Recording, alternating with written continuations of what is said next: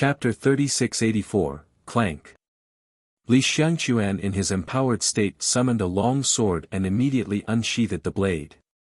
Everyone saw a bright flash subsequently. It was as if he was unsheathing a bundle of lightning bolts instead of a sword.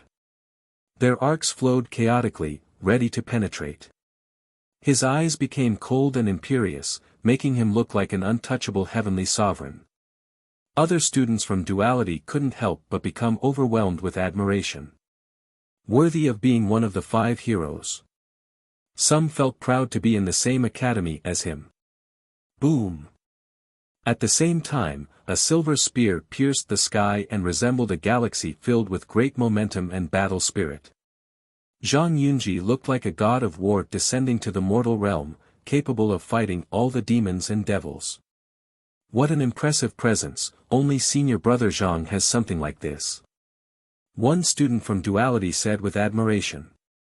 Though he wasn't riding a stallion right now, he still had the same oppressive pressure akin to that of an attacking rider. He could sweep through all the battlefields in 8 decalaces, uncontested. Duality Academy has so many talents. One expert had to praise Zhang Yunji and Li Xiangquan. The two were actually already accomplished and relatively older before joining the academy due to their prestigious background. This actually showed the charm of duality.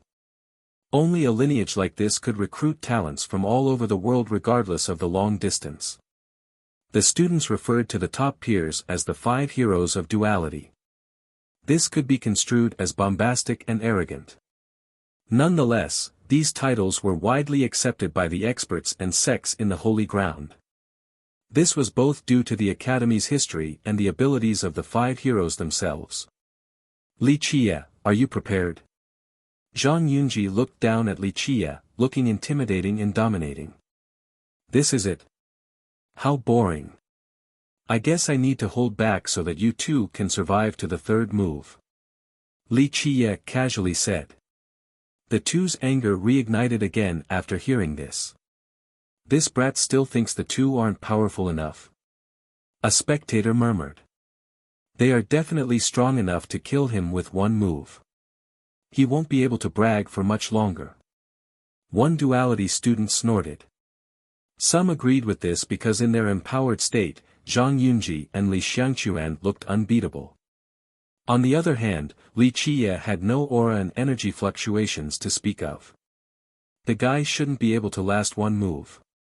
They actually thought that the duo was wasting their time preparing so hard. Just one finger should be enough to crush him. The duo exchanged glances. Li Xiangquan then threatened, "You shall have your death wish now." He then took out a diagram. It became larger and engulfed the area. An ancient and majestic capital emerged from the diagram. It included officials. One was old and wore a golden robe. Others were young and handsome with Qilin engraved robes. Another civic official had a runic cloak. All in all, these officials lined up inside the palace. They varied in appearance and age, only one thing was similar, their holy aura. This seemed to be the court of a god or an immortal. The spectators became startled right away. What diagram is this? A few became surprised. It's a diagram named 100 Officials. An expert from Vajra elaborated, a great treasure given to the Li by the court. It was created by 100 mighty civic officials from Vajra, encompassing their powers. In Vajra, the civic officials weren't weak scholars. In reality, the higher-ranking ones were just as powerful as elders or even ancestors from the sections. 100 of them worked together to create this gift for the Li. Only this clan had enough prestige and status for this great honor. Li Xiangquan seemed to be the leader of these officials while being engulfed by this visual phenomenon. He was below one man but above all else. Zhang Yunji didn't want to fall behind and took out a treasure in the shape of a steel halberd. Activate. A visual phenomenon of a great cavalry arriving emerged. 1,000,000 troops appeared behind him, possessing great bloodthirst and battle experience. He stood in front, looking like a divine commander ready to lead them to battle and conquer all enemies. Just one hand wave of his could take down a country. What treasure is this? Many shuddered after feeling the ferocious aura of this treasure. Cavalry halberd, a treasure Vajra used quite often back then for battles. After taking over, expeditions didn't happen as often, so they gave it to the Zhang as a reward for their contribution. An old expert explained. Everyone saw the stark contrast between the two geniuses. Li Xiangquan was in charge of the civic officials while Zhang Yunji led a great army. Isn't this the opposite? Someone said, they swapped roles. Many actually shared this thought. Li Xiangquan was from a military clan with plenty of generals. His father was the current Grand Commander. As for Zhang Yunji, he came from a civic clan with deep roots in the capital. His father was the Grand Chancellor, in charge of the court's officials. The two successors seemed to have swapped roles. Li Xiangquan looked like a perfect official while Zhang Yunji had the bearing of a general.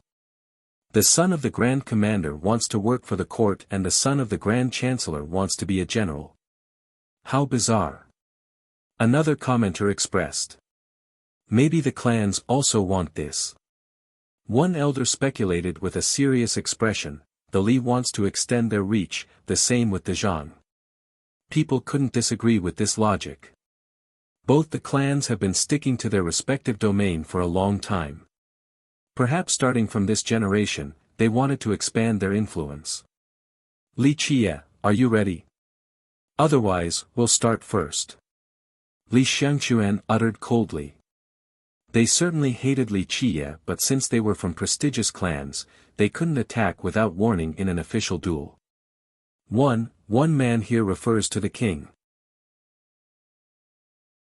Chapter 3685, Take out your weapon. Li Xiangquan glared at Li Qie with lightning bolts flashing in his eyes. No one would dare to question the might of this lightning god.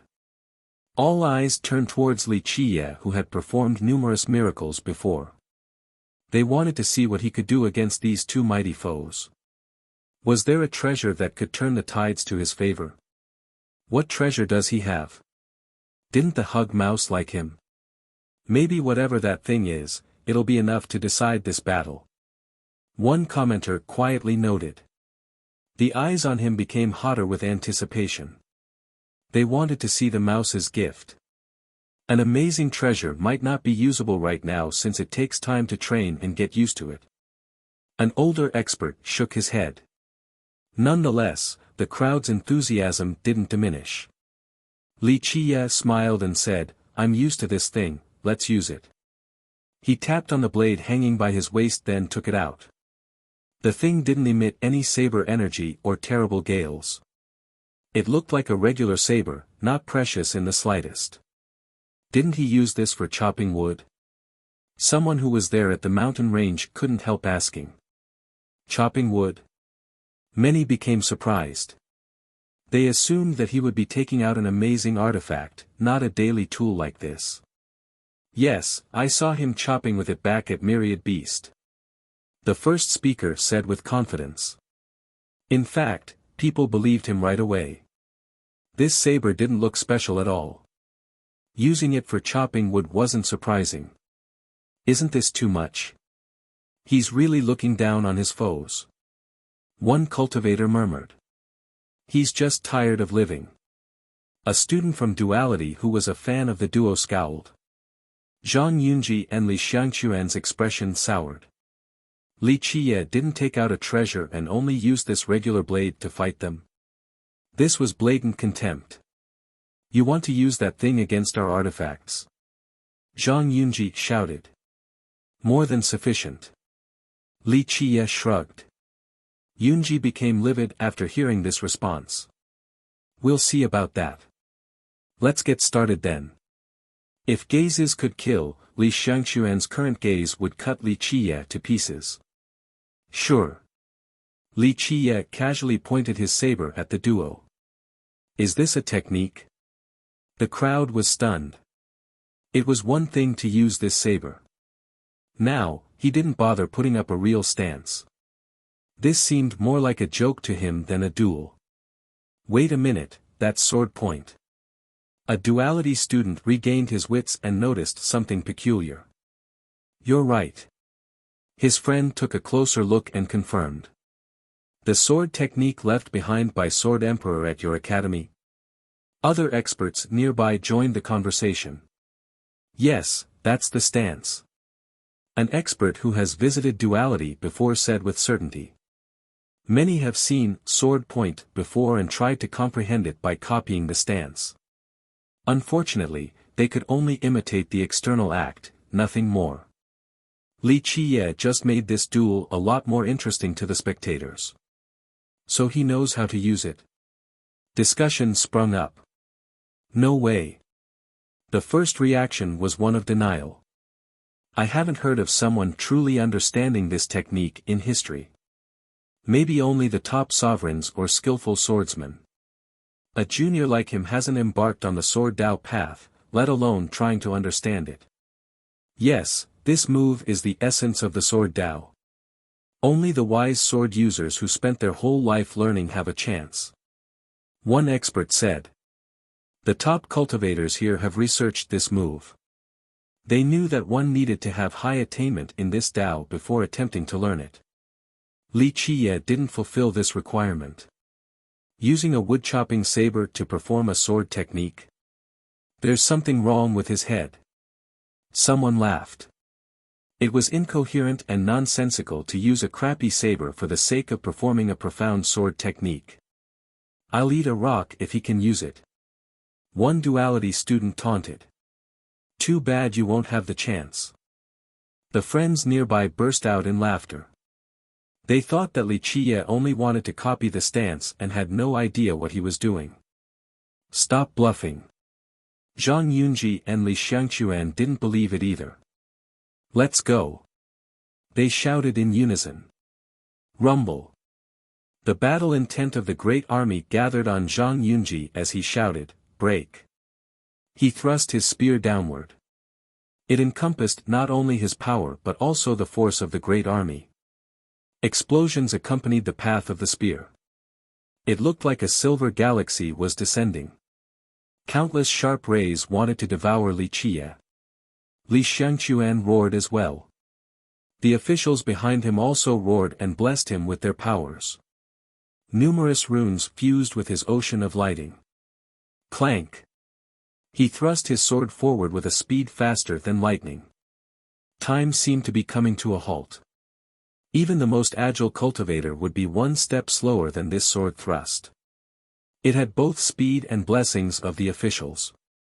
Their wills focused at the tip, allowing it to break through both heaven and earth.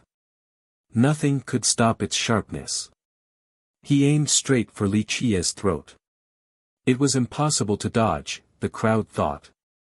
Meanwhile, Li Qiye still had the same pose against the incoming attacks.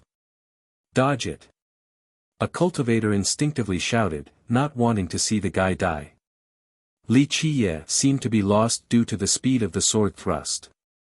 He must have been afraid or just couldn't react fast enough. That's why he looked frozen in the spectators' eyes. Chapter 3686, The sword and spear pierced through Li Qiye's body and crucified him on the spot. It's over. Some spectators became dazed at this sight. Virtually everyone assumed that Li Qiye still had, more or less, a heaven-defying method. He would be able to struggle against the two for a while. Some thought that he would actually win. They didn't expect to see him die in this manner. Isn't this too tiger-head and snake tail? This is how it ends. Another murmured, astounded. Due to Li Qiye's unbridled attitude prior, they thought that he would do something shocking. Now, he couldn't resist for a second. What a joke, he wasted our time. I would have left long ago instead of waiting. One expert complained at the ending. Bragging is useless, only skills matter. A duality student snorted, I thought he would be able to do something impressive but the guy is just a paper tiger. Now, he threw his life away in a disgraceful manner. The crowd became awfully disappointed. Some shook their head while others started cursing. In fact, though they were happy at their victory, they felt a tinge of disappointment.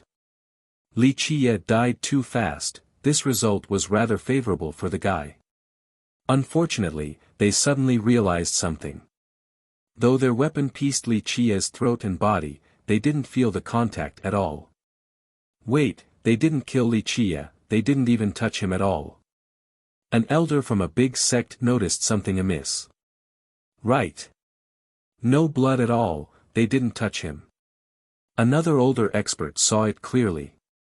Everyone else started taking a look. Sure, the sword and the spear clearly pierced his body, but not even a drop of blood spilled. Moreover, Li Qiye still maintained the same pose. What's going on? Is this an illusion? One expert said. No, he's really standing there, it's not an illusion. A powerful ancestor shook his head. The duo became surprised. At this moment, they thought that it was only an image of Li Qiye, the true body must have escaped. They activated their heavenly gaze only to find that Li Qiye was actually there. My turn. Li Qiye lazily smiled. This seemed to confirm that Li Qiye was the real thing. It wasn't an illusion or a fake image. It looked quite bizarre because Li Qiye had no reaction despite being penetrated by the sword and spear.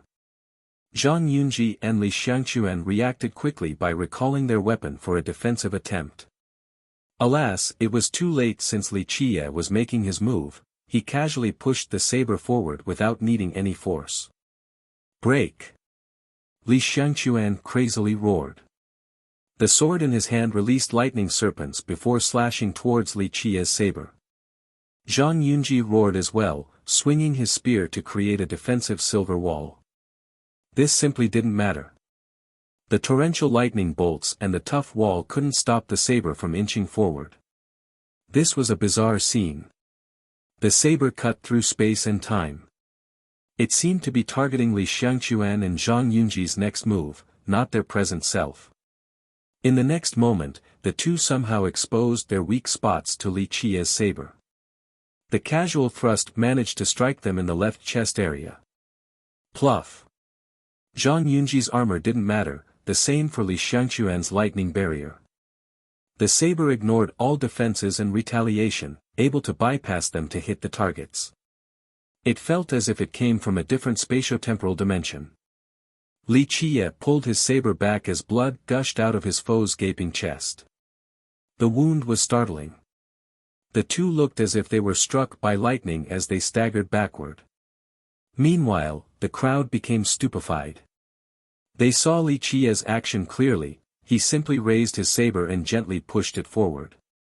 Stopping this attack was as simple as can be, even for a fool, let alone Zhang Yunji and Li Xiangquan who were completely prepared. The obviousness and simplicity of the thrust made it even more perplexing. People had no idea how Li Qiye managed to connect. What sorcery is this? A junior asked. This question popped up in everyone's mind. The ancestors themselves couldn't come up with an explanation after seeing this. Sorcery. This is the mysteries of the sword Tao. However, a capable master glared at this junior and revealed.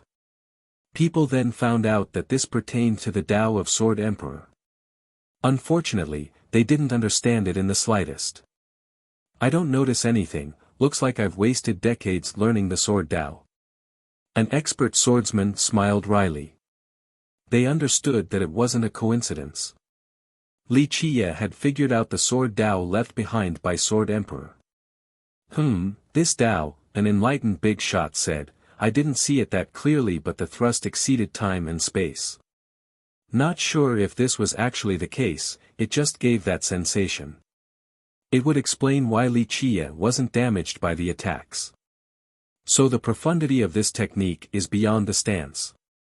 He wasn't absolutely certain but at the very least, he noticed the subtle hints, unlike the others.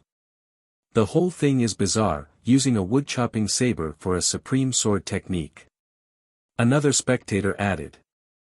He really understood sword point. Meanwhile, the students of duality couldn't believe it. Some have spent years looking at it but they made zero progress. A while ago, they even made fun of him for copying the stance in order to look cool.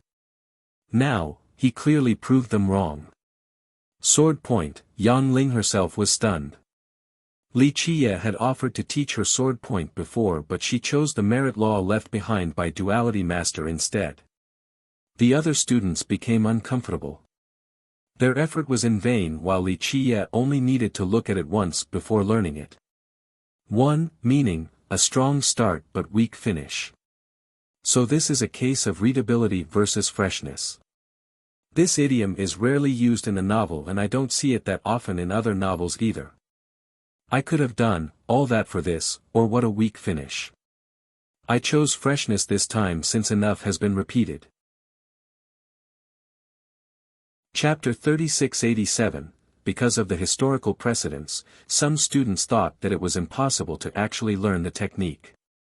Today, Li Qiye performed the imperceptible technique before the crowd. I don't think there's a weirder method, using a saber for a sword technique. One expert murmured, feeling a bit lost. The technique itself was strange enough along with the resulting phenomena. Not to mention ordinary experts, even the top swordsman present had no idea. The next move will pierce your right chest. Li Qiye swung his saber smoothly to get rid of the blood drop.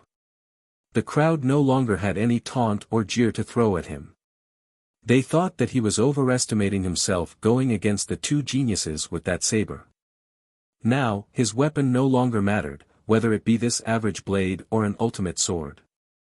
Just his words alone froze them in their tracks, making it harder to breathe. They didn't think that he was arrogant for bringing up the 3 moves earlier after the first exchange. Their attitude and belief completely shifted as a result. Zhang Yunji and Li Xiangquan felt the same way. At first, they thought that he was blatantly insulting them by allowing them to struggle until 3 moves. Now, trepidation and fear showed up in their mind. Fear. This was a new emotion to them. They thought that death was still far away. No one dared to kill them in the first place. Alas, they suddenly felt a shadow looming over them, perhaps that of a death god. Though they have rubbed ointment on the wound, pain jolted them after hearing his words. Next move, start. Li Qiye smiled and coolly waved his saber before pointing at the two. No one dared to look down on his stance right now as they watched with bated breath. The duo had a serious expression as well. A new technique, perhaps. The spectators suddenly became excited, ready for the next grand display from Li Qiye. Maybe the supreme art from Duality Master. He saw all the top merit laws at the peak back then. One student suggested. Yes, you're right, he did look through them.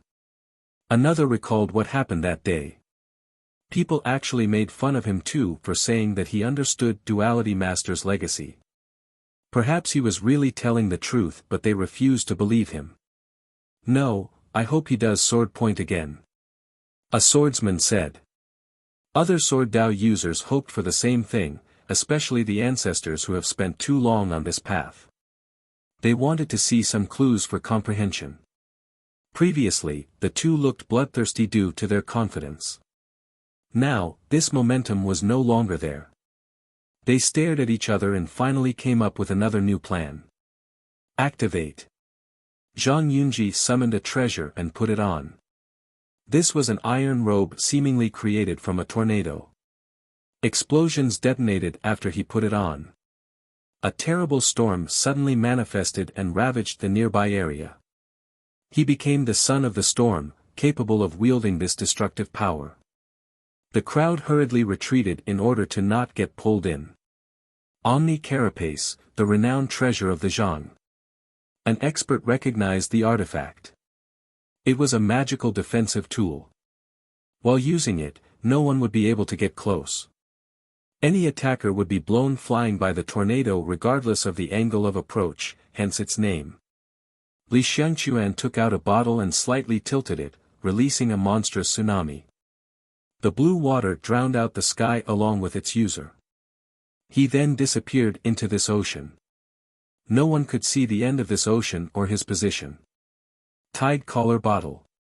An elder saw, this is the real power of a big clan. These juniors have such powerful treasures in their possession. In any other sect, only the elders would have them. Titacaller was created by a powerful heavenly sovereign. Most youths had no chance of wielding an artifact of this level. This was a showing of the Li's resources. A defensive and an evasive one. The spectators exchanged glances after seeing this. This time, the duo abandoned offense and focused on defense. They clearly lost confidence after that last attempt and chose the safest route. They're afraid. One expert could read their mind. No, this is just a different strategy. One student who was a fan of the two immediately barked back. Alas, his words lacked confidence. We're ready for your attack. Li Xiangquan's voice echoed from the ocean. This was indeed a high-level method. One would find it difficult to find him in this ocean, let alone attacking the right position. Attention shifted back to Li Qie. Everyone awaited his next move. Li Xiangquan had an ocean as a separating force. Zhang Yunji's style was more direct, his robe could stop all offenses within a 1,000-mile radius. Can one move take down the carapace and the bottle? A cultivator asked. These two treasures are very impressive. An aware expert answered, they came from mighty heavenly sovereigns. This won't be easy. Don't be so sure. A peer replied, this is Li Qie we're talking about. Others can't, but he's an exception. No one could refute this after personally witnessing the devilish nature of Li Qie during this duel. Chapter 3688, Li Qie commanded the attention of all the spectators. Meanwhile, Li Xiangquan and Zhang Yunji were ready with their strongest defense. One was a ravaging tornado while the other was a boundless ocean separating the realms. Try this. Li Qie casually smiled and raised his saber again. The crowd was filled with anticipation and excitement, especially the swordsmen. Their eyes were wide open, not wanting to miss the smallest detail. He then gently pushed the saber forward. Sword point again. A spectator shouted. This would be their second time seeing Sword Emperor's peerless technique. Right, the expert swordsman's eyes started bulging forward, wanting to memorize his action. They wanted to understand the mysteries of this technique. In the Holy Ground or even all of the Southern West King, most have heard of sword point and knew the stance and pose. Alas, how many actually understood it? That's why the sword users here didn't want to miss an actual display of the technique. This was a once-in-a-lifetime opportunity. If they tried their hardest observing Li Qie, they might be able to successfully learn this technique as well. They meticulously stared at the moving saber. Suddenly, something flashed in their mind. They felt a separation process in the trajectory of the thrust. Time flowed by the blink of an eye before reversing in the other direction, 1,000,000 years into the future then 1,000,000 years back.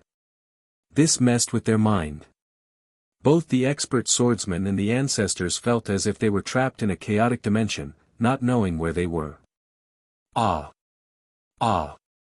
They heard two screams and regained their wits, realizing that Li Qie's saber had pierced through the duo's right chest.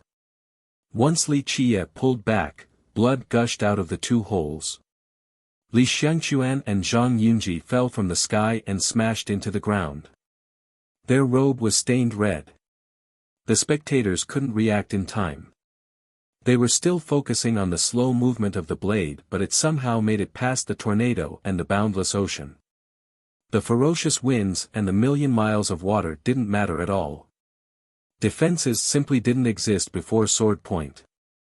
Perhaps they were present in their current dimension but not in the others. The majority of spectators simply couldn't grasp the technique's profundity. Some ancestors versed in the sword Dao noticed a thing or two. The rest was still shrouded in fog. A spatiotemporal bypass? One ancestor became emotional as if he had just grasped something new. I think so, the technique and movement don't matter. The dimensional leap does.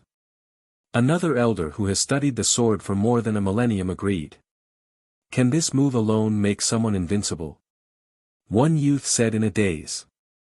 The dazed spectators felt their heart beating faster. First, Li Xiangquan and Zhang Yunji pulled out their strongest offensive technique. Sword point easily defeated this. Now, it effortlessly broke through their defenses as well. Li Qiye didn't use any other merit law or technique. Sword point was all he needed. This made people wonder, could this move alone be all one need to run rampant across 8 desolaces? They started fantasizing about the possibilities. That's why Sword Emperor stands out among the Tao Lords. Someone commented, maybe it is really that strong, that's why he left it to the academy.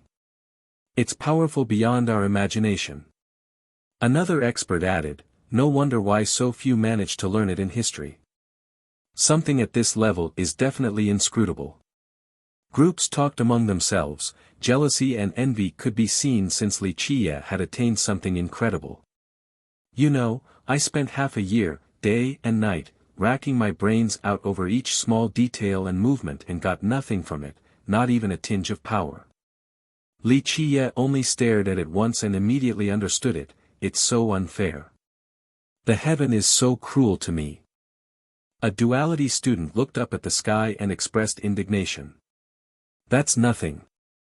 I started at the academy when I was 8 and went there to take a look every day for 30 years, got nothing from it too. An older student said. Stop comparing yourself to Li Qiye. He's the heaven's favorite and gets everything he wants. No one else is on the same level as him, just blame this on inequality. One more student smiled wryly. Other experts didn't feel the same blow as the students. It was because the latter group spent so much time on comprehension peak and got nothing in return, unlike Li Qiye. By this point, Li Xiangquan and Zhang Yunji have finally gotten up. They sealed their wound and added ointment. They were completely pale, their knees trembled. This wound wasn't serious or life-threatening. Alas, it scared the hell out of them. Li Qiye used the same move and still managed to break both their offense and defense. Their confidence and pride have been shattered. They felt helpless and weak, unable to resist this powerful opponent. The right chest. One spectator noted the wounds. Li Qiye kept his words and did just that. Chapter 3689, Li Xiangquan and Zhang Yunji felt as if they were seeing a ghost. Nothing was stranger than the events today. Li Qiye's cultivation was far inferior compared to them. They knew that Li Qiye had heaven-defying methods and insane luck. However, this shouldn't be enough to make up the gap. Their cultivation was several realms higher than him. Moreover, they had powerful treasures and weapons as well. That should have been more than enough to deal with Li Qiye or even kill him. Alas, reality showed that he only needed 2 moves to break them down. Fear began to overwhelm them, causing their knees to buckle. One last move. Your lives are mine. Li Qiye smiled and pointed his saber at the pale duo. Li Qiye's casual stance and smile looked like that of a grim reaper now.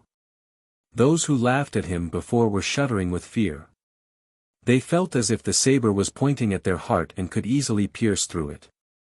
A chill coursed down their spine. Worst of all, dodging was impossible. This meant that their lives were in his grasp. The last move. One cultivator said.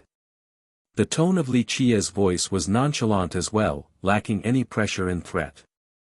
Nonetheless, the listeners still became frozen. A hush took over the area since no one doubted his ability at this point. Everyone thought that he would be able to do so. Li Xiangquan and Zhang Yunji's struggle was futile. That's why he said they were dead men from the start. One expert murmured, realizing that Li Qiye was telling the truth. The duo's clenched fists were shaking.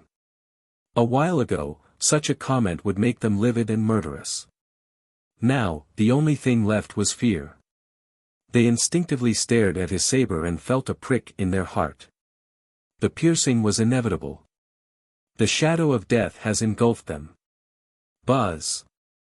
They immediately turned and fled towards the horizon. They didn't dare to participate in the last move and chose to run instead. This surprised some people at first, but then again, it was understandable. Even insects wanted to live, let alone nobles like them who were used to luxury. Unfortunately, it was improper for clan members like them to run. Some would rather die in battle than flee. The latter meant never being able to raise their head again on top of shaming their clan. In this case, they were the successor of their respective clan, representing its honor and glory. This made the situation even worse. Nonetheless, the crowd remained silent. They wouldn't have fared any better against someone as devilish as Wuxia. Perhaps they would have run after the first move as well. Leaving so soon.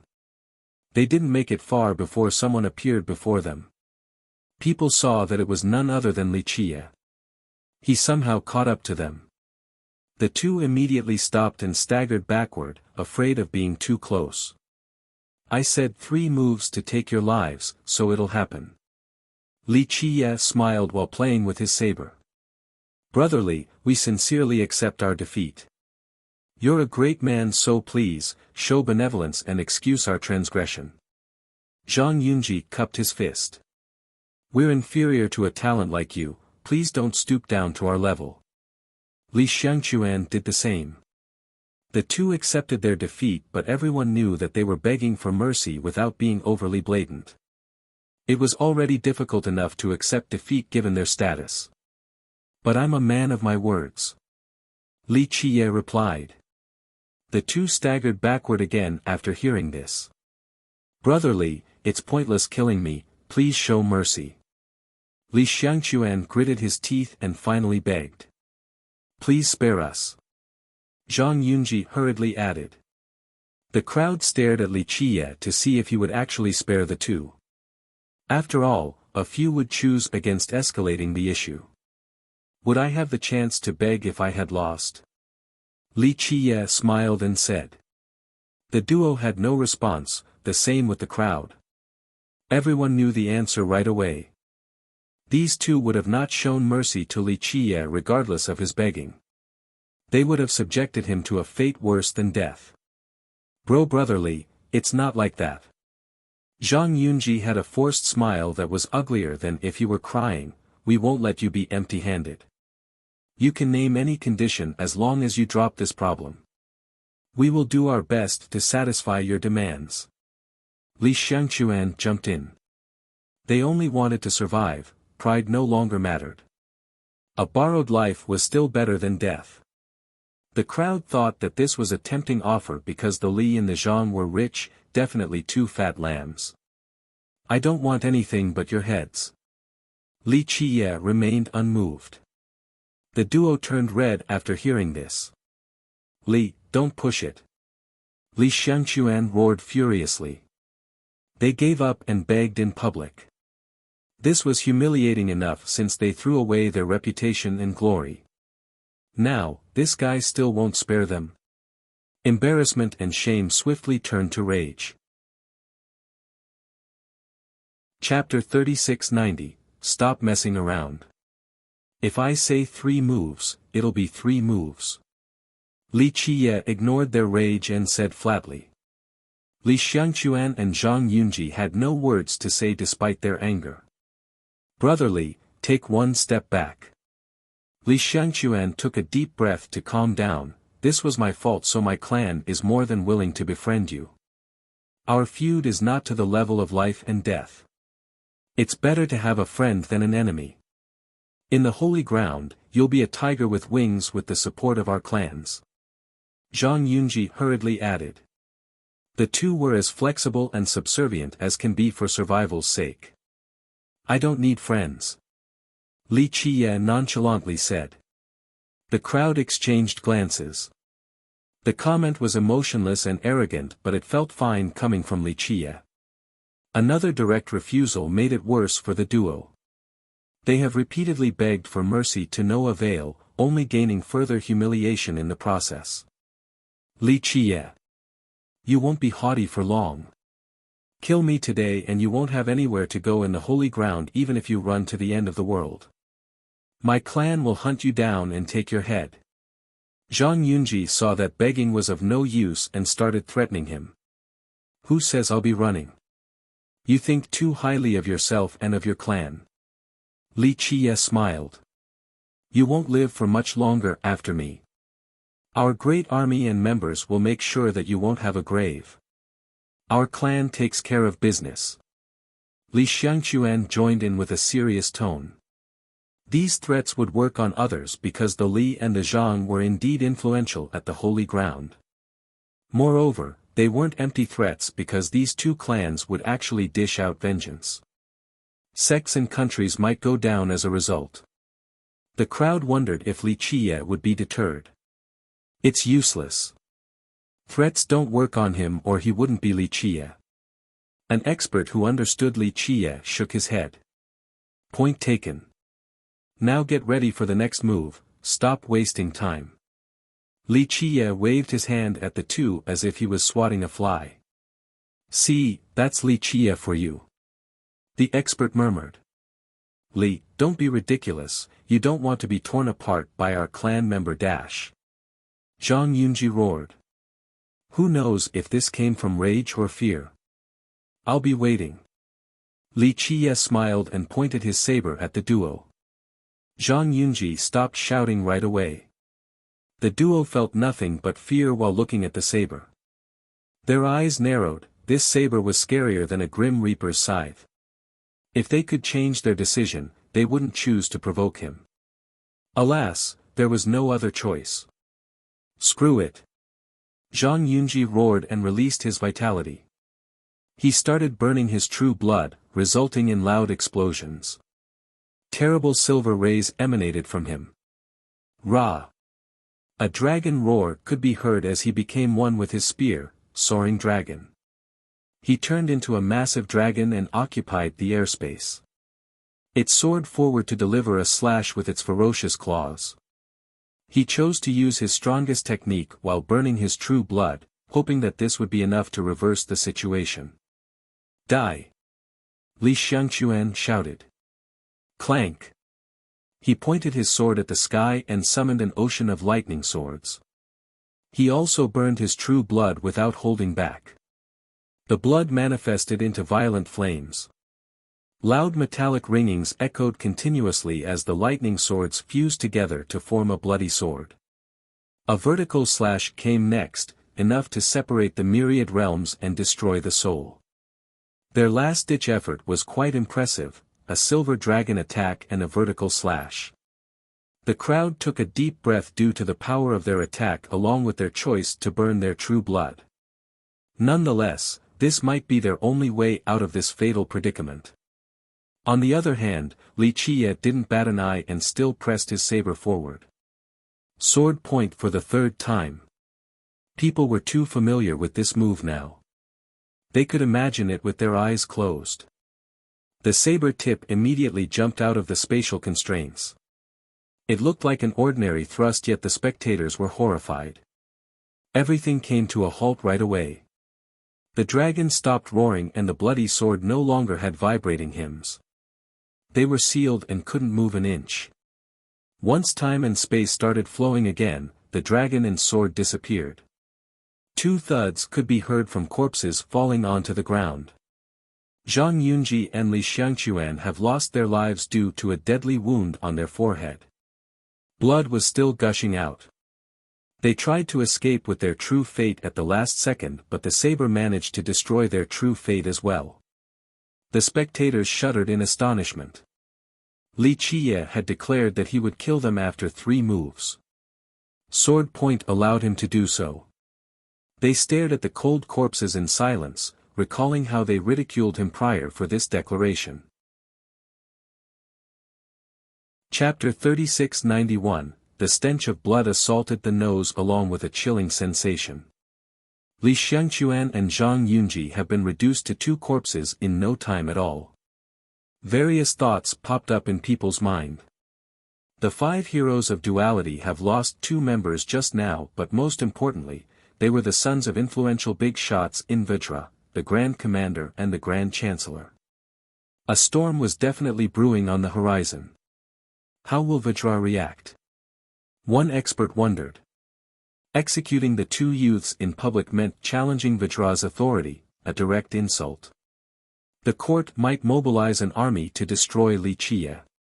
Vajra is one thing, but the two clans won't let this go. Another cultivator shook his head. These two ancient clans have been around the holy ground for millions of years. The roots were deep, the same with their resources. They would definitely do everything in their power to avenge their successor. It won't be easy for him. One expert stared at Wuxia. Wuxia's sword point was wondrously profound and powerful. However, these two clans had ancestors lucky enough to survive the eras. If they were to go all out, Wuxia alone couldn't contend against the two clans.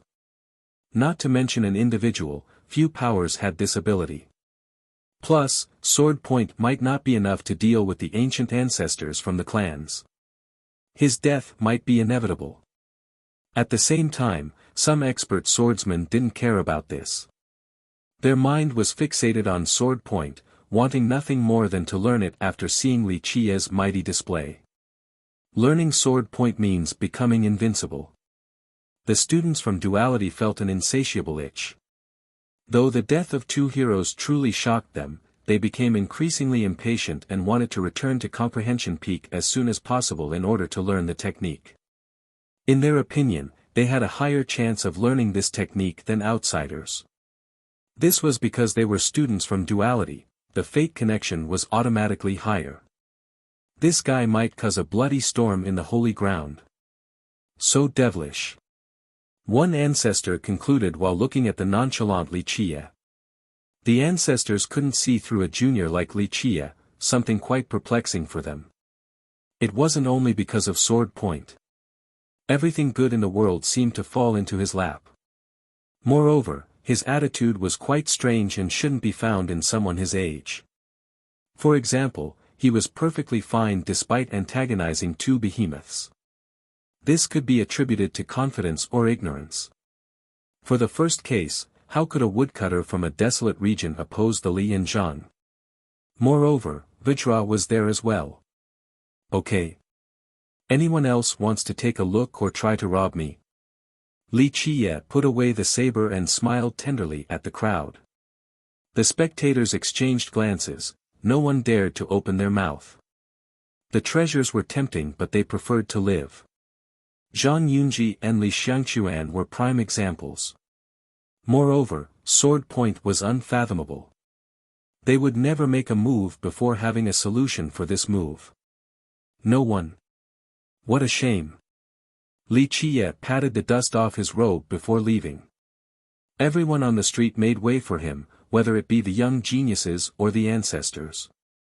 He got a bit far before Yang Ling calmed down and gave chase. She was shaken due to the death of the two heroes from Duality. As a student, she had seen them in action before. Their power left a deep impression on her. But now, her young master killed them so easily with his shabby saber. Once she caught up, she took a deep breath and asked, "Young master, about sword point." She found it hard to continue because she abandoned sword point for Duality master's technique. Of course, she didn't regret choosing something from the great founder. Nonetheless, watching Wuxia in action left her amazed.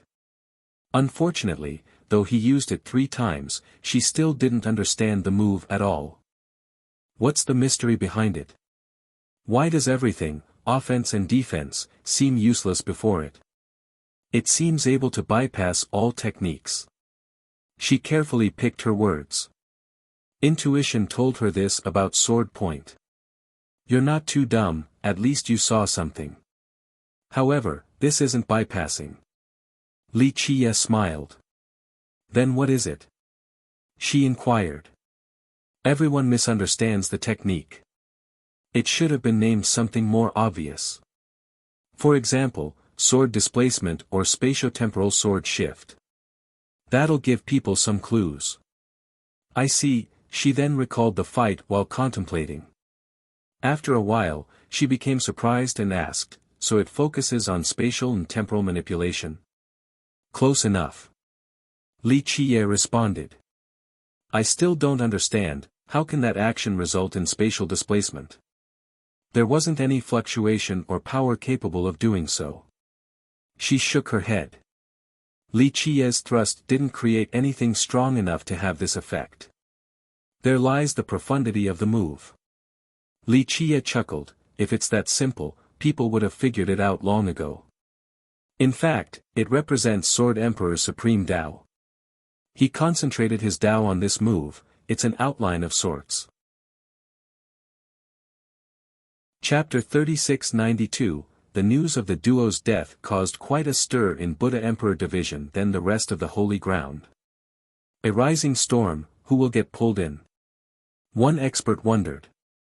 Many talked about the issue in private, not daring to be too blatant in order to avoid needless trouble. After all, the Li and Zhang must be furious. They might try to vent by punishing others. The ones most affected were the youths, especially students from duality. Most were in disbelief for a long time after hearing the news, trembling with cold sweat. The two belonged to the most brilliant group, albeit not the strongest. They also came from prestigious clans. All the students knew what they were capable of. Only a few were actually stronger than them. But now, they worked together yet still died to Li Qiye. Prior to this, they thought nothing of Li Qiye. The only thing impressive about him was his unbridled tongue and undeserved confidence. Some actually thought about teaching him a lesson so that he would stop insulting the academy. A junior like him shouldn't be allowed to act in this manner. Now, these students thought that it was a blessing that they didn't go provoke him. Otherwise, they might be buried underground just like Li Xiangquan and Zhang Yunji. On the other hand, many rushed towards Comprehension Peak again in order to take a look at Sword Point. Normally, the place was relatively crowded already. Today, it was packed. Not even one drop of water can trickle through. Even some teachers came. This is Sword Point, the technique that defeated the two heroes. One student said, they couldn't do a thing, as helpless as fish on a chopping board. Are you exaggerating? Another who didn't witness the fight remained skeptical. I'm not exaggerating. In fact, I don't think your imagination or my retelling are doing it justice. The first student continued, I'm not the only one who watched. Li Qiye used Sword Point only during the 3 exchanges. Zhang Yunji and Li Xiangquan employed their best offense and defensive abilities only to fail. Even the great treasure, Omni Carapace, was instantly broken. The student meticulously repeated the sequences to his peers. Students who were there nodded as confirmation. The others carefully listened and took a deep breath once the story was over. They exchanged glances. Sword Point is real and can be understood. We just didn't do it right. A powerful youth concluded. Now, because of Li Qiye, everyone was going crazy again trying to learn Sword Point. Alas, the result was the same as before. The teachers among them were exceedingly mighty and talented. They didn't fare any better compared to the students. I don't know about this. A gifted student wavered after putting in so much effort. On the other hand, a few teachers began to see a thing or two after listening to students recalling the battle. We're not at that level. This isn't a sword technique but rather, Sword Emperor's Tao. An ancestor-level teacher elaborated, Sword Emperor has to be the teacher in order for us to learn. Otherwise, in order to use it, the performer must be at the peak of the Sword Tao, maybe not as great as Sword Emperor but has to be at least a supreme. His peers agreed with this assessment. The problem became, how did Li Qiye learn it? The brat is too devilish, he must have many hidden secrets. Another teacher smiled wryly. The teachers knew their limit and gave up. Meanwhile, most students didn't feel the same way and continued studying the legacy. On the day after the battle, a great cavalry soared through the sky in the formation of a dragon. The clouds and winds dispersed along its path. A militaristic aura overwhelmed the region. The leader was an old man with impressive divinity. He rode a fierce beast while adorned in full armor. His weapon of choice was a sky halberd, seemingly able to cut the celestials and split the earth. Lightning arced within his eyes in a frightening manner. Rumble. The group traveled in an unstoppable manner.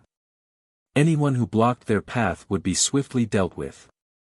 Their destination was the capital within Buddha Emperor Division. The Grand Commander is back. The return of the Grand Commander shocked both Buddha Emperor and Metropolis Division. He was the leader of the generals in Vajra, the clan master of the Li, and Li Shangxuan's father. Isn't he supervising the border? One official became startled. There have been skirmishes at the border, so the Grand Commander personally went there for a quick victory. Thus, his sudden return came as a surprise. His son is dead, you think he would just sit there? Another said. The commander has returned in a grand manner. Everyone understood that it must have something to do with revenge. Not long after, golden brilliance engulfed the sky of Metropolis.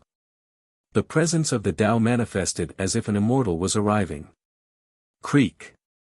Numerous carriages could be seen with flying banners blotting out the sky. This fanfare could only be seen by an emperor patrolling his domain.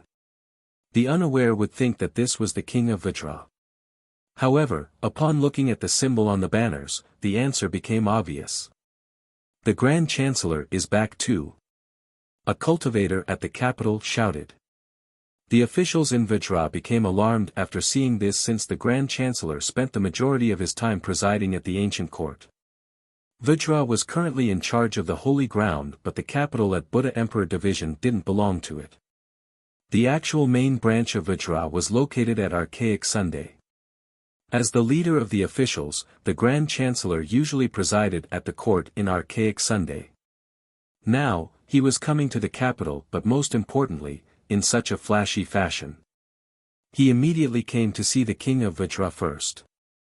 Rumor has it that he asked the king to give permission for him to kill Li Chia, taking the guy's head as an offering to his late son. The truth remained unknown. Nonetheless, evidence pointed towards the two big shots wanting revenge. The Li and the Zhang are more than enough, but if Vajra joins, Li Chia will not have a grave. His clan might be brought down too. One expert commented. Chapter 3693, The return of the Grand Commander and Grand Chancellor stirred up the dynasty.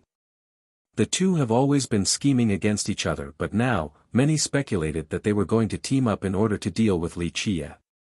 Young master, my father wishes for me to return.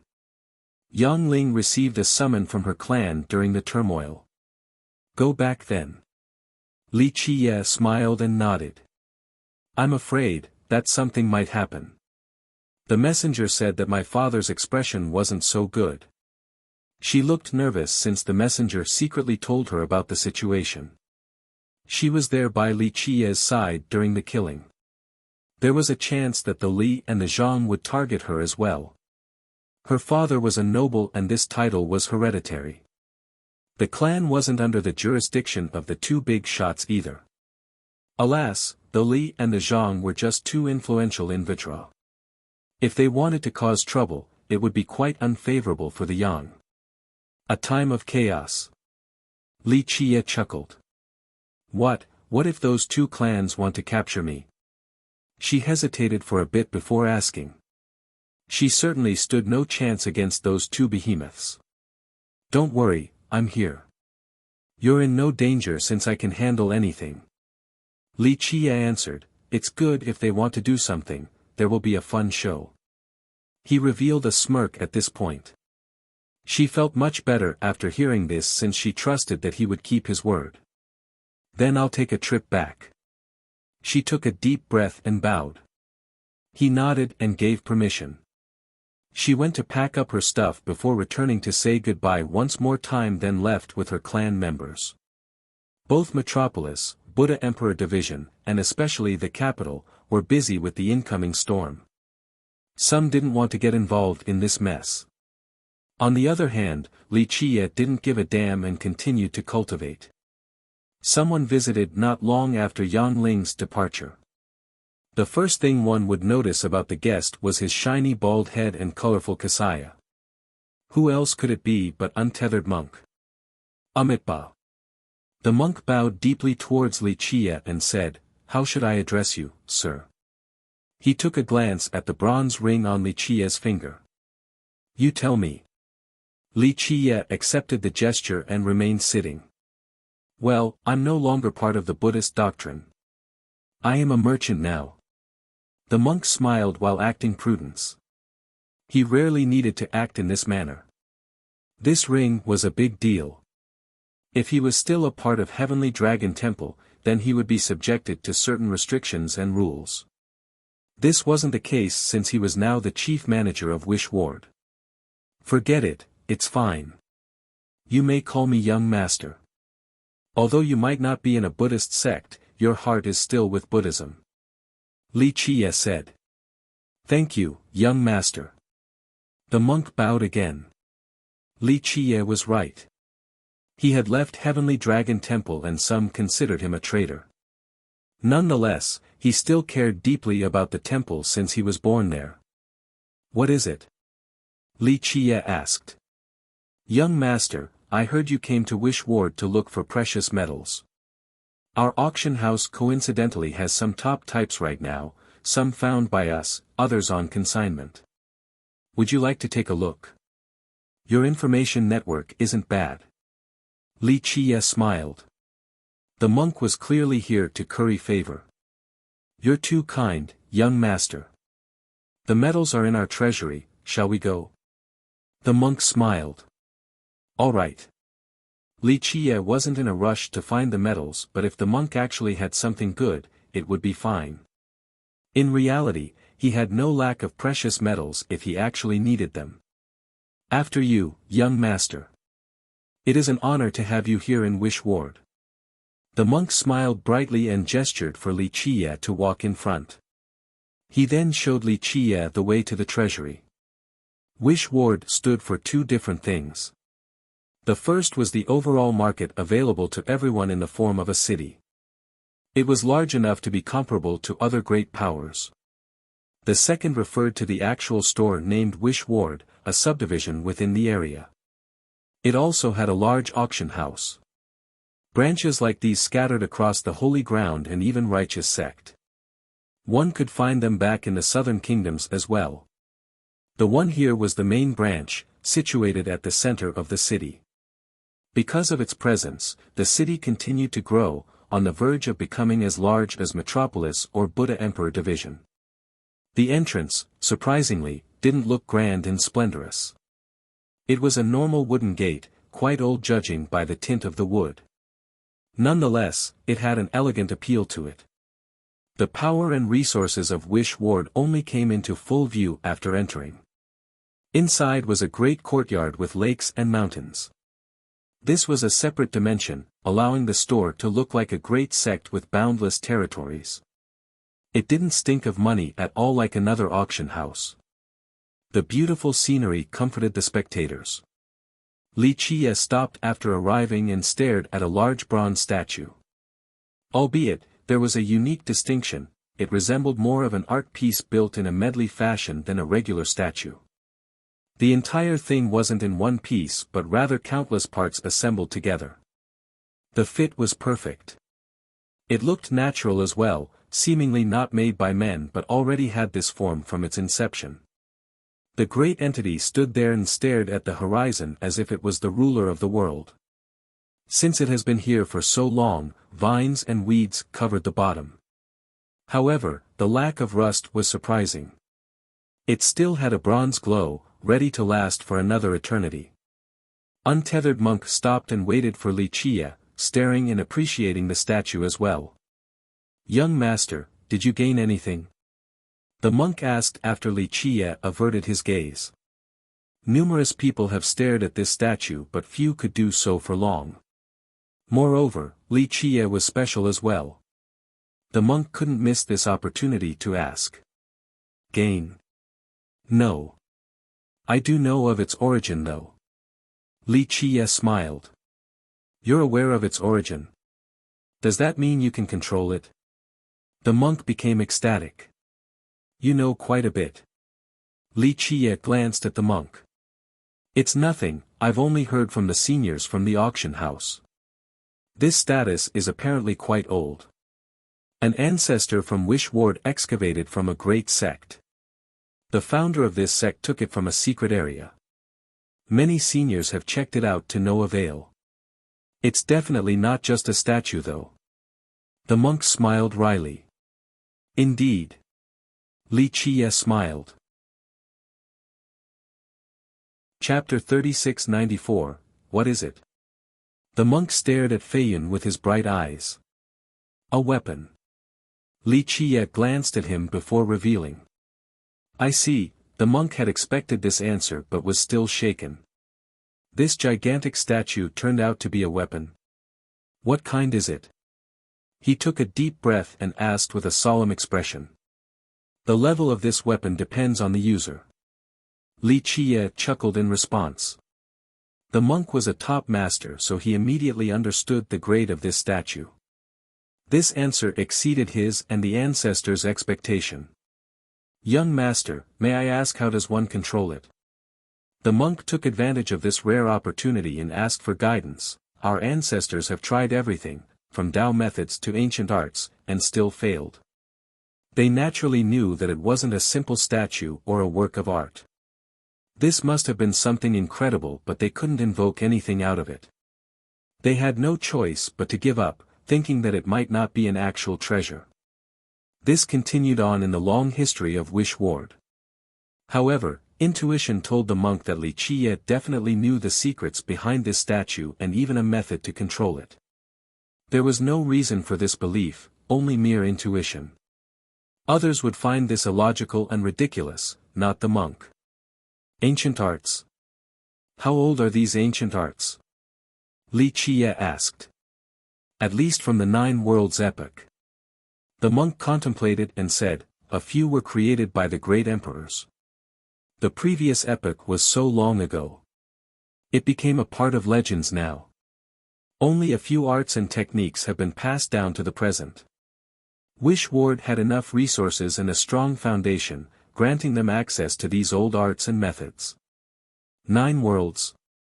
Li Qiye shook his head in response. This statue appeared in an epoch way before that. Way before. How old is it then? The monk gasped and said. The 9 Worlds were part of the past. In reality, the majority of cultivators had no idea about its existence. Beyond your imagination.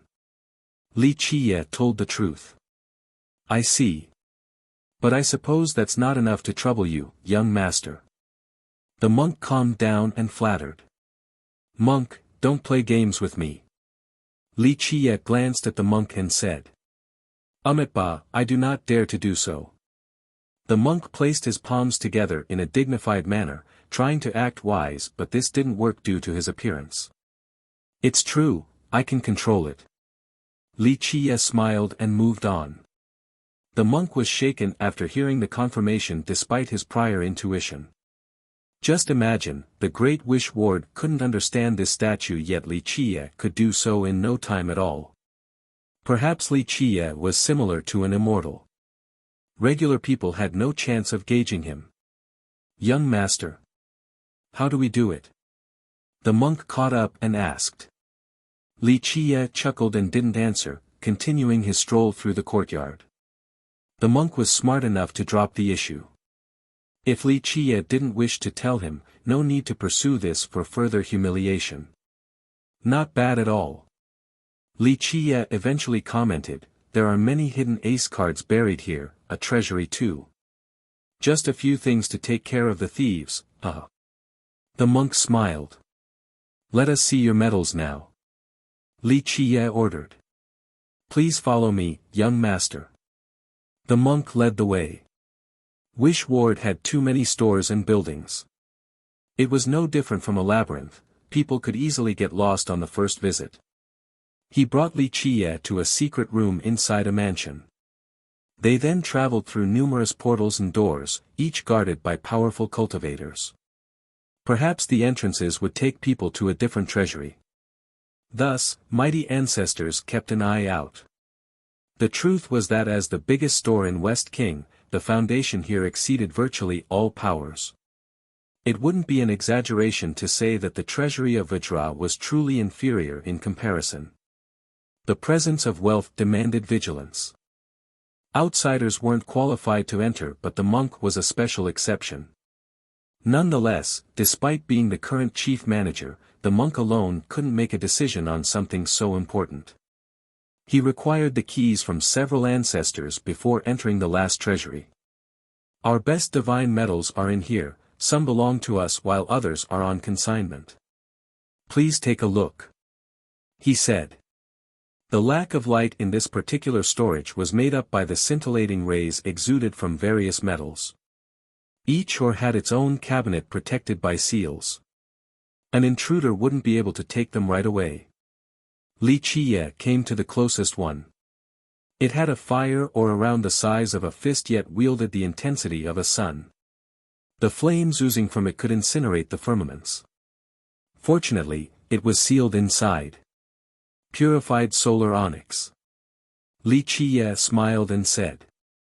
This was a rare divine metal reserved for supremes and Tao lords. It's on consignment from a sect. They want to trade it for longevity pills at the supreme level. Untethered monk said. Supremes were extremely powerful since they stood at the apex of the heavenly sovereign realm. Once these beings were old, it became quite hard to replenish their vitality. Moreover, they have used plenty of longevity pills before, so this type of medicine became less effective.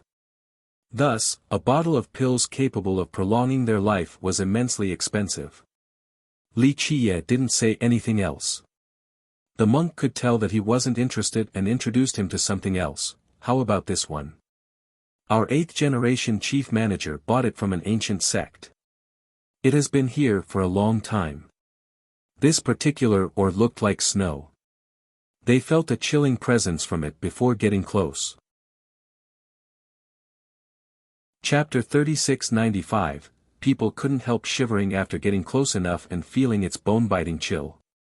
It wasn't a pleasant sensation. Tiny snowflakes still leaked out of the seal. Even the cabinet in the shape of a pillar was frozen due to its power. The thing was extraordinary regardless of its origin. The name is Glacier Lord Meteor. We've been wanting to create a cold affinity treasure with it but haven't found the right Tao bone. It's not for sale currently. The monk introduced. It's a good one, perfect for that affinity of a weapon. The result will be tremendous. Li Qiye nodded. For example, the Tao bone of an ice dragon. That will put it at the top of this affinity. The monk was happy to hear the praise. However, Li Qiye was obviously not interested either. How about this one over here? The monk introduced another one. The thing looked like a large piece of jade rather than metal, around the size of a thick screen. The outer layer was red with white rays coursing around it. It became a duality of red and white. The red looked like a surging river while the white resembled a frozen lake. Red-white aqua metal. Li Qiye nodded after seeing this large piece. You're so knowledgeable, only needing one glance. The monk said with admiration. Though it looked like jade, it was indeed a piece of metal, also rare and precious. Few had the privilege of seeing it before. It contained both the soft and hard affinity, making it a great material for crafting. Big shots would love to use it for crafting their own treasure. It's on consignment as well. This one has high purity. The monk commented. It's nice. Li Qiye only smiled. The monk wasn't one to dwell on a disinterested customer, so the two moved on. He introduced another dozen or so. Each was the finest grade of metals, some were unheard of and never seen before even by the top experts. These ones belonged to Wish Ward, even purchased from customers or excavated from their mines. In fact, just some of the ores alone were too expensive for Vajra to handle. Unfortunately, Li Qiye only glanced briefly without caring too much. This particular one, we don't know its name. The monk looked a little embarrassed while introducing the next. It looked like a broken section of a pillar and had numerous mottled spots, seemingly the scars after being cut by sharp objects and weapons. It was black from top to bottom, a bit similar to the onyx earlier but lacking the bright glow and a metallic him. The broken surface was uneven as well, looking quite ugly. Someone must have struggled before finally breaking it down. It has been around for a long time. A guest pawned it here several generations ago in exchange for a sky-high sum. The monk went on. Your store accepted the exchange, impressive insight. Li Chia said. You're too kind, young master. The monk chuckled. This was a place of business. They naturally thought that it was special in some way. The guest said that this is their clan's heirloom. A very long time ago, their ancestor took this down from a divine mountain. It is something capable of connecting with the sources of heaven and earth, the monk elaborated. Don't believe in all legends. Li Chia said. Right. The monk agreed, putting the story aside, it is quite magical. We don't know what it is and or what it consists of. Your side agreed because it's extremely tough. Li Chia said. Amazing. Yes, both sides had no idea of the item's origin or its name. Nonetheless, it's strangely tough. We tried numerous weapons but only managed to scratch the surface barely. We then used a mighty weapon and took off a small corner. Mighty weapon, here must have been something heaven-defying. I want this one. Li Chia said after hearing the introduction. This one? The monk wasn't too surprised because Li Chia was clearly interested from the start. The monk immediately removed the seal and took the medal. He handed it to Li Chia and laughed, this isn't enough to show our respect to you but please, take it. Li Chia accepted without replying. This medal clearly had immense value. Moreover, the ward paid a large sum for it back then, aware of its worth. This could fetch an exorbitant sum on the market yet the monk gave it to Li Chia without batting an eye. Of course, not just anyone was worthy of their generosity. Could you tell me its name, young master? The monk became curious afterward.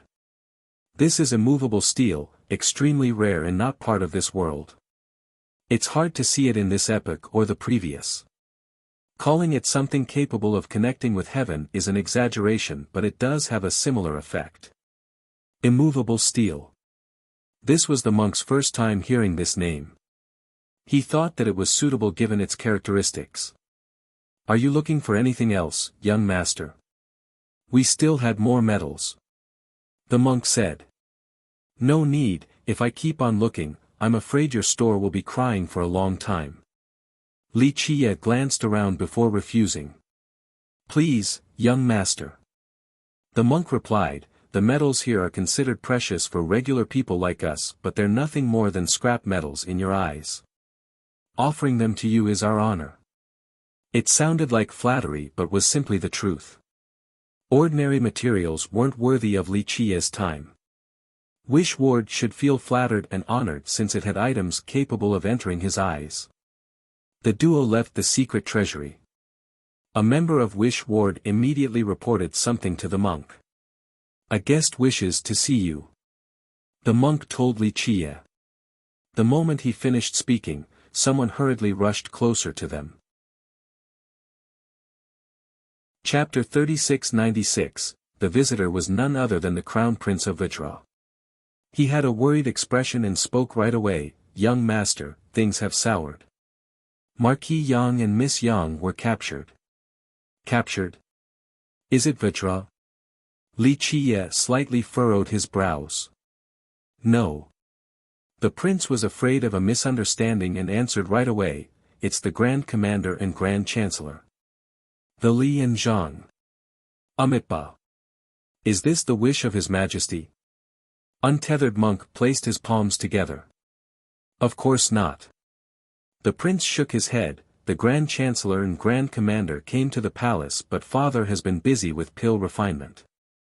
They didn't get to see him. He paused for a bit before continuing, those two clans acted on their own accord and captured Marquis Yang. Pill refinement again. The monk smiled with a changed expression. The Li and Zhang are crossing the line by capturing a noble with a title bestowed by the court while having no permission. Well, the prince smiled wryly before revealing, my younger sister was there. Elaborate. Li Qiye said, not looking worried. The Zhang summoned Marquis Yang, the prince then recalled the events in detail. So it turned out that after a failed audience with the king, the Grand Chancellor and Grand Commander summoned Yang Ling's father. The latter had a clear idea of what happened in Wish Ward. Though his daughter was with Li Qiye, he knew that she had nothing to do with their death. Li Qiye was the sole culprit. Plus, given his status and a lack of a serious crime on top of not being questioned by the current king, these two clans couldn't do a thing to him. Unfortunately, he misread the situation. The Grand Commander and Grand Chancellor disagreed with his justification and detained him. Both of them thought that Yang Ling couldn't absolve her responsibility from being involved with their son's death. Thus, they demanded for her to be buried as well. Of course, the second princess of Vajra was also present during this exchange. The group thought that given their status and influence in Vajra, burying this little girl wasn't a big deal. Moreover, they had the support of the second princess who could represent the royal clan to a certain extent. Marquis Yang naturally refused, so a fight broke out. His guards weren't a match, so the father-daughter duo became prisoners. The crown prince had a capable information network. He immediately left after hearing the message in order to tell Li Qiye. Bury together?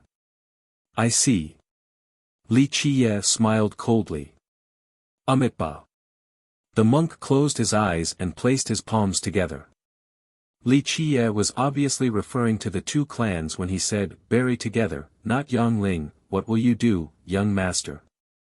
The prince nervously asked.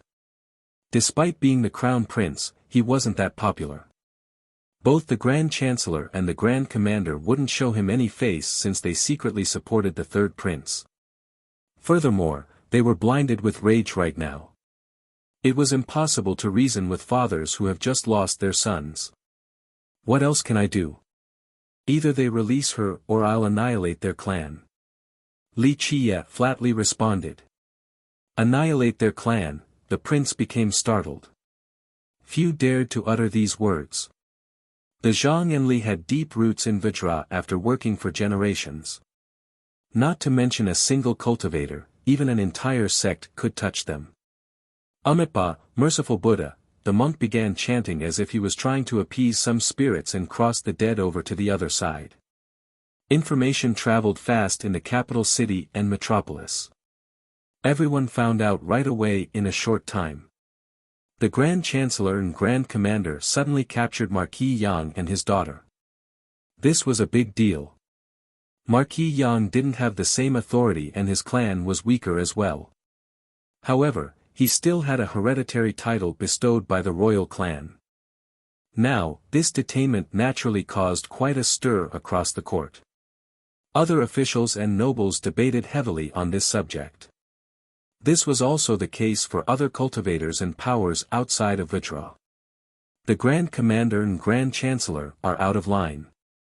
One official murmured, how could they do this without His Majesty's permission? Well, His Majesty hasn't been involved in administration unlike the Grand Commander and Grand Chancellor. There are only a few men who can deter them. One general answered. Most agreed with this. The current king only cared about eternal life instead of being a good ruler. He spent his time looking for a longevity method or craft more pills. As for the ancestors of Vajra, they remained reclusive. That's why the Grand Commander and Grand Chancellor feared no one in the court, perhaps only the Minister of War and National Teacher. This alliance is forged on something more than just benefits, vengeance. One official said, it's unstoppable if the ancestors from the royal clan don't come out. Until now, each clan had control over one main branch, civil and military. The two sides have always competed with each other, but now, the death of their son started a temporary alliance. Moreover, they had the support of the second princess as well. This was enough to do anything in Vitra. I can't believe the princess is involved too. What's going to happen? Another became worried.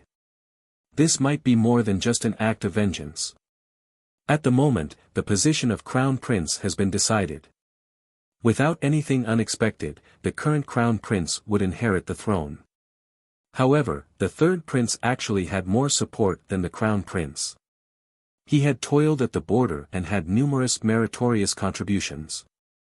His prestige far exceeded his older brothers. The Li and the Zhang had a good relationship with him. Most believed that they would offer him their support.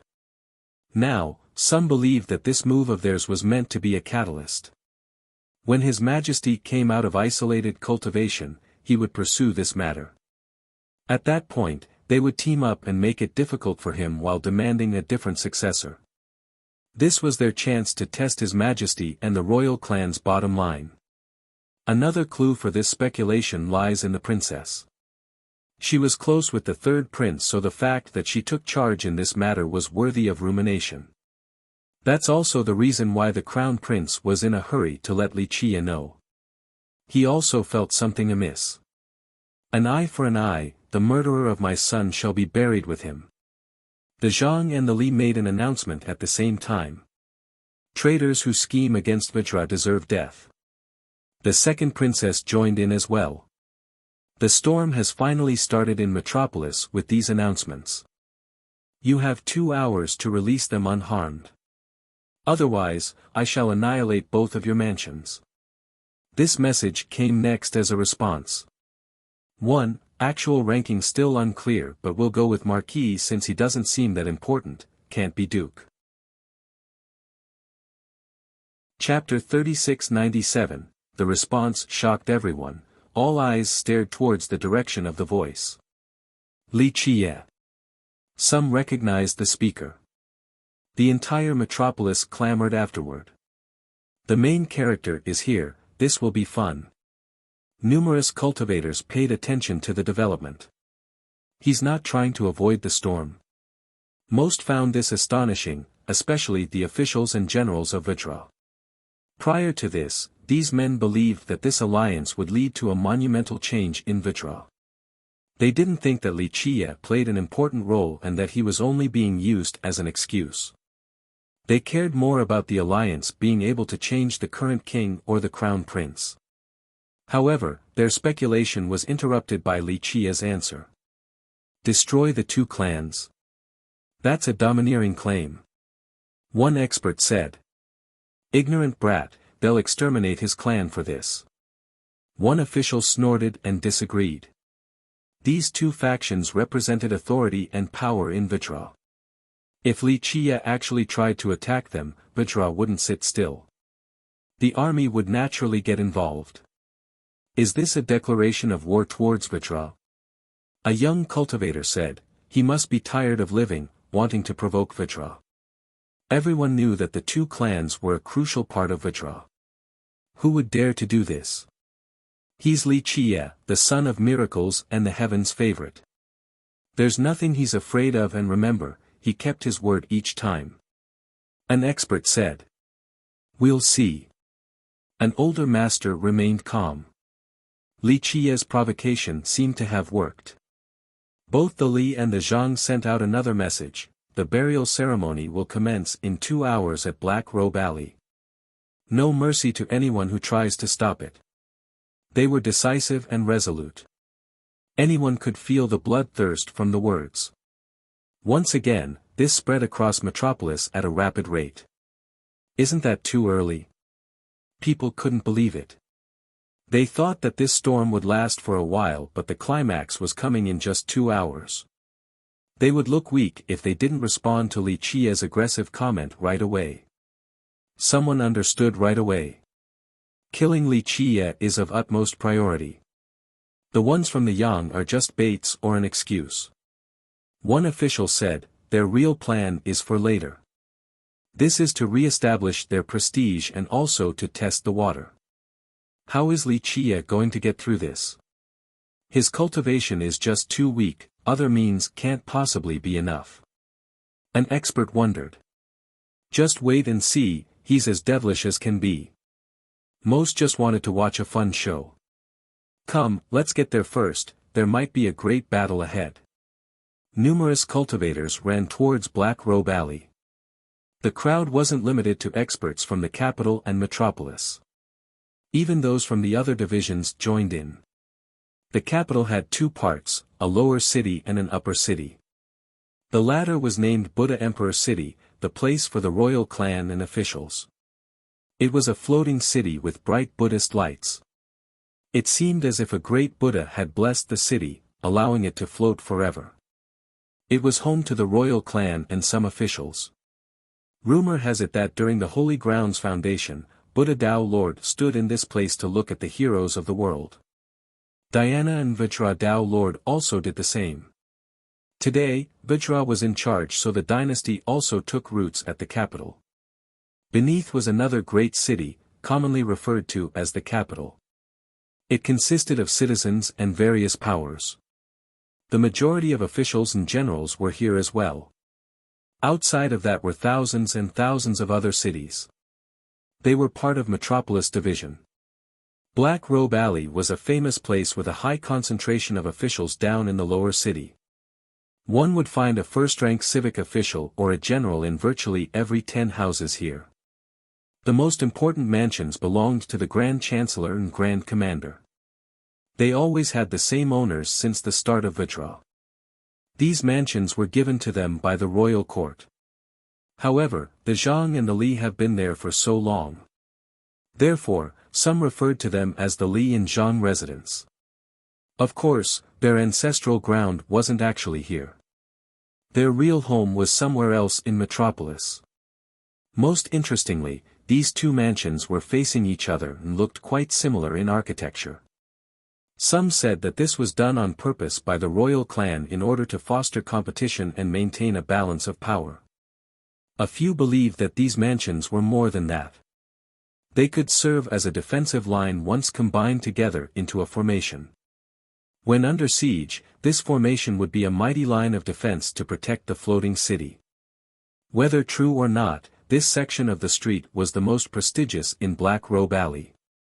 By this point, there was a big crowd waiting for the show. Creak dash, the thick and heavy gate of the Grand Commander's mansion slowly opened. Two lines of golden armored troops marched out. Their lights chased away the clouds. Their weapon of choice was the spear. The Li's Golden Regiment. Some spectators shouted. The regiment consisted of 50,000 elites. Its name alone instilled fear into the listeners. It once followed the Grand Commander onto the battlefield and had plenty of notable victories. Today, the Li was using this famous regiment, a testament to how serious they were. Just to deal with Li Chia. The officials wondered after seeing this. The entire regiment had a grand momentum. This seemed like the prelude to a great change in Vajra. Chapter 3698, The Golden Regiment marched onto the eastern side, rendering the area impregnable. All the streets were under watch, those without permission couldn't enter. If the regiment was in charge of the east, then the west must be the Zhang's responsibility. Sure enough, the mansion of the Grand Chancellor opened soon after. Two groups began marching out. They wore tight, black robes instead of armor. Each member was an expert with no emotion on their face and a billowing vitality. It felt as if two black dragons were climbing out of the abyss. People could faintly hear the roars of the dragons. This is the Grand Chancellor's personal force, Abyss Dragon Regiment. A spectator shouted its name. The Zhang and the Li were ancient clans. Just because they worked for Vajra didn't mean that they didn't have their own forces. The two regiments began working together to guard Black Robe Alley. Not even a drop of water could get through without permission from the Grand Chancellor or Grand Commander. Bloodthirst permeated the streets. Numerous experts were lying in ambush. They were the pillars of the two clans. They chased away the spectators and outsiders. The latter naturally didn't appreciate this, but there was nothing they could do.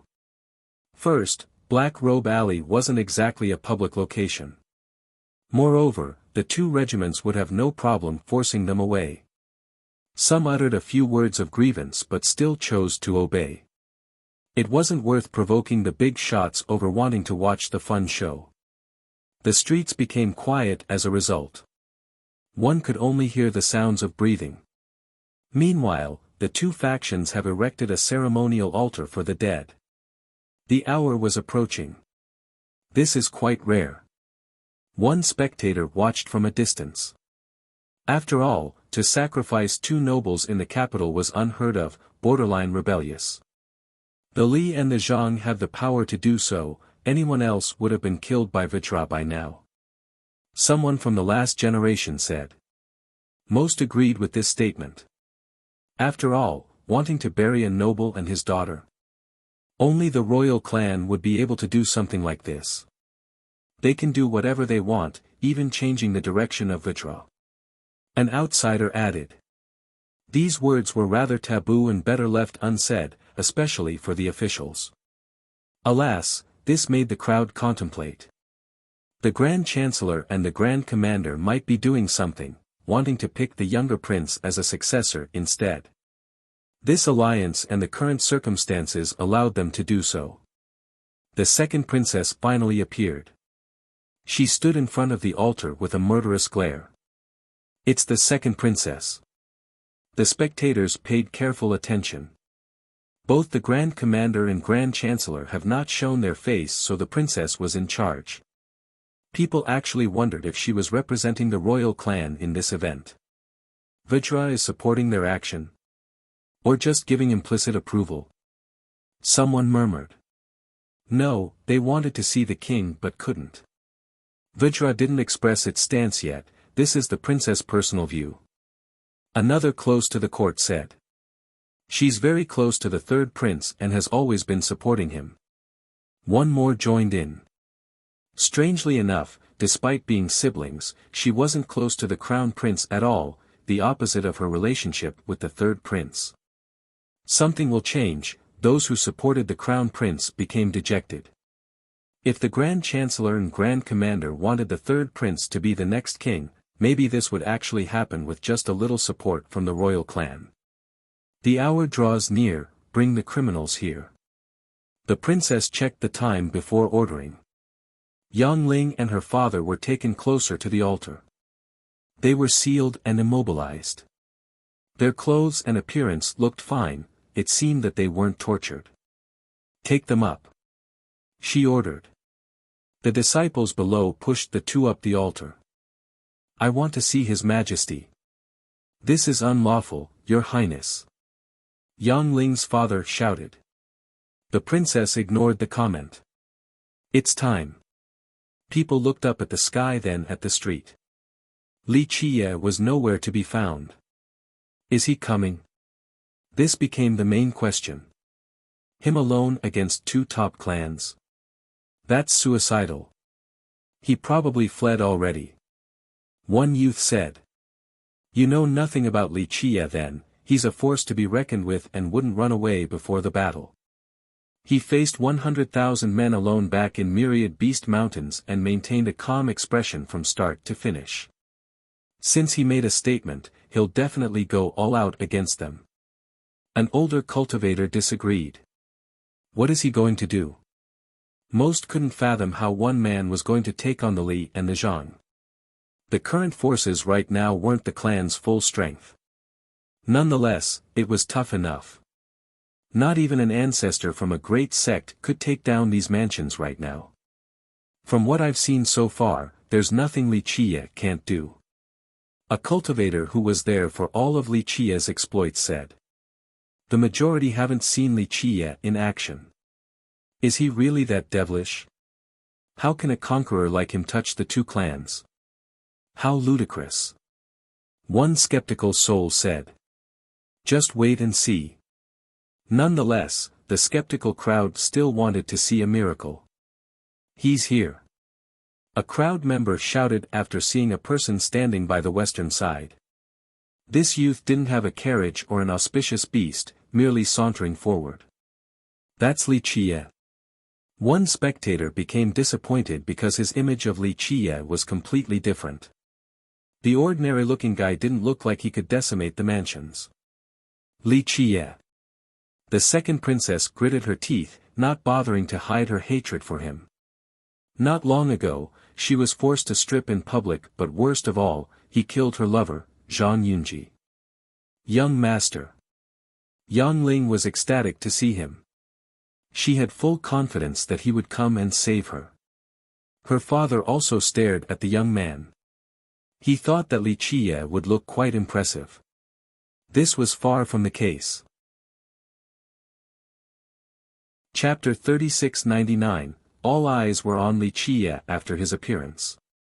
He glanced at the sky and said, "The hour is almost over, it's not too late to release them." "And if we don't?" The princess strongly responded. "Blood and viscera will feel these streets then." Li Qiye smilingly answered. Those capable of listening became frozen as if they could see the scene of carnage already and smell the terrible stench. "As fierce as always." One expert commented. Others gave him a thumbs up for always maintaining this image. After all, the two clans could do whatever they wanted in Vajra. This was doubly so after they teamed up. That's why Li Qiye looked so courageous to the crowd. "You must be daydreaming if you think you can trample this place alone.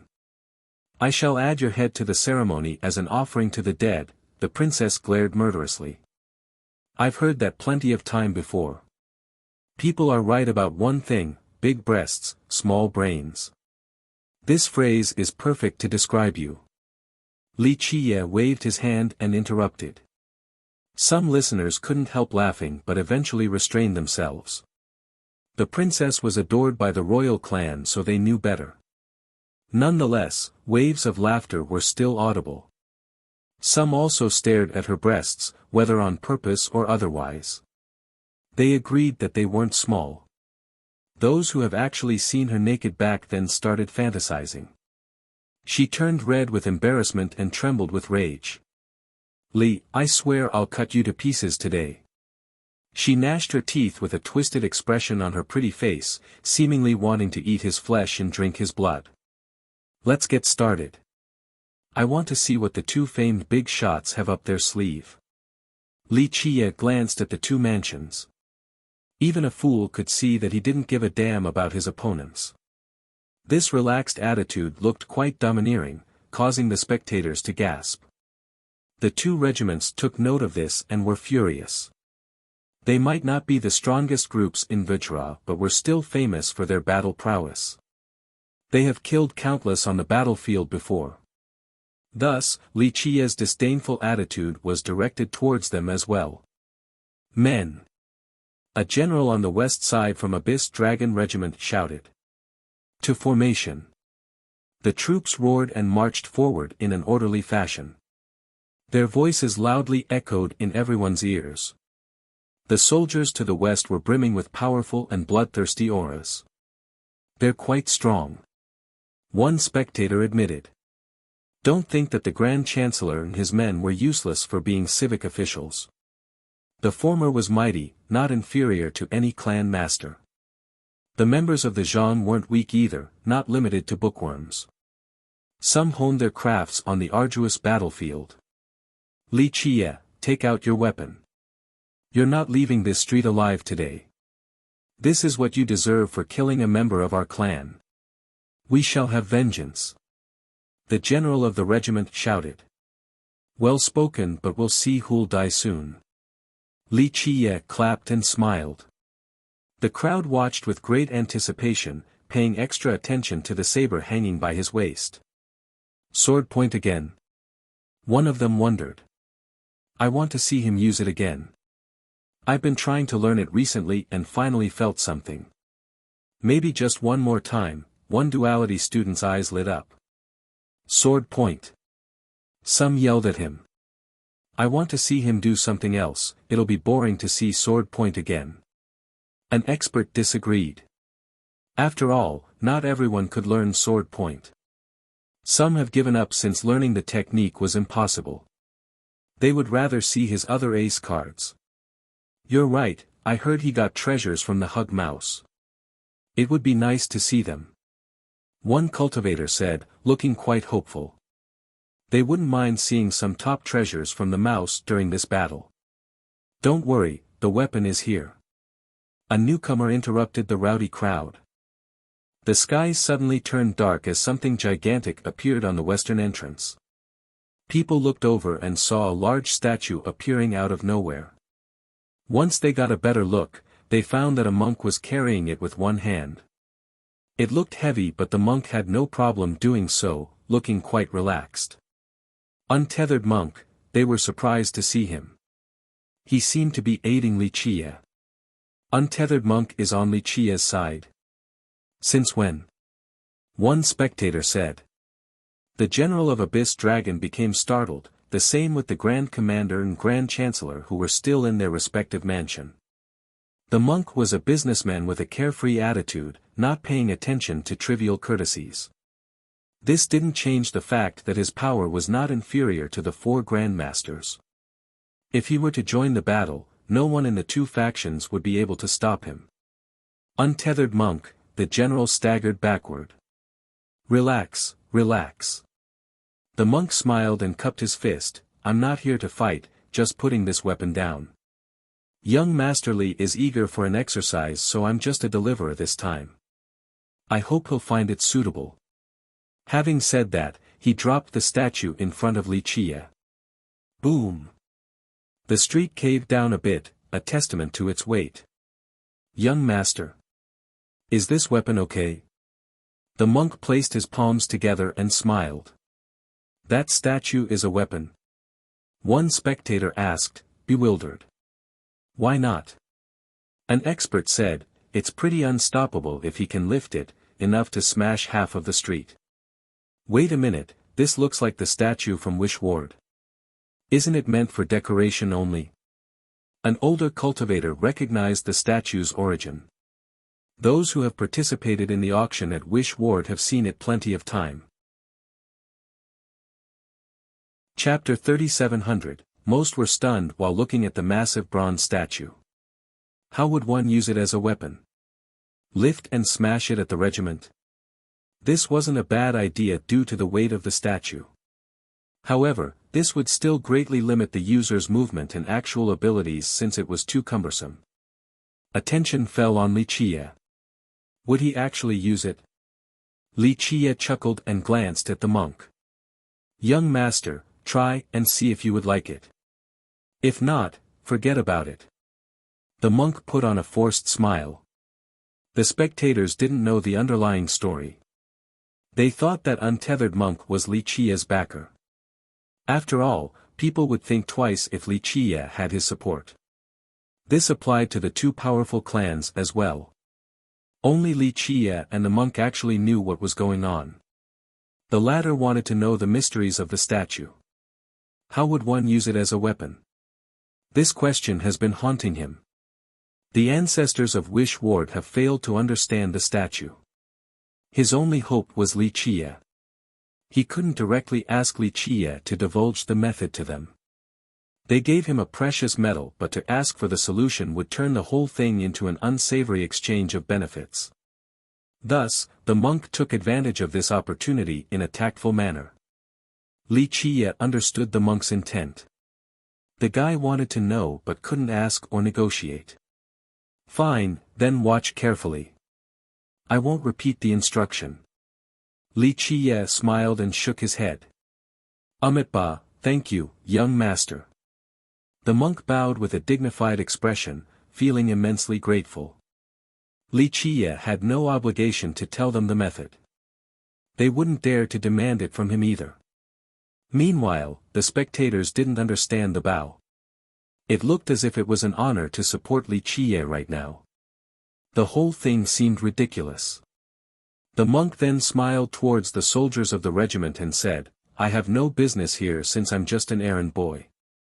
Feel free to continue, gentlemen.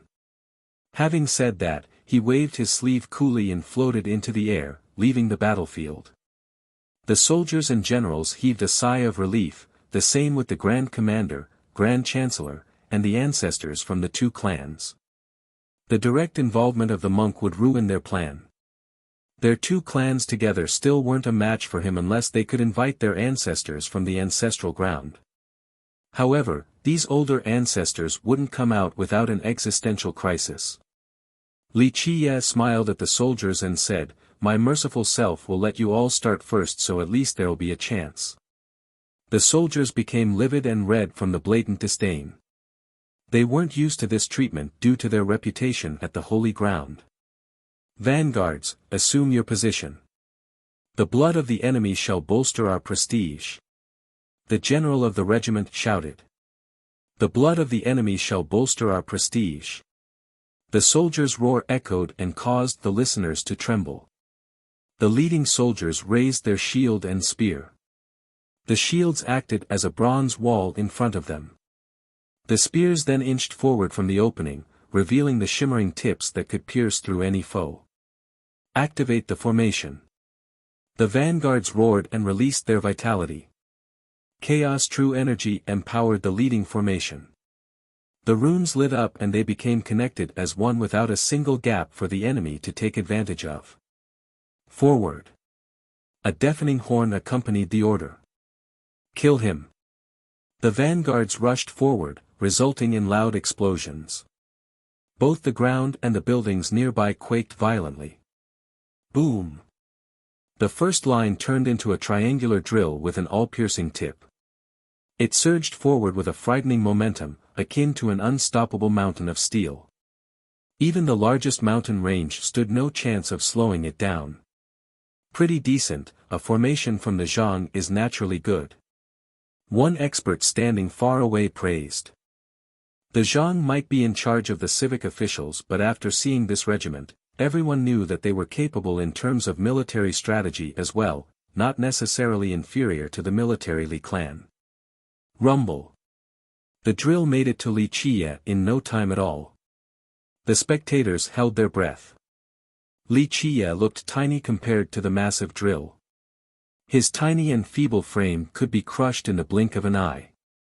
In this crucial second, Li Qiye raised his right hand and started chanting, "Venerable waves and jade spirits." His arm became resplendent with Dao runes emerging.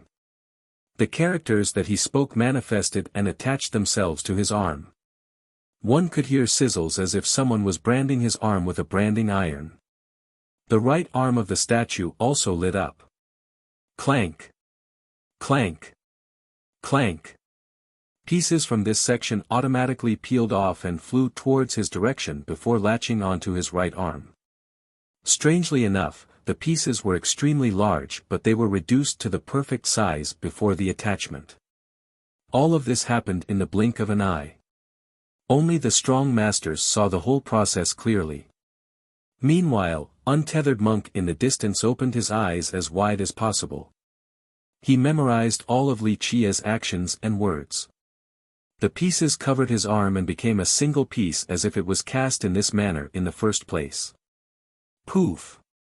It immediately shot out a blue flame with impressive offensive potential. Break!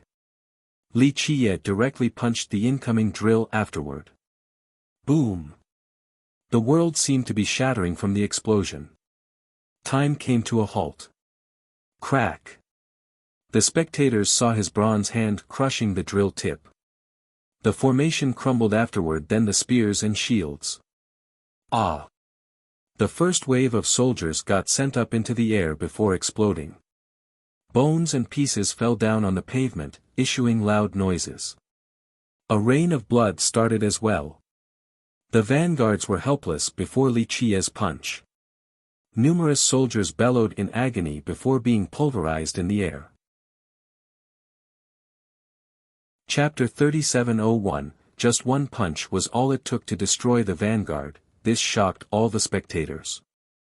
Their dazed eyes were focused on both the statue with its missing arm along with Li Qiye's bronze arm. A while ago, they assumed that Li Qiye would smash or throw the statue towards the regiment. After all, that seemed to be the only way to use the massive entity. No one expected that the right arm could actually peel off and empower Li Qiye instead. What is that thing? Many stared at the statue, astounded. In fact, Most assumed that it was only a work of art displayed inside the main store of Wish Ward. This no longer seemed the case. Amitba. The monk was the only one who understood everything. He found himself enlightened as a result, able to understand the mysteries of the statue. This was a unique weapon, its power couldn't be gauged by conventional wisdom. As for the general of Abyss Dragon Regiment, he instinctively staggered backward after seeing this. His men were battle-hardened. Not to mention a Conqueror-level junior, even a myriad form expert wouldn't be able to beat them with one move. Alas, his vanguards have been wiped out by one punch. He felt suffocated while staring at the statue. He tried to analyze it to no avail. At this point, Li Qiye strolled into Black Robe Alley's Western Street. Clank. The remaining soldiers unsheathed and readied their weapons. Stand in my path and die. This place shall fall today. Li Qiye nonchalantly declared. No one doubted his ability at this point. What's that thing? An ancestor inside the mansion of the Grand Chancellor asked. Unfortunately, the Grand Chancellor and his ancestors had no idea despite their vast knowledge. The thing has always been in the courtyard of Wish Ward. They never moved it before. Another ancestor said. Their group has visited Wish Ward and saw the statue plenty of time before. They didn't pay any attention to it previously. As Li Qiye walked forward, the regiment matched his pace in retreating. They waited for an order, not daring to attack without permission. Center, march. The general finally gave the order. Battalions that were part of the center unit consisting of tens of thousand troops instantly surrounded Li Qiye. Go! An officer shouted and leaped into the sky. Celestials appeared beneath his feet as he summoned a cauldron. He chanted and chaos true energy oozed out. The fate palaces of this officer opened. The flames of life oozed out from the cauldron of life, fully engulfing the airspace. Clank. A sonorous clank could be heard as the runes of the officer came together to create a fiery cauldron. The other soldiers also disappeared and became one with this massive cauldron. Terrible heat waves emanated from the mouth. The spectators in the distance had to back off. The entire street was in danger of melting from the heat. Poof! More and more billowed from the mouth like a volcanic eruption. Inside the cauldron was more lava, ready to rush out and show the world their destructive nature. A few drops actually leaked from the cauldron and melted the ground, resulting in deep pits. Some shuddered at this sight. A full-scale attack from the cauldron would immediately turn someone into liquid, turning them into a part of the lava. Die! The cauldron mouth aimed at Li Qiye before shooting up a torrent of lava wrapped in flames. Zzz, some buildings nearby were reduced to ashes. He's gonna turn into roast meat, no, evaporate from this. One spectator shouted. In the next moment, loud clunks could be heard as the entire statue disassembled into millions of pieces. They fully surrounded and latched onto Li Qiye's body. In just a split second, the statue disappeared and Li Qiye was adorned in a full set of armor. Boom! The lava torrent slammed on him, but he was completely untouched thanks to the armor plates. The regiment couldn't believe this result. This wasn't their first time using the Great Cauldron. They once destroyed another army using this one move. Alas, it was completely ineffective this time. Of course, everyone could tell that this was due to the armor, not Li Qiye's power. What the hell is that thing? One spectator loudly shouted. Too weak. Li Qiye patted his chest to wipe off the dirt. That move earlier couldn't even scratch an itch. My turn. He smiled and blue fiery particles emerged around him. Boom. The particles twisted together and created a frightening pulse. It shot forward and blinded the audience, instantly piercing the cauldron and reducing it to nothingness. Ah! Miserable cries sounded. The tens of thousand soldiers of the Center Battalion suffered the same fate. They didn't put up much of a fight against the pulse. This doesn't make any sense, the spectators shuddered, this pulse was insanely strong. Amitba. The monk chanted, but his expression wasn't one of mercy and pity. He looked quite excited from understanding the weapon more and more. Chapter 3702, No one expected the elite soldiers to go down without putting up a fight. That thing is insane. The crowd was horrified by the statue. I've never seen anything like it before. An erudite ancestor shook his head. Monk, what is this thing? A regular customer at Wish Ward was familiar with untethered monk and shouted at him. Buddha says to not divulge. The monk placed his palms together with a wide smile. This is your store's statue, right? I've never seen you use it before, since when is it such a capable weapon? Another big shot asked. Amitba, merciful Buddha, Amitba. The monk blabbered on without answering. Sure, Buddha might be merciful but not a meat-eating monk like you.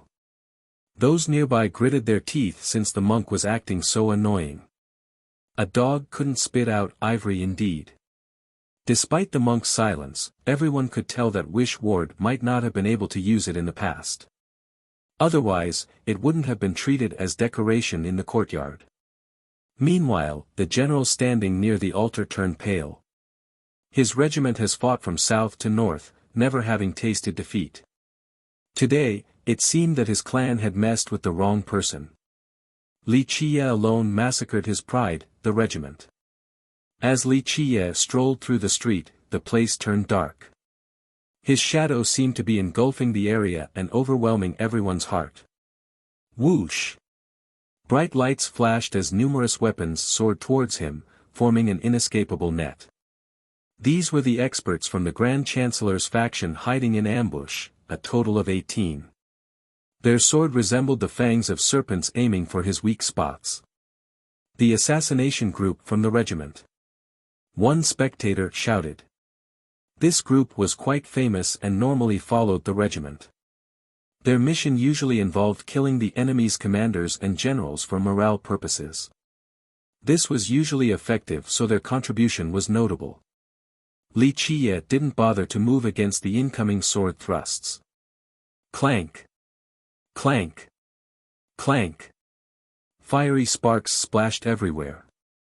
The swords aimed at his weakest spots, but this was useless. They couldn't leave a mark on the bronze plates, let alone penetrating the armor. It's so tough. The spectators couldn't believe it. The assassins immediately retreated after the failed attack. They knew better than to linger around. Stay and play.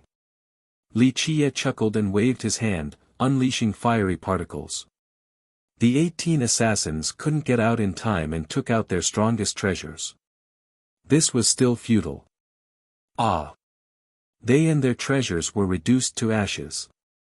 Once the particles dispersed, the ashes finally fell to the ground. These assassins were mighty cultivators capable of killing commanders on the battlefield but had no chance resisting the blue flames. Leaders of a dynasty? Not that impressive. Li Chiye chuckled while looking down on the Zhang. Alas, no spectators dared to criticize his arrogant words. What do you want? The general shouted as his foe drew closer, frightened. I'm obviously going to destroy these two mansions. Li Chiye smiled. Stop him. The general roared again. The remaining soldiers of the regiment had to go forward and form the shield, separating themselves from Li Chiye. We need help, ask the Grand Commander. The general ordered. Being a general from the Zhang, asking the Li for help was quite humiliating. They believed that their regiment was not inferior to anything from the Li. Alas, they had no other choice and sounded the horn. The Golden Regiment on the Eastern Front hesitated.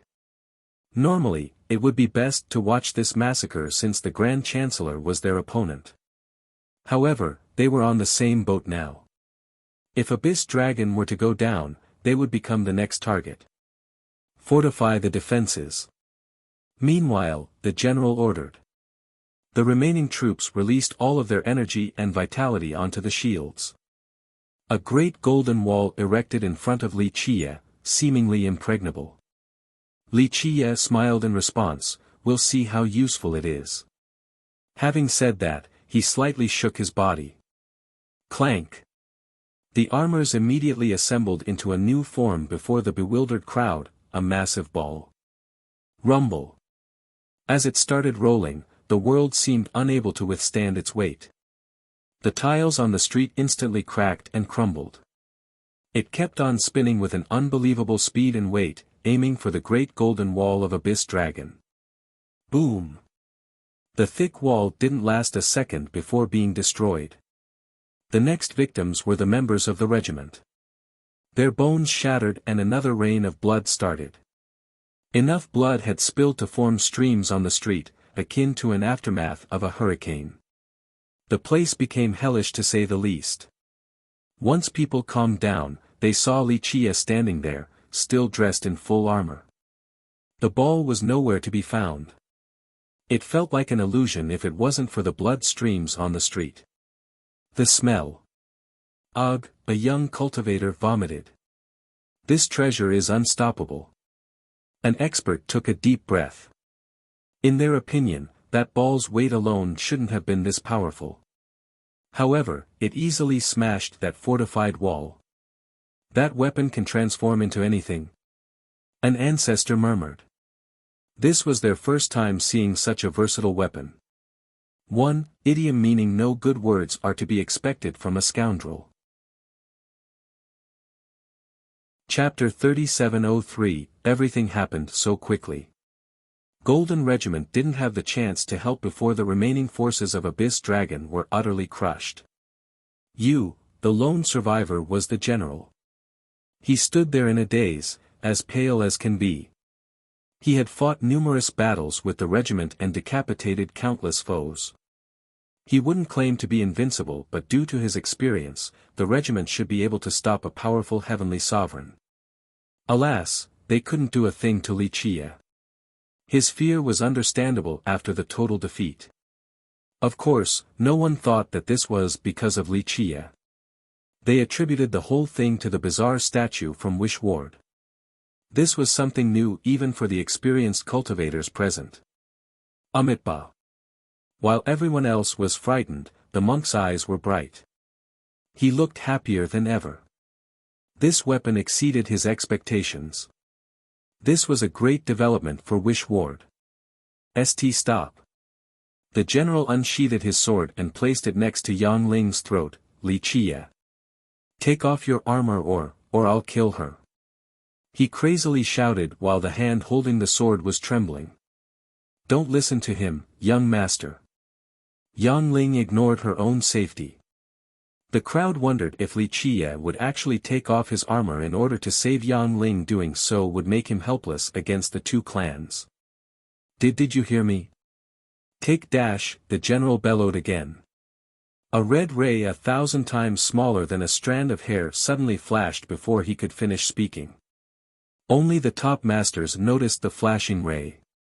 It sent the general to the Yellow River along with the two soldiers holding Yang Ling and her father back by penetrating their forehead. The three had no idea what happened before dying. They had no time to scream, let alone struggling. A few noticed that the ray came from the helmet of Li Qie. There seemed to be a ruby hidden in the top front. It disappeared after shooting out the ray. The general of Dragon Abyss is a Grand Dao sacred physique cultivator. Someone shuddered after seeing the death of a top expert. Young master. Yang Ling hurriedly ran over to Li Qie's side. Her father did the same. Kill him. Golden Regiment finally launched their offense. It wasn't that they were slow, Li Qie just took down Abyss Dragon in no time at all. Once they got here, their allies were already dead. Rumble.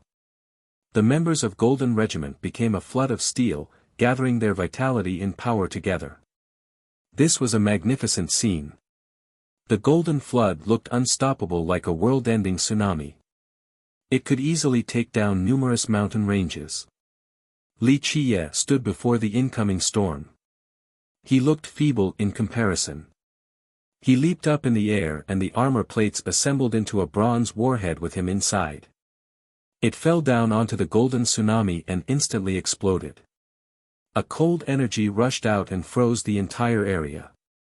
Mist and vapor shrouded the scene. Once they dispersed, the crowd became astonished by what they saw. Black Robe Alley was frozen along with the soldiers from Golden Regiment. The latter was encapsulated in ice while still maintaining their offensive rush. Their face looked aggressive and heroic, their mouth remained open from the battle cries. As for Li Chia, he stood there as if he hadn't done anything previously. There's a technique like that. They couldn't believe it. That bomb detonated and froze an entire regiment. Cultivators have learned ice techniques before, but Li Chia didn't do anything like that. This was all due to the armor. This treasure is incredible. It's powerful and versatile. One ancestor commented. Definitely. A few can accomplish this feat, for example, the 4 grandmasters. I don't know if they can do it as fast as this though. Another expert nodded. I believe it is on par with a Tao Lord treasure. One more added. This caused people to swallow their saliva. It's way easier to use. Not just anyone can use a Tao Lord treasure since it requires some power. As for Li Chia, he can control it despite being at the conqueror level. This means that anyone can wear it. Someone else joined in. Everyone's heart beat faster. One sect master shouted at the monk, "Hey, is this armor for sale?" "Yeah, is it for sale?" Another big shot shouted, "Just name the price when this is over." "No, just give us a number right now." The armor was too tempting. If Wish Ward wanted to sell it, many great powers would pay any price for it. Chapter 3704, The crowd stared at the gigantic glacier on the street. Li Chia walked up to it and gently knocked on it. Dum! Dum! Dum! The knocks had a particular rhythm. Next came a loud bang since the entire glacier crumbled, resulting in an avalanche of ice and snowflakes, a wondrous spectacle. Alas, the spectators shuddered with fear because when the glacier crumbled, so did the members of Golden Regiment. Bam! Ice and snowflakes filled the street along with bits of flesh and bones. The former melted into water and washed the gruesome bits away. Another army has disappeared in no time at all. Not even corpses were left behind. Their existence was completely erased. Everyone could feel the coldness wafting in the air. Who knows if they were trembling with goosebumps due to the cold or because they were afraid of the development just now. They clenched their fists and found that their palms were covered in sweat. Those who have killed thousands of people were still intimidated. That armor on Li Chia was truly monstrous. This is it. Li Chia stretched, looking as relaxed as can be despite taking down 2 famous legions from Vitra. If the Zhang and Li continue to exist, they won't rebuild these 2 regiments afterward. A big shot said. The loss today was grievous for the 2 clans, but most importantly, it was humiliating. The regiment names would never be used again. The crowd had nothing to say. These regiments swept through countries and clans in the past. Now, they were wiped out by Li Chia, finishing the cycle. Li Chia stood before the gate of the Grand Chancellor's mansion at this point while everyone watched with bated breath. One could only hear the gentle breezes and light breathing right now, nothing else. However, no response came from either faction. No one came out to face him. He lifted his foot and stomped down. Boom! Dust scattered everywhere. Once they settled, the gate of the Grand Chancellor's mansion was crushed along with the plaque. This plaque was given to them by a late king from Vitra. It represented ultimate prestige and honor. They have never changed the plaque before, but today, one was crushed by Li Chia. He's gonna do it, someone murmured. The rest thought about his intention in coming here. Just 2 hours ago, he claimed that he would flatten the 2 mansions. Some thought that this declaration was too bold. He alone couldn't oppose the Li and Zhang. Just staying alive was already amazing. I told you, Li Qie always keeps his word. An expert confident in Li Qie said sentimentally. For all clans, the gate and the plaque served as a symbol of their clan. This went double for these two mansions since the plaques were given to them by the king. Strangely enough, no one came out to stop Li Qie from dishing out the humiliation. It was as if all the members were in hibernation. It had nothing to do with cowardice. The ancestors just didn't have a sure-kill method to deal with Li Qie after witnessing the previous battle. In their opinion, sending more disciples and legions was suicidal. You don't want to come out? Fine, I'll come in. Li Qie smiled and walked on top of the rubbles to enter the mansion. The Grand Chancellor was in charge of the civic officials. His mansion was naturally massive, enough to be considered its own city. Those seeing it for the first time would be in awe and be lost without a guide. Fortunately, Li Qie had no chance of getting lost. He simply destroyed all the buildings in his way while moving forward. Rumble. It didn't take long before a dozen or so crumbled beneath his feet. The spectators smiled wryly, not knowing what to say. Get ready. Suddenly, a voice came from a higher location in the mansion. Buzz, large platforms engraved with chaos stones started floating up in the air. On top of them were massive crossbows. These platforms were created by powerful heavenly sovereigns and empowered by chaos stones. They were able to unleash offensive power at this level. The disciples of the Zhang began loading the crossbows with arrows. The arrow tips were made from extremely sharp blade breaker metals and infused with poison. Furthermore, heavenly sovereigns also blessed them.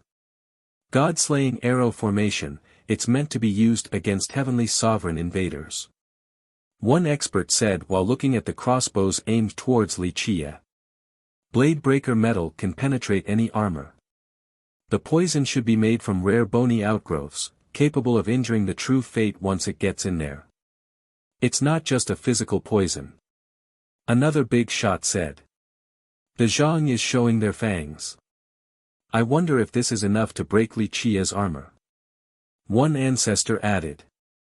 In reality, this mansion was only considered one branch of the Zhang. Nonetheless, it was still well equipped to deal with most enemies.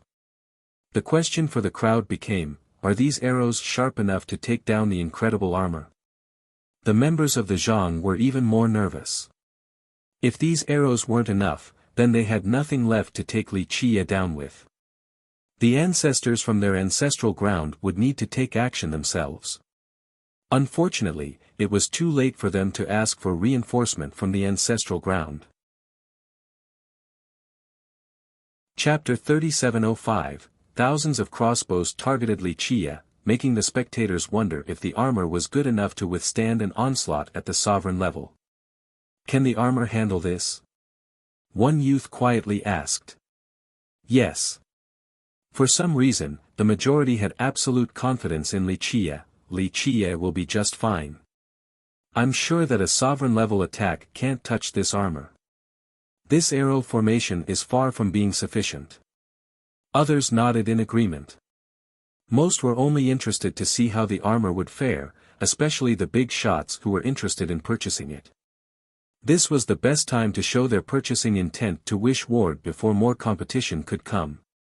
Fire! The Grand Chancellor ordered after all the strings were pulled back to the limit. Whoosh! Whoosh! Whoosh! The ocean of thick arrows blotted out the sky while flying straight for Li Qie. Boom! The world seemingly spun as the arrows struck him. The destruction was mighty. Pits appeared beneath while mud and debris splashed everywhere. The crowd took a deep breath, thinking that the flesh had no chance of withstanding the arrows. Each was capable of penetrating a mountain. Once the dust settled, Li Qie appeared again. His surroundings were devastated, but the ground directly beneath was perfectly fine. Thus, he was standing on a large pillar in the middle of a crater. Not a single injury despite no attempt to dodge. It's completely nullified. Someone assessed. Li Qiye didn't move an inch after withstanding the barrage directly. Unbelievable, this armor is insane. The big shots palpitated with desire, ready to pay any price if Wish Ward wanted to sell. They thought that an offense of this level would at least send Li Qiye flying. However, he didn't stagger backward at all thanks to the armor. My turn. Li Qiye smiled. Certain plates on his armor started shooting out red rays. The rays didn't immediately pierce through the disciples on the platforms. The moment they made contact, explosions detonated. Anything near the platforms was destroyed, not even the remains of the disciples could be seen. The ground dried up from the heat. So brutal. One spectator stated. Ordinary cultivators can't take down those sovereign-level platforms. There's nothing left of them now. Another gasped. Remember, the platforms had sovereign-level chaos stones engraved on them, allowing them to be sturdy enough to fire off the arrows. Breaking them wasn't easy, but the red rays had no problem annihilating them. No one knows how to fight. Li Qiye moved on, looking quite bored. The crowd exchanged glances. Li Qiye was unstoppable even in the mansion of the Grand Chancellor. The members of the Zhang found these words unbearable. It felt as if they have just been slapped. The Zhang has dominated for too long. Being the underdog was entirely new to them. It was shameful to have their residence destroyed by a youth. Junior, you're too arrogant. Finally, a man wearing a long robe appeared in the sky and looked down at Li Qiye. The Grand Chancellor. A spectator shouted. The other party has finally shown up. He had no choice but to do so given the circumstances. They had two options, flee or fight. He didn't come alone. Behind him were three gray-haired old men. Their vitality and energy were still plentiful despite their old age. Clouds and winds gathered around them. The three high elders of the Zhang faction in charge of protecting the capital. Another said. I see, the Zhang has no choice but to fight. One more concluded. This clan's actual foundation and ancestral ground were in another location. Nonetheless, the capital was the center of power and authority. Thus, they had high elders as well guarding the mansion. Normally, these high elders wouldn't show up since the Grand Chancellor could take care of anything until now. They had to stop Li Qiye or he would really destroy the entire place. The real battle begins now. The spectators became excited again. One side was about to go down. I've always been arrogant, you found out just now. Li Qiye chuckled. The Grand Chancellor's expression was ugly. The plan in burying Yang Ling and her father today was a test towards Vitra. Alas, Li Qiye ruined their plan. They didn't expect this development at all. They thought that they could easily subdue the junior, so they only focused on dealing with Vitra. For example, if the ancestors of Vitra didn't respond, they would make the third prince the next heir instead. Alas, this plan of the Rare Alliance had no chance of materializing since Li Qiye crushed it at the very start. Junior, it's not too late to run. Our clan has always been merciful and will forgive you for the transgression today. One of the elders said. His words were strong and cool. However, everyone could tell that they were indirectly accepting defeat. Chapter 3706, The Zhang has never been benevolent and merciful in the past. As a leader in Vitra, it had both decisiveness and mercilessness when dealing with its foes. The listeners weren't stupid enough to fall for the elder's righteous words.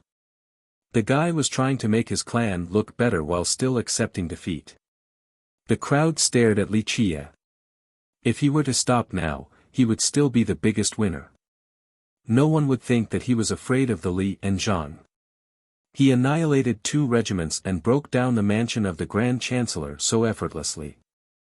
This battle would go down in history at the Holy Ground. Few battles were more impressive due to the circumstances. He should drop this now while he's ahead. One expert murmured.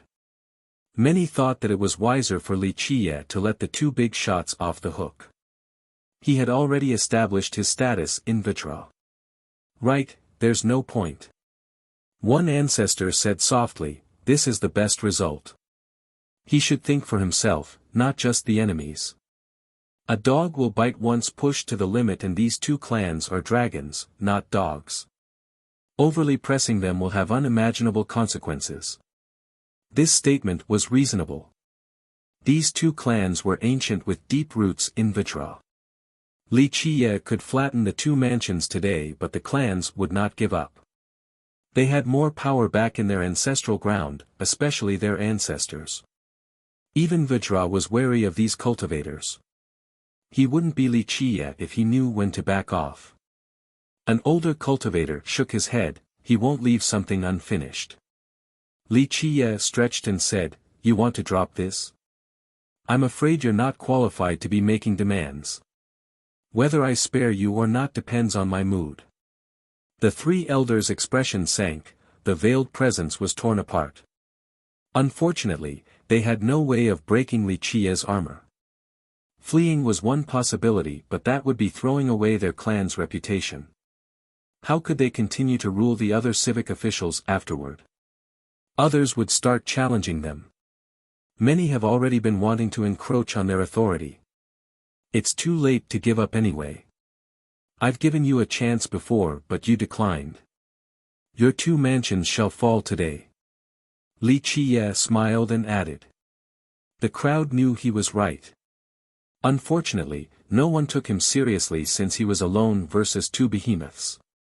Okay, let's get started. I hope you can survive one or two moves. Li Qiye patted his armor and said. The spectators along with his enemies became frozen. Just the pats alone seemed so intimidating. These experts looked like specks of dust on the verge of being wiped away by the overbearing Li Qiye. See? I was right. The old cultivator gave Li Qiye a thumbs up. A fierce battle is coming. One expert said. Fierce battle? One ancestor stared at the armor and said, I don't think so. There's no contest when Li Qiye has that armor. His foes will be the only ones to struggle. He can probably destroy both mansions with one hand wave. Others shared this thought due to the unstoppable nature of the armor. Ha ha ha. The Grand Chancellor started laughing from being too angry. He loudly responded, Li, so be it. One of us will die today. I will take your head and offer it to my dead son in heaven. That's impossible, but don't worry, I'll send you down to the Yellow River with your son so he won't be too lonely. Li Qiye smiled. The Chancellor trembled with rage, his face was as red as can be. His eyes spewed out clear hatred towards his son's killer who was still running his mouth. Go! The three elders behind him shouted. Right!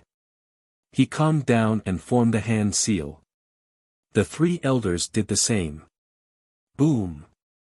Terrifying chaos energy erupted above and started ravaging the area like a storm. Space seemed to be within their grasp. With loud explosions, it seemed to be melting. What's happening? The spectators felt as if they were trapped in a quagmire. Even their actions slowed down as if thousands of mountains were pressing down on them. The spatial fabrics are melting. One ancestor calmed down and quickly retreated out of the affected area. The other cultivators tried to do the same. Alas, they found this awfully difficult and became frightened. What merit law is this? One expert took a deep breath. A secret art of the Zhang, spatial storm.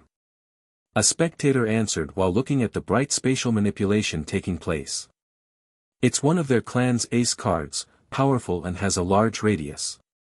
A high elder from another clan became emotional, a Zhang ancestor used it before to instantly take down a clan. It's quite something. Zzz, the ground beneath Li Qiye started melting.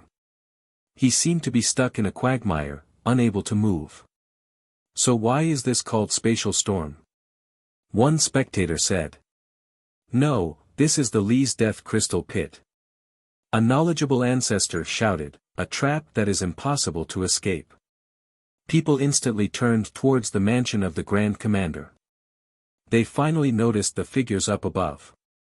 These men were also carrying out a secret art in order to trap Li Qie.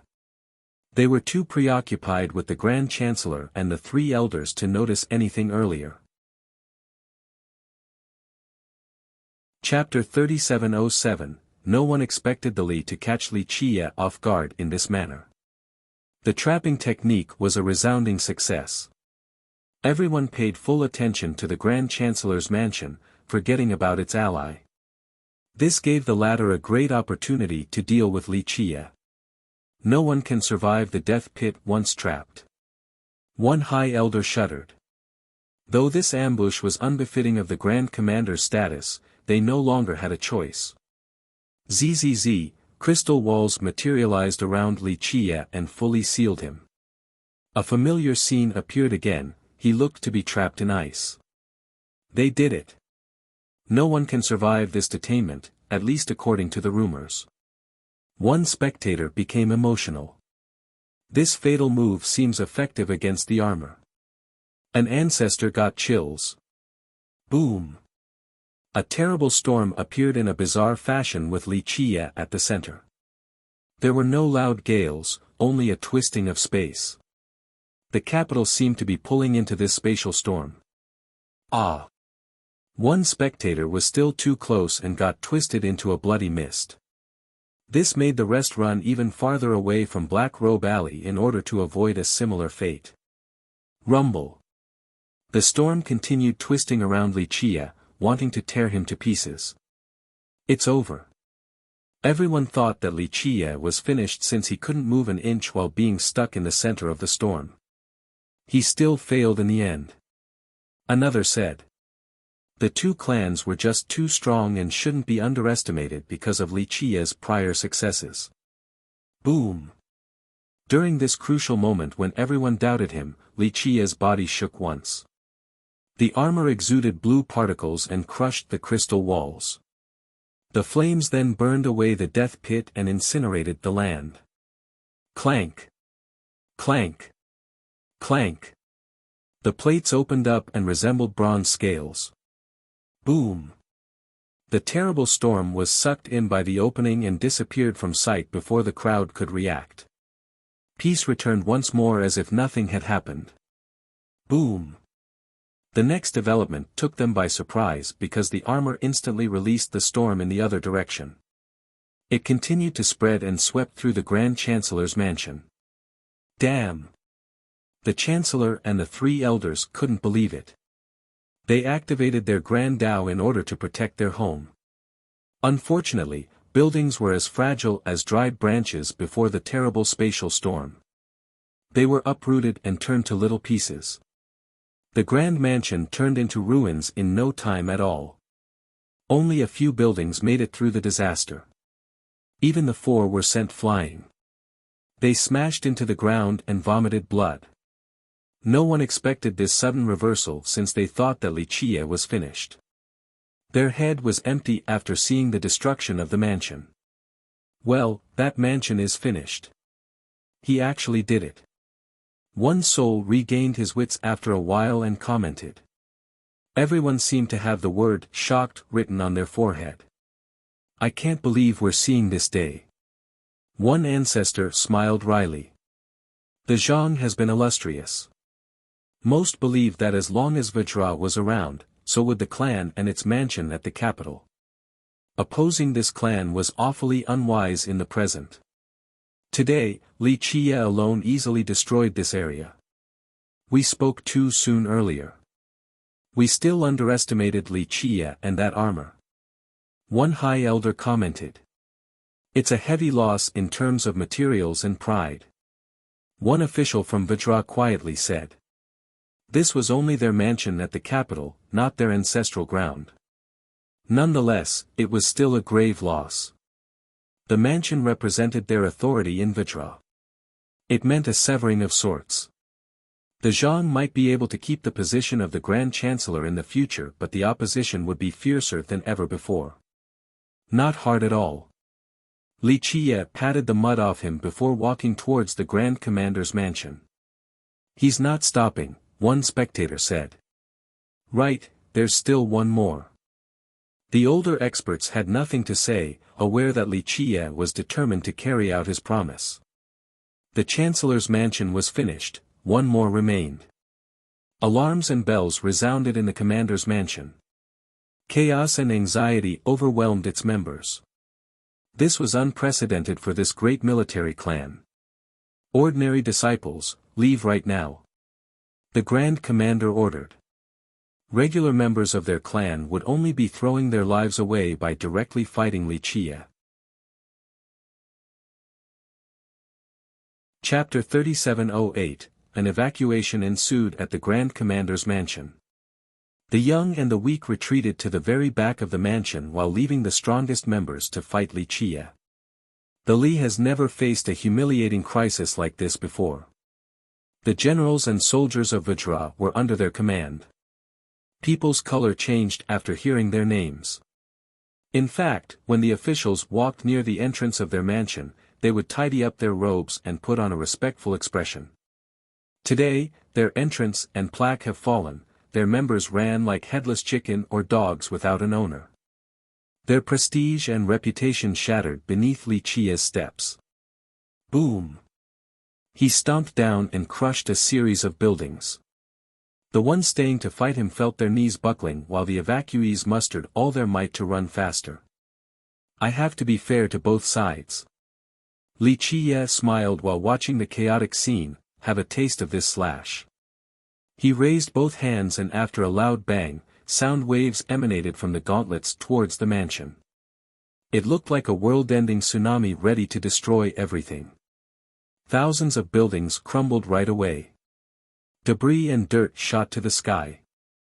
The magnificent mansion lost its splendor in the blink of an eye. The crowd was still astonished, albeit not to the same level as the destruction of the Chancellor's mansion since this was their second time. Normally, no one would dare to cause trouble near these two mansions, let alone destroying a building there. Now, Li Qiye caused untold destruction to both, hence the astonishment of the spectators. The mansions were actually massive. The resulting ruins might be the largest ones in Buddha Emperor Plateau. Everyone took a deep breath at the extreme shift, from a place of glory and authority to piles of rubble. Li Qiye is not just the heaven's favorite, he's a brutal monster. One expert commented. I've never seen anyone like him before. An old cultivator agreed. How will the Li and Zhang retaliate? Will they invite their ancestors?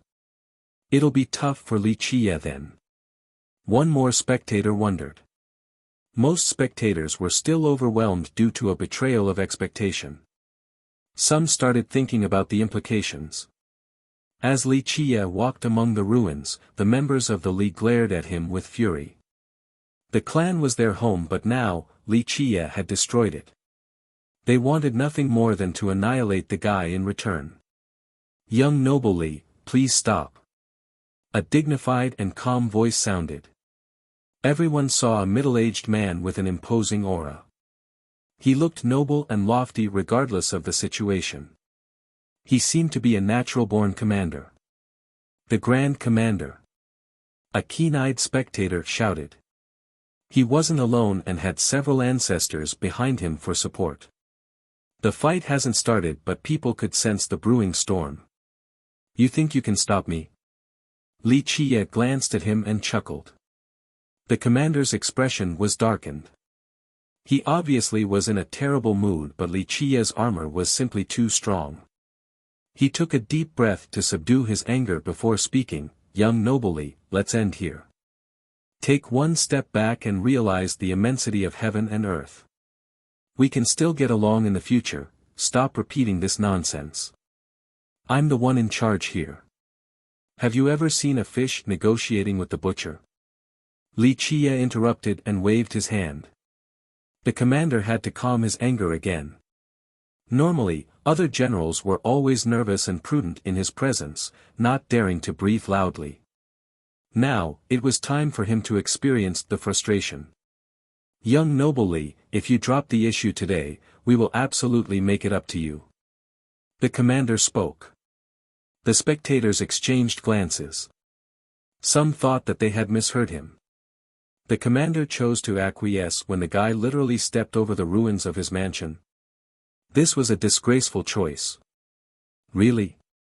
I'm afraid there is nothing you have that can tempt me. Plus, even if you do, I can just take them whenever I want. Li Qiye shook his head. The crowd smiled wryly. Li Qiye was treating the two prestigious clans like they were fish on a chopping board. Young noble Li, negotiating peacefully with us will be very beneficial in the future for you, why bother going to the extreme? The Grand Chancellor spoke from a distance. I'm sorry but that's just who I am. Plus, do you talk to the fish you're about to eat? No, the only thing to do is to boil and eat. Li Qiye responded. The two big shots trembled with rage while wearing an ugly expression. This junior showed them zero respect in public. What do you want then, young noble Li? The commander kept a low voice, the Li can satisfy your demands. Young noble Li, do you want treasures or money? We won't be stingy with your demand. The chancellor added. Both wanted a truce at this point. Chapter 3709. If the spectators weren't here to see it in person, they would never believe that these two big shots were giving up. No words could describe the authority and prestige these two had in Vitra. Moreover, they came from ancient clans with plenty of resources and power. Those who offended him would find it hard to survive. Thus, most trembled with fear and trepidation in their presence. Li Qiye had destroyed their mansions. This was more than enough for them to cut him to pieces and drink his blood. Alas, they were letting this go and wanted peace with him. What a development. One youth found this surreal. The majority of experts here, especially the vagrant cultivators, wanted to become stronger and earn a spot with these two factions. They considered the chancellor and the commander to be at the apex of life. Now, these two were begging for mercy. Those confident in them prior to the battle felt their face becoming hot as if Li Qiye had just slapped them. They have no other choice. An ancestor had a good grasp of the situation, they can either go all out regardless of the price or to endure the humiliation and ask for forgiveness. They're both experienced officials, that's why they choose to preserve their power. A high elder nodded after seeing this. If these two picked the first choice, it wouldn't be good for their clans. First, these two clans were too strong. Vajra was wary of them, so if they were to be weakened, the consequence was obvious. Most would rather die than suffer this level of humiliation. It was better to be broken jade than perfect tile. This wasn't the case for these two, they had other things to keep in mind. Their reputation and prestige didn't matter as much. As long as the verdant hills remain, there will be firewood. Presently, Li Qiye was unstoppable with this armor. They only needed to get through today and there would be more chances to destroy him later on. He wouldn't always have this armor on him. You have missed the chance to surrender. There's no escaping today. Li Qiye stretched lazily and refused. The two big shots have abandoned face and begged in a shameful manner. Alas, Li Qiye didn't let them off. This was as humiliating as can be. It's pointless to kill us, young noble Li, the commander's voice became deeper. Stop playing the same old tune. As if you would show your foes mercy. Li Qiye retorted. Many agreed with him. These two big shots certainly had no thought of sparing him before the battle. He could have begged however he wanted and it would have been useless. They would have killed him to avoid needless complications later on. Young noble Li, you seem so sure of yourself. The chancellor was losing his cool. Since begging was useless, their words became tougher. Got an ace card? Feel free to show it to me. Li Qiye smirked, I don't care what you're doing right now, actually begging or just buying time. Do your worst but just know that it'll be useless. I see. One listener said, maybe the commander and chancellor are just buying time. Their clans might still have some hidden moves. There's a high chance of this happening. An older cultivator said. Right, they were just buying time. There's no way they would beg a junior for mercy. Someone who respected the two immediately said. Others with a similar sentiment nodded in agreement, thinking that this was all just a ploy to delay Li Chia. Maybe they've invited the ancestors from their ancestral ground. Someone from the last generation said. I think they still have some surviving heavenly sovereigns from back then. These beings are extremely strong and should be unstoppable once they come out. An expert took a deep breath. It won't be that easy. The clans have faced several disasters before, but these ancestors didn't come out. These were just two mansions belonging to Vajra. Is it worth it for them to come out? Another big shot shook his head. Amitba. Untethered monk glanced at the two mansions and knew what the ace card was right away. The commander and the chancellor exchanged glances. These two rivals have been pushed to the edge, needing to work together and use their hidden ace cards. They then nodded seriously, ready to abandon everything for an ultimate move. To death then. The commander shouted. Indeed. The chancellor roared. To death. The disciples of both clans shouted in unison. Their roar echoed across the entire capital. So they still have something available. A spectator wondered. Begin. Both the big shots shouted. Boom. A pillar of light emerged from each clan. Rumble. The crowd was still lost as two temples rushed out of the ground next. They had Tao runes around them along with blinding lights, perhaps a supreme grand Tao. What are those buildings? The confused crowd asked. The entire capital started shaking next. Something seemed to be coming out of the ground. Boom. There were 8 pagodas situated in 8 different directions in the capital. They became resplendent. Their rays started connecting with the lights from the 2 temples. Chapter 37:10, The 8 pagodas and the 2 temples harmonized into one group to the astonishment of the crowd. Those are the scouting pagodas, right? One cultivator from the capital asked. In his impression, the 8 pagodas have always been here with no obvious uses. Some said that they were meant for military purposes or just general observance. All in all, no one had a good idea of their exact reason for existence. Amitba, it's starting. Untethered monk saw this and placed his palms together. Boom. The 2 temples exuded endless light like 2 springs. The light gushed up for thousands of meters. Tao runes rushed out along with the lights as if they came from the source of the Tao. Warning gongs could also be heard from the 8 pagodas. The noises echoed throughout the city. Rumble. The entire place trembled as if a great bull was turning its body. The atmosphere shifted as the city entered a battle-ready state. Clank. Clank. Clank. 3 sonorous and long bells could be heard across Buddha holy ground. They came from 3 distinct locations, above the floating city, another from an army camp outside of the capital, and one more from Archaic Sunday. Despite the different sources, they were heard at the same time by everyone. Martial Hall, War Camp, and Ancestral Temple. Will Vajra's 3 trump cards join in? The older experts aware of these locations became alarmed. It's just a state of alert right now, but it's quite problematic still. An ex-official of Vajra's expression changed. Vajra is dragged into this mess too. Other big shots felt the same way. Vajra was in charge of the holy ground for a reason.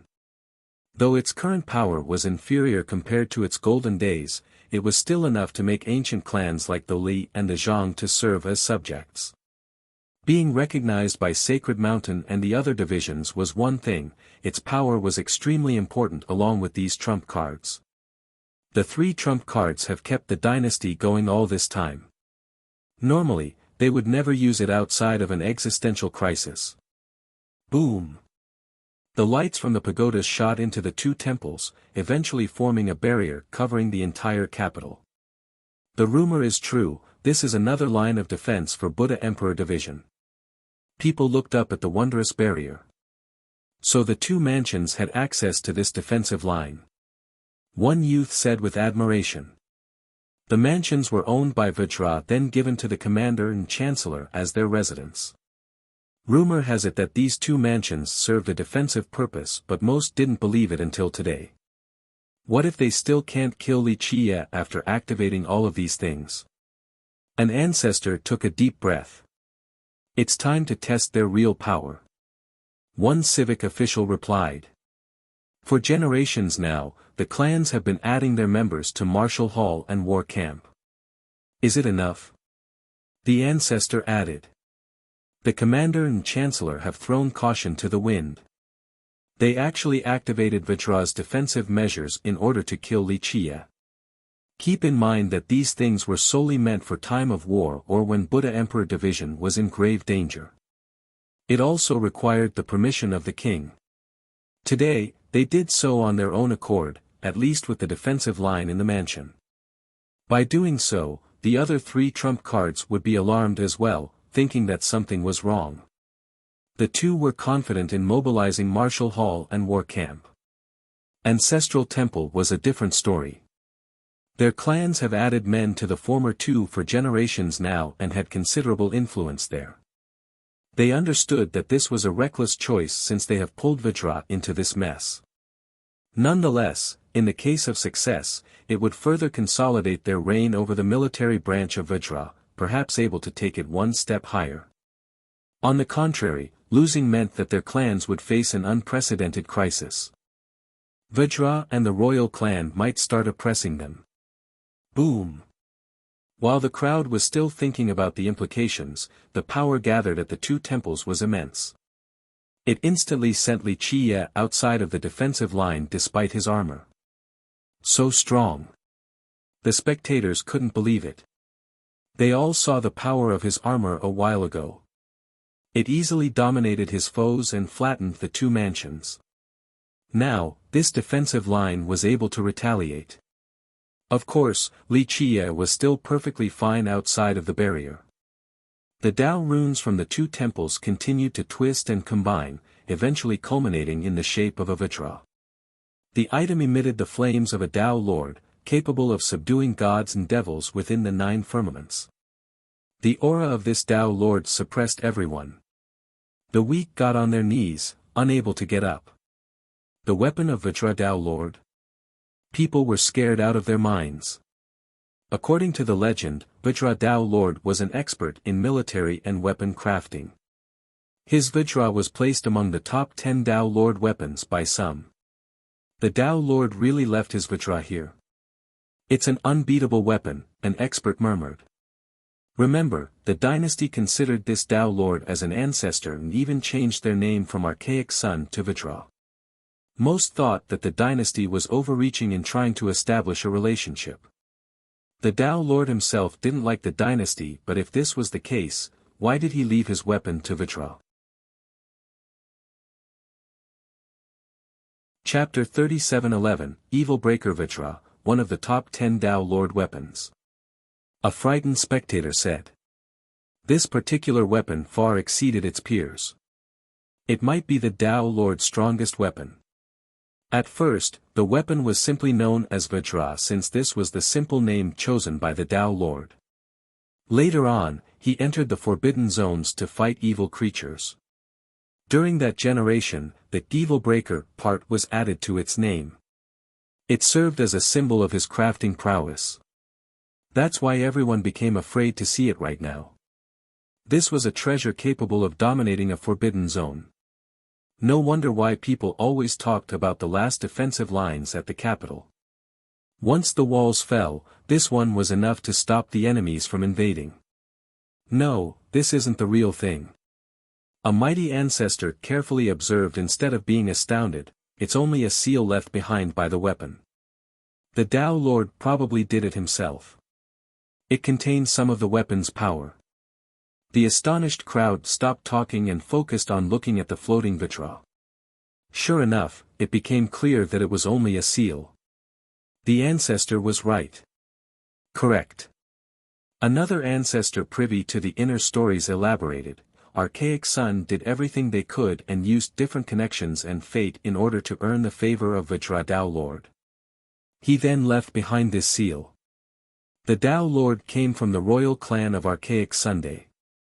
Of course, he was far from being part of the main branch, only a prince from a side branch. Archaic Sun didn't care about a distant prince like him. Alas, he became an unbeatable Tao Lord later on. Thus, the court had no choice but to cling to this thin relationship. It wasn't easy for them to eventually earn this seal. A seal, yes, but it still has a top 10 weapons power. This tiny portion should still be frightening. One high elder had a serious expression. No one disagreed with this statement. It would be foolish to look down on this seal. It should be enough to instantly reduce a sovereign to ashes. Can Li Qie withstand it? Cultivators shuddered while sensing the suppressive aura of the Vajra. All eyes were on Li Qie. This was an apex weapon in 8 decilaises. Hard to say, anything else and he would be perfectly fine. The problem is that he's dealing with the famous Vajra. It wouldn't be an exaggeration to say that its target will either die or be grievously wounded. An ancestor who thought highly of Li Qie remained skeptical. You chose hell instead of heaven. The Grand Commander floated up high and looked down at Li Qie. That's why today will be your last day. His eyes were decisive and murderous. His weak and helpless appearance earlier was nowhere to be found. I'll cut you to pieces. The Grand Chancellor gritted his teeth. They lost their son to Li Qie along with their mansion. That's why they no longer gave a damn about anything else and wanted to settle the score with Li Qie. Look at your confidence swelling up. Li Qie smiled and said, it's just one seal. I'm rather disappointed if this is your ace card. It should have been the real thing at the very least. It's more than enough to kill you. The commander uttered. They have suffered heavy losses today. Even clans as resourceful as theirs would have a hard time recuperating. Don't be so sure. What if it can't kill me? Do you think Vajra will be on your side? There's a huge hole in your plan. Li Qie asked. The two grimaced upon hearing this. They have committed a serious offense by activating the defense without permission. Vajra might actually maneuver against their clan. They needed to win or this might be the start of their clan's downfall. You don't need to worry about that, just be ready for death. Let's go. The commander didn't want to waste time. Start. The Chancellor ordered. With this, the two temples became brighter and released more lights and flames. The seal of the Vajra unleashed a boundless divinity, enough to crush everything in the realm. People got a full taste of a top 10 weapon. Just one seal alone was dreadful. Boom! The Vajra made its move. Tao laws as thick as mountain ranges manifested and descended. The celestials lost their brilliance, all cultivators became as insignificant as worms. God damn! One cultivator screamed in horror after seeing this. In this key moment, Li Qie's armor had blue particles oozing out. They erupted like 1,000 volcanoes, a scene no less magnificent than the Vajra's attack. The blue flames condensed together into a thick shield. Boom! The Tao laws struck the shield. Li Qie's location crumbled and became an abyss in the next moment. Debris was blown away and blinded the spectators. The spectators were overwhelmed with shock. The high elders and ancestors couldn't believe it. They thought that they wouldn't be able to block that attack earlier. Just the seal alone was destructive enough. They didn't dare to imagine the real weapon in action. How is it looking for Li Qie? One spectator asked. Either death or serious injuries. An expert murmured. The guy had nothing against Li Qie. The attack was just too strong. The majority thought that he wasn't able to block it. Chapter 37:12, The cataclysmic attack could kill heavenly sovereigns. It frightened the hell out of the crowd, its pressure was unbearable and forced them down on the ground. The dust in the air made it impossible to discern whether Li Qie had exploded to pieces or merely buried underground. Is he dead? The members of the two clans waited anxiously. They prayed that he was dead to avoid further complications. After all, he scared the hell out of them. His continual existence would always plague their mind. What do you think? An expert stared attentively. Everyone has seen the power of the armor previously, but the seal of evil breaker Vajra was no slouch. Their confidence in the armor wavered as a result. The attack was ridiculous, ordinary sovereigns couldn't withstand it, let alone anyone else. An expert from the last generation shook his head. That armor is as profound as can be. Maybe Li Qie can still turn the tides. A few big shots remained hopeful of the armor. It had nothing to do with Li Qie, they weren't his supporters. They merely wanted the armor to be something exceptional so that they could buy it from Wish Ward. Look, over there. An eagle-eyed spectator saw a shadow in the abyss and pointed. The dust gradually dispersed and Li Qie finally appeared. He looked a bit disorderly due to the mud and dirt on his robe but was without visible injuries. He's alive. The crowd screamed after seeing him. Not just alive, he's completely untouched. An old expert sighed after careful observation. The big shots carefully gazed at him up and down without missing a single detail. They were afraid that the armor might have been damaged. It would be a damn shame. It's at least at the Tao Lord level. One ancestor concluded. The Vajra embedded in the defensive line wasn't a real weapon, only a seal. However, it was personally prepared by Vajra Tao Lord and had a portion of his power. The majority of weapons and artifacts had no chance of blocking the attack. On the other hand, the armor nullified the entire thing. It must belong to a Tao Lord. Another cultivator added. It's way better than a Tao Lord armor. An ancestor from another clan elaborated, Tao Lord armors are obviously powerful but because of this, few can actually control them without sufficient cultivation. On the other hand, Li Qie can wield this armor despite only being in the Conqueror realm. Do you see how magical it is? Those nearby nodded in agreement. This was another reason why the armor was highly coveted. Tao Lord artifacts were wonderful, just difficult to control. At the very least, one needed to be at the myriad form realm before wielding them. To actually use them to their fullest potential required far more power. These requirements weren't present in the armor. Li Qie freely used the armor previously. He's still alive. The Grand Commander and Grand Chancellor turned pale, the same for the members of the two clans. They placed all of their hope on the seal earlier to take down their enemy.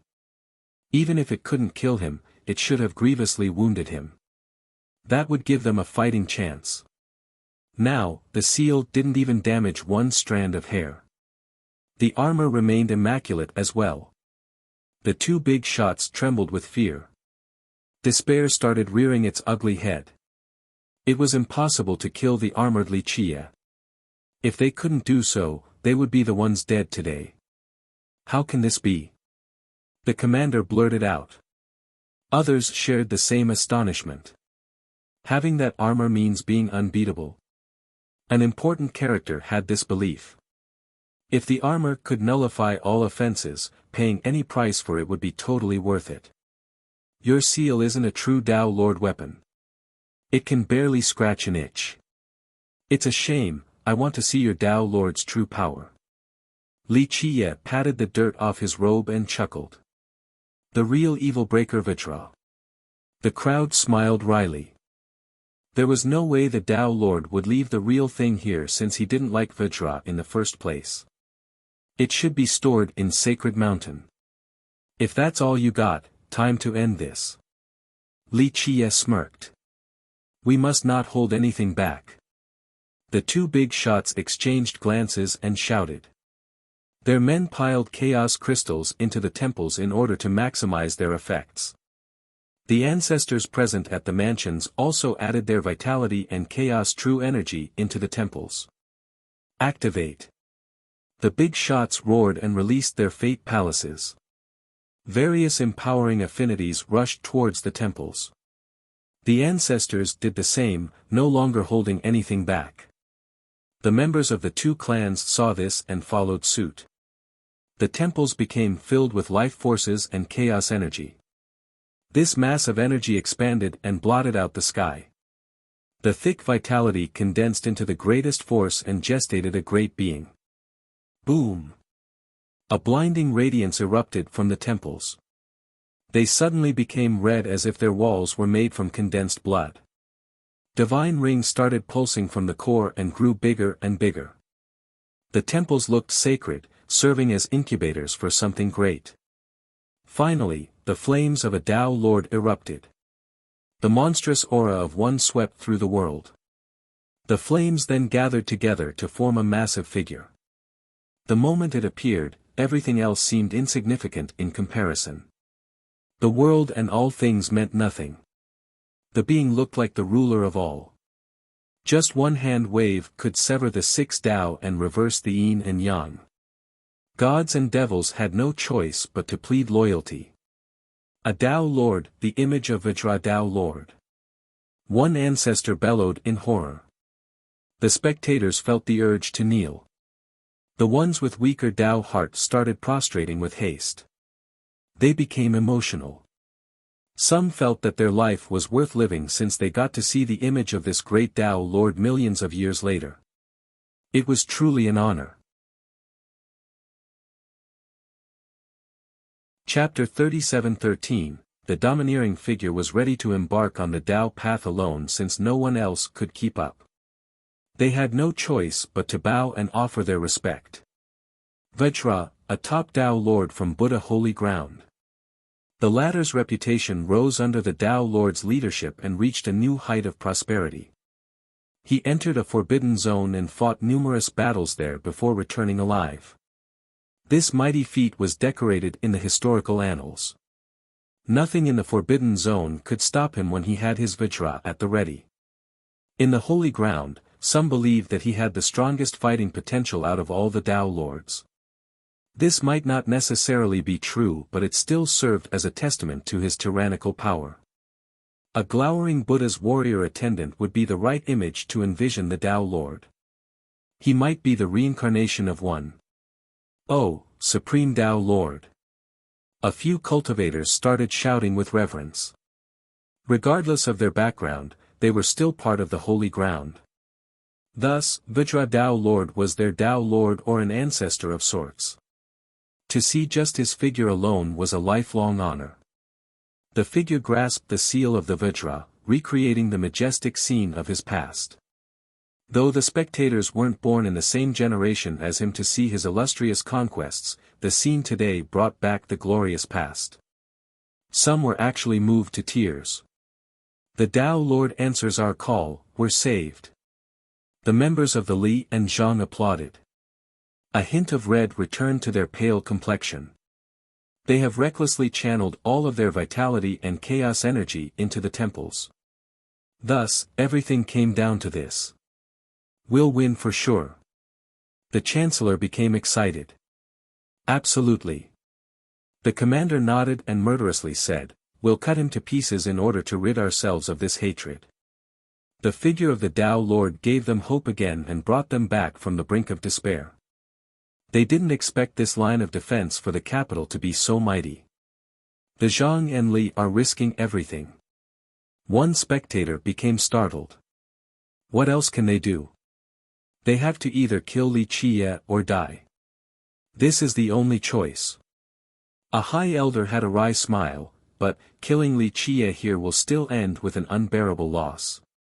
There's a good chance that the majority of them will be crippled. Channeling their energies into the temple was the easy part. Taking them back was virtually impossible. For the best outcome, they would be bedridden for a long period. As for the worst, either death or being crippled. Li, get ready to meet your maker. The two big shots confidently shouted at Li Chia, acting like their old selves once more. Trying to kill me with just a Tao Lord figure. Li Chia smiled. You'll find out soon enough. The Chancellor uttered coldly. Okay, I'm coming. Li Chia smirked and walked forward. This next exchange will shock the world. The spectators couldn't wait to see the next development. They have never witnessed a Tao Lord in action before.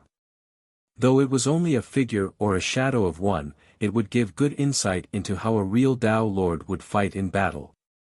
Amitba. Untethered monk finally raised his voice and said, Young master, show everyone your invincible style by using the armor's ultimate move. This was certainly the wrong time to make this comment since the Grand Chancellor and Grand Commander's life were on the line. Of course, the monk didn't give a damn about any of this crap, hence his title. Yes. Show us what this armor can do. One big shot couldn't help shouting. His peers felt the same way. The armor belonged to Wish Ward but they failed to understand it. That's why the monk wanted Li Chia to show him what it could actually do for better comprehension. As for the neutral big shots, they simply wanted to see how strong this armor was in order to have a better assessment of its value. The commander and chancellor became vexed. This battle could determine their fate, yet these men only wanted to test the armor. No need to use a real blade to kill a chicken. Li Chia smiled and said, A Tao Lord is not here in person. Just some heavy artillery is enough. Heavy artillery? That's fine, just broaden our horizon. The monk's eyes lit up. Though everyone didn't know what heavy artillery was exactly, the potential buyers became interested. Begin. The two big shots didn't want to waste more time since more issues could arise. Clank. Clank. Clank. The individual plates fell off Li Chia and turned into liquid metal. It seeped into the ground. Boom. A base instantly formed and more assembly happened next, something resembling a muzzle. It was a massive cannon built on top of a fortress or a wartime pillbox. The cannon muzzle had complete freedom with no dead angle. I've never seen this before. The crowd became startled. This is what he meant by heavy artillery, I suppose. One big shot murmured. The armor continued to impress the crowd. Some big shots among the audience were experienced and have lived for a long time. This weapon capable of numerous transformations was still new to them. Where did Li Chia go? Someone asked since Li Chia was gone. He should be inside the fort. Another said. Amitba. As for the monk, his brows raised in delight while looking at the artillery. 1. Keep in mind that cultivation setting usually takes place during China's historical period or their golden age. Cannons and guns might be around but heavy artillery isn't. It's not too exact, just take it for what it is. Certain things are harder to translate to English while keeping the same connotation. I had several words lined up and this took me 30 minutes. Some potential choices instead of heavy artillery were turrets, blasters, launchers.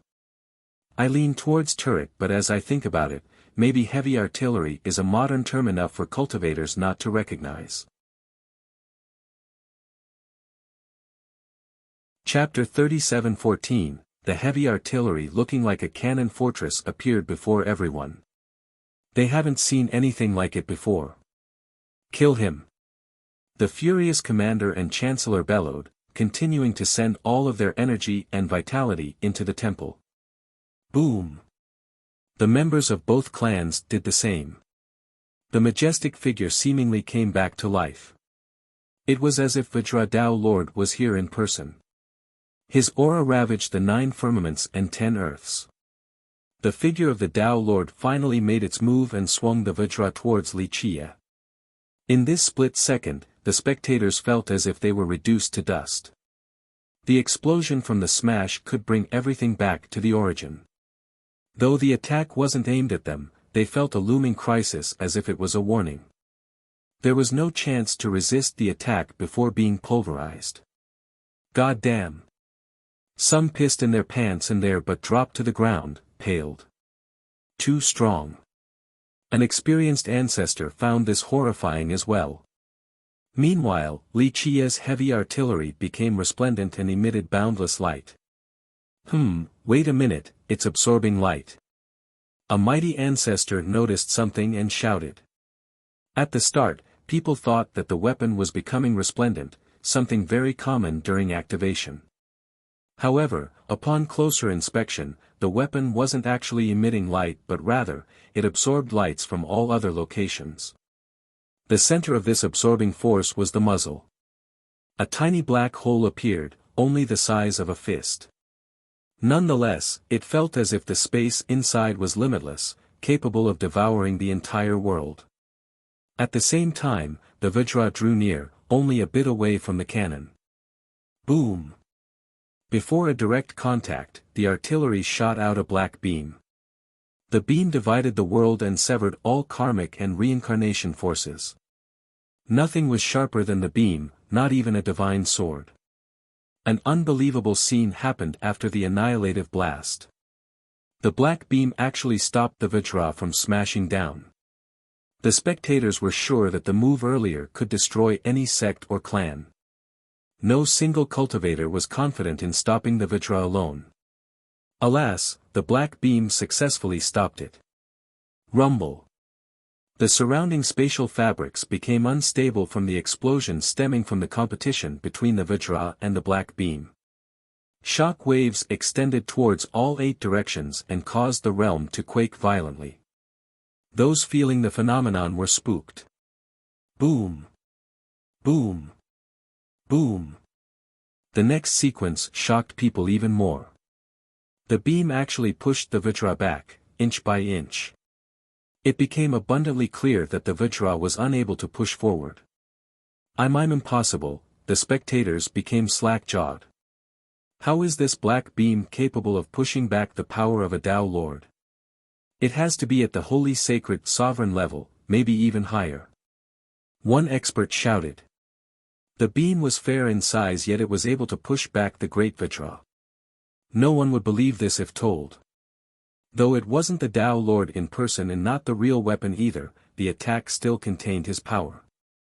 This was an irrefutable fact, hence everyone's astonishment. Keep going. Li Qia's opponents were scared out of their mind. They roared and burned their true blood, even their true fate. Burning one's true blood was taboo and reckless enough, let alone burning the true fate. It meant certain death. Unfortunately, they had no other choice and wanted to take down their foe as well. Boom! The power of the Vajra immediately surged, becoming several times heavier. This allowed it to push the beam back by 1 meter. The side heaved a sigh of relief after seeing this. Alas, it was too early to celebrate. Buzz. The black beam suddenly became twice as thick before unexpecting eyes. It easily shattered the Vajra. What? Their mouth became wide open. No. The members of the 2 clans couldn't believe it and had a terrible feeling. Next, the beam continued forward and pierced the Tao Lord's chest. With that, the figure started dispersing. This can't be. The 2 clans shouted in despair. A figure of a Tao Lord still represented invincibility in the heart of the spectators. Today, the black beam took one down. As for the members of the 2 clans, they lost all confidence and fell into a pit of despair. In the next moment, the 2 temples exploded and shockwaves emanated. Ah! Miserable screams came next from the clan members. Some were blown away, others exploded into bloody mists or fleshy pulps. Dismemberment and decapitation were common sights. Not a single member was unscathed. Even the 2 big shots were bloodied and mangled. The explosions from the 2 temples also razed both mansions to the ground. Li Qia had destroyed most of it prior but there were still some buildings left. This was no longer the case. Chapter 37:15, Nothing was left of the two mansions. Everyone became empty-headed after seeing this. Most importantly, the Vajra seal and the Tao Lord's figure have gone down as well to the black beam. This was the most frightening part of this battle. Just what is that weapon? They found it hard to describe the event. Li Qiye appeared again and the heavy artillery was nowhere to be found. The armor was back on him. It's already so strong when being used by a conqueror-level cultivator. What if someone stronger has it on? One ancestor took a deep breath. It's just like a patrimony weapon then. A sect master said with a pale complexion. In the hand of a true master, the armor should be unbeatable with a heightened destructive capability. Amitba, merciful Buddha. The monk chanted in a dignified manner but his expression said otherwise. He was clearly rejoicing after seeing the power of the weapon. Wish Ward got a real treasure here. Of course, some were staring at him, thinking about how to purchase this weapon. Though the monk and Wish Ward didn't express explicit interest in selling the weapon, some ancestors still began gathering resources and money. The sum necessary for the purchase would be outrageous, so they needed to prepare. No, the Chancellor and Commander were lucky to be alive. Nonetheless, they had harrowing injuries and this might actually be worse than death. Their mansions have been destroyed, thousands of clan members lost their lives. This was an unbearable loss to the two clans. Their hardened mind couldn't accept this defeat. Worst of all, they activated the capital's defense without permission. Nothing good would come from this. It was an utter defeat. At the start, Li Qiye wasn't their real target. They only cared about supporting the third prince. Dealing with Li Qiye was a matter of convenience. No one thought highly of him at the start. They prepared in order to change the direction of Vajra. In the end, the man they underestimated took them down before Vajra could react. They stared at the flattened fields, what used to be their mansions. Only despair was left. They no longer had anything left to deal with Li Qiye's armor. They sat down on the ground, despondent. The crowd didn't comment while staring at them. These two enjoyed great status in the past, below one man but above all others.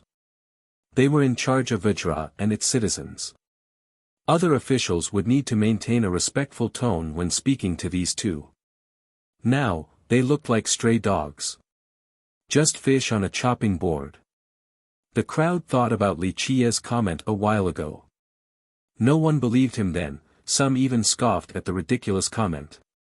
Now, it seemed that he was telling the truth. So devilish. One ancestor smiled wryly. A miracle indeed, one man taking down the two mansions. A high elder murmured. It's no miracle, just another ordinary occurrence for Li Qiye. Another big shot added. Most agreed with this. Li Qiye had done some ridiculous feats recently, the Golden Spring and the Hug Mouse. Now, he flattened the two mansions, something an entire sect couldn't do despite only being at the Conqueror realm. A different cultivator at this realm wouldn't be able to do so with a Tao Lord weapon. The person wouldn't be able to exert its true potential. Li Qiye's shocking feat couldn't be duplicated. Suddenly, a murderous aura startled the reflecting spectators. Winds and clouds surged, the temperature suddenly dropped, causing everyone to shudder. Once they calmed down, they noticed a cavalry entering Black Robe Alley. It moved with great speed yet was virtually undetectable, akin to a quick-draw sword technique. War Camp, many recognized this group due to its banners. Vajra's War Camp, looking at them would make one feel a sharp sting near the heart. Martial Hall, War Camp, and Ancestral Temple were Vajra's trump cards. War Camp was the name of a great legion with countless military exploits. It played a great part as to why Vajra could reign over the holy ground. In modern days, peace and stability were present. Vajra was firmly in charge, so the legion was rarely seen.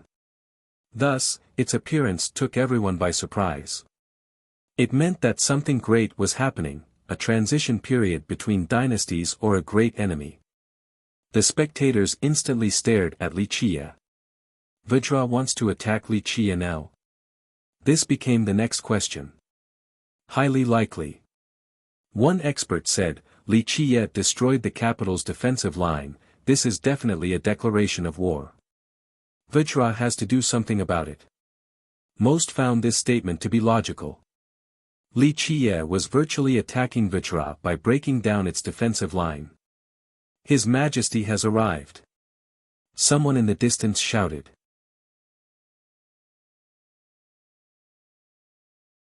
Chapter 37:16, His Majesty. The crowd exchanged glances of astonishment. Archaic Sun King. Another elaborated. Oh, I see. Some were temporarily slow-witted from the shocking battle and eventually understood.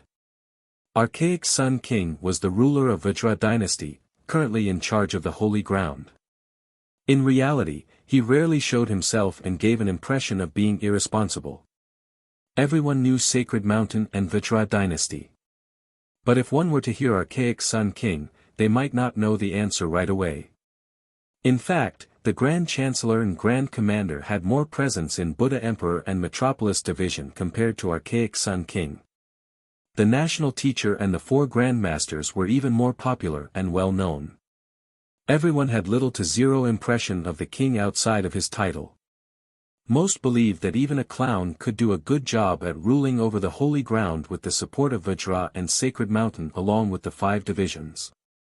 This notion was rather understandable because many thought that Archaic Sun King was no wise ruler. He was only known for seeking immortality. In recent years, he searched for a longevity method or a master capable of doing so. All in all, he neglected his duty as the ruler, rarely taking part in the court meetings and administrative duties. His inattentiveness allowed the commander and chancellor to gain more authority.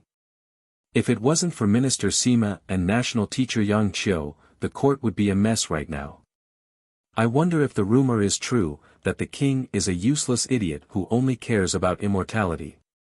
One youth said while looking at the powerful cavalry. It's not that simple. The king might be obsessed with immortality but he certainly isn't useless. There's a reason why he stood out among the princes back then and won the support of the 5 divisions and Sacred Mountain. His senior shook his head. Really? Perhaps he is inattentive and careless at times but definitely not easy to trick. The senior smiled. The imperial carriage decorated with gold and jade along with other treasures was pulled by 8 flood dragons. It exuded regality, clearly a symbol of Vajra's authority and nobility. The door was shrouded by a thin veil. People could only see a figure inside propping his elbows on the table for support. He looked rather weakly and dispirited, perhaps from an illness. Next to the carriage was a eunuch wearing a grey robe.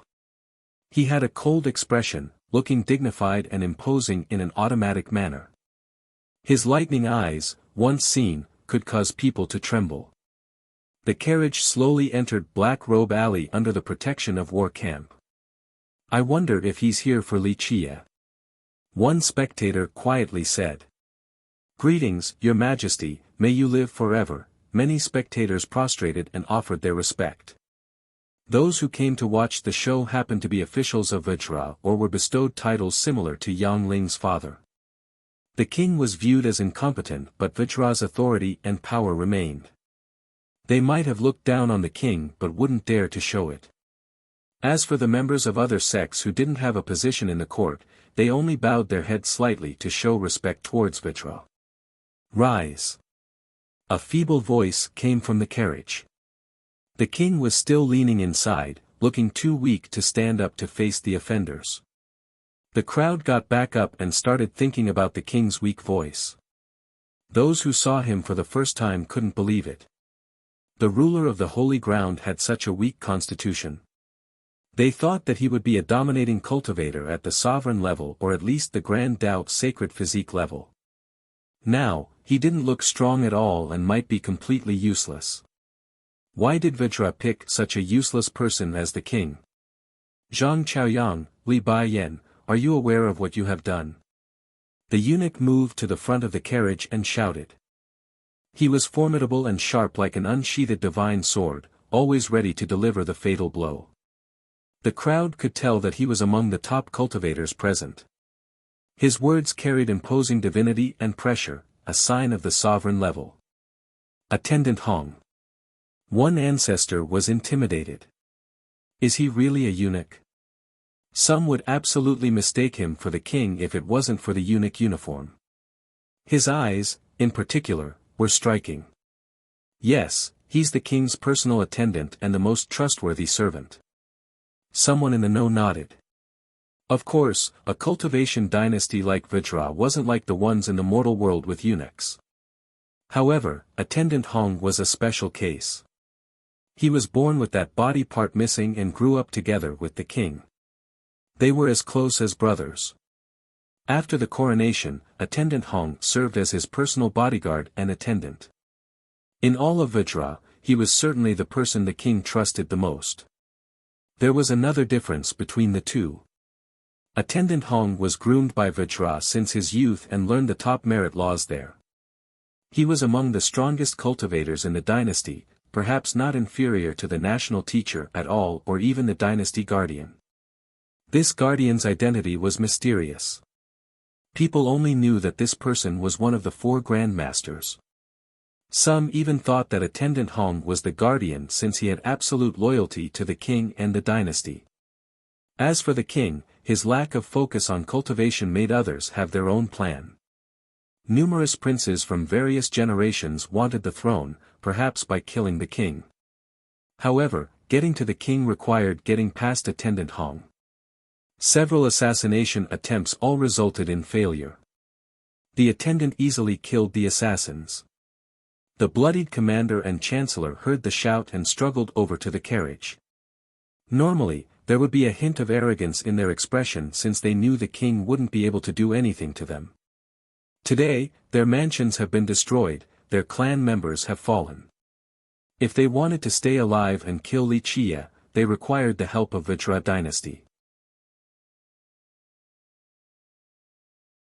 Chapter 37:17, The commander and chancellor looked quite pathetic while crawling to the front of the carriage.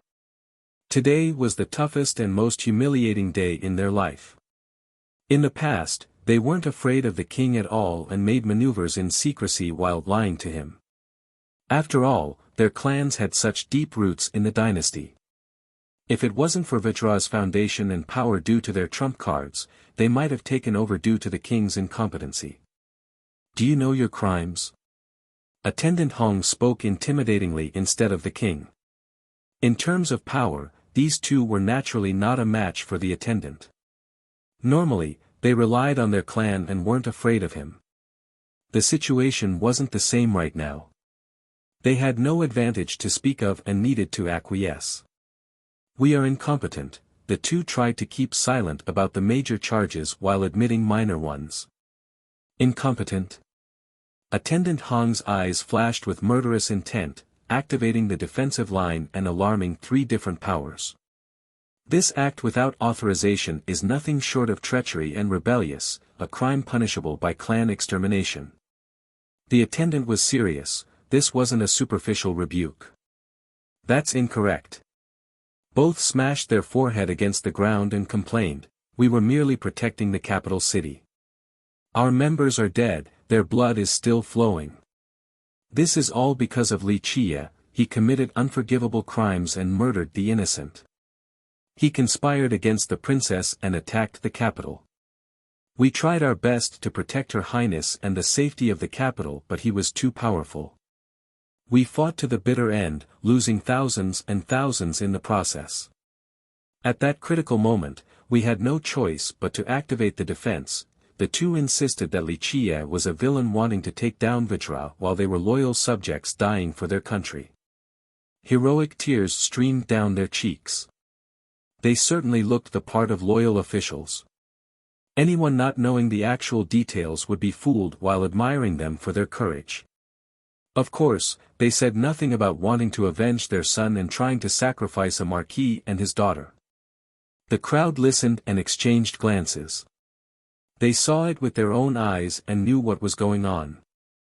The description was completely different.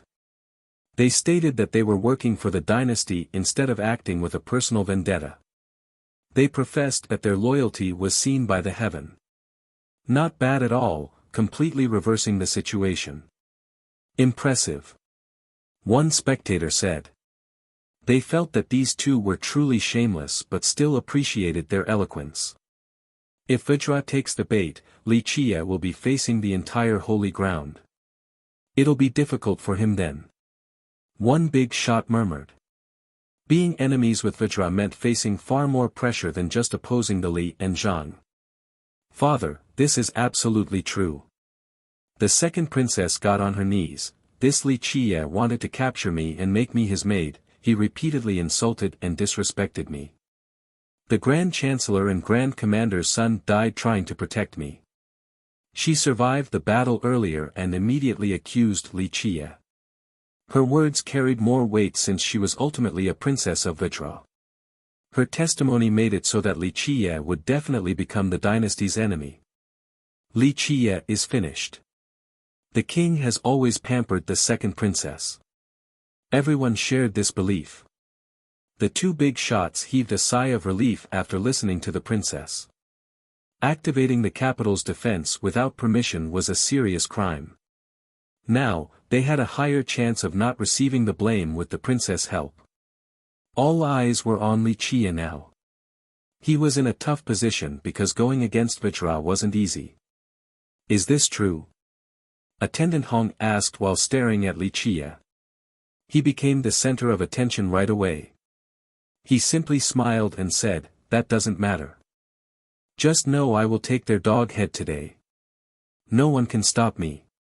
What kind of answer is that? The crowd couldn't believe this response. Li Chia didn't try to defend himself at all, seemingly accepting all responsibilities. Furthermore, his attitude and choice of words showed disdain towards the king. The king might be useless but one must still give him some face out of consideration for Vajra. One might not respect a monk but should still care about Buddha in some manner. The two big shots were worried that Li Chia might try to defend himself. This wasn't the case at all. The guy chose to provoke the king and Vajra. They became ecstatic and thought that heaven was on their side. Li Chia was courting death and couldn't blame them. Why can't he just answer properly? This is only asking for more problems. One expert smiled wryly. The truth of the situation was well known but that no longer mattered. Li Chia's disrespect became the prime issue now. Your Majesty, this villain has transgressed Vajra's authority and offended you. He deserves to be minced to 1,000 pieces. The Chancellor took advantage of the opportunity. Father, he had looked down on the royal clan repeatedly, please uphold justice and slay him. The second princess started sobbing, looking weak and defenseless. Everyone thought that Li Chia's crime had been established. No words could change it now even though he was actually innocent. Nonetheless, he still looked calm despite the unfavorable development. Attendant Hong continued observing Li Chia, not showing any anger. Your Majesty, please decide. He then bowed towards the king inside the carriage. Everyone held their breath, awaiting the king's decision. The two big shots and the princess were as anxious as can be. Victory or defeat was moments away. Most people thought that since the king was an idiot, he might actually believe the commander and chancellor. The king coughed several times, once again showing his deteriorating health. He spoke a bit later, Gentlemen, do you know that saber hanging on young Master Li's belt? Everyone became confused, thinking that this has nothing to do with the situation. They then stared at the saber. That's for wood chopping, right? I saw him doing it back in Myriad Beast Mountains. One expert said. The commander and the chancellor did the same, failing to realize anything. Chapter 37:18, The saber was inconspicuous especially for those meeting Li Chia back at the mountain range. He used it to chop woods and path clearing, so their impression was that it was nothing more than an ordinary tool. Its shape was a little unique, but that's all. What was the point in caring about a blade like this? Now, since the king had said something, they paid more attention. There's something special about this blade. One expert became curious. It had to be special to warrant the king's comment. It's a treasure saber, maybe. One expert guessed. I don't think so, who would use a treasure saber to chop wood? Another disagreed. Others found this more reasonable since it would be ridiculous. Meanwhile, Li Qiye only smiled and didn't say anything else. It is golden, the ancestral saber. The king suddenly spoke again. What? That's the golden saber. The chancellor and commander blurted out. They stared at the saber, looking stupefied. As the leaders of Vajra, they naturally heard about this saber before. It was left behind by the dynasty's founder and had a unique symbol. It was stored in the ancestral temple, not the treasury of Vajra. Despite their high position, they have never seen the saber before, since it has been a long time since the saber's last appearance. Not to mention outsiders, few in the royal clan have seen the saber. Only ancestors in the temple and up were qualified. Keep in mind that the ones actually in charge of the dynasty weren't the king nor the officials. The ancestors had this privilege reserved. These powerful existences were at the heavenly sovereign level. The strongest among them kept the saber. When there was an important decision or event, this ancestor would send a messenger with the saber to the royal palace with the command. So that's golden. A cultivator close to Vajra took a deep breath. The majority of the crowd hasn't heard of this ancestral saber before. They kept on looking and didn't see anything special about the saber. What is it? One junior said. It didn't look like a Tao Lord weapon, why were people so afraid? It represents authority and power in Vajra.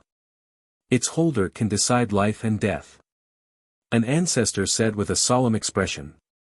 The existence of the saber made it clear who actually had dominion over Vajra, the ancestors in the temple.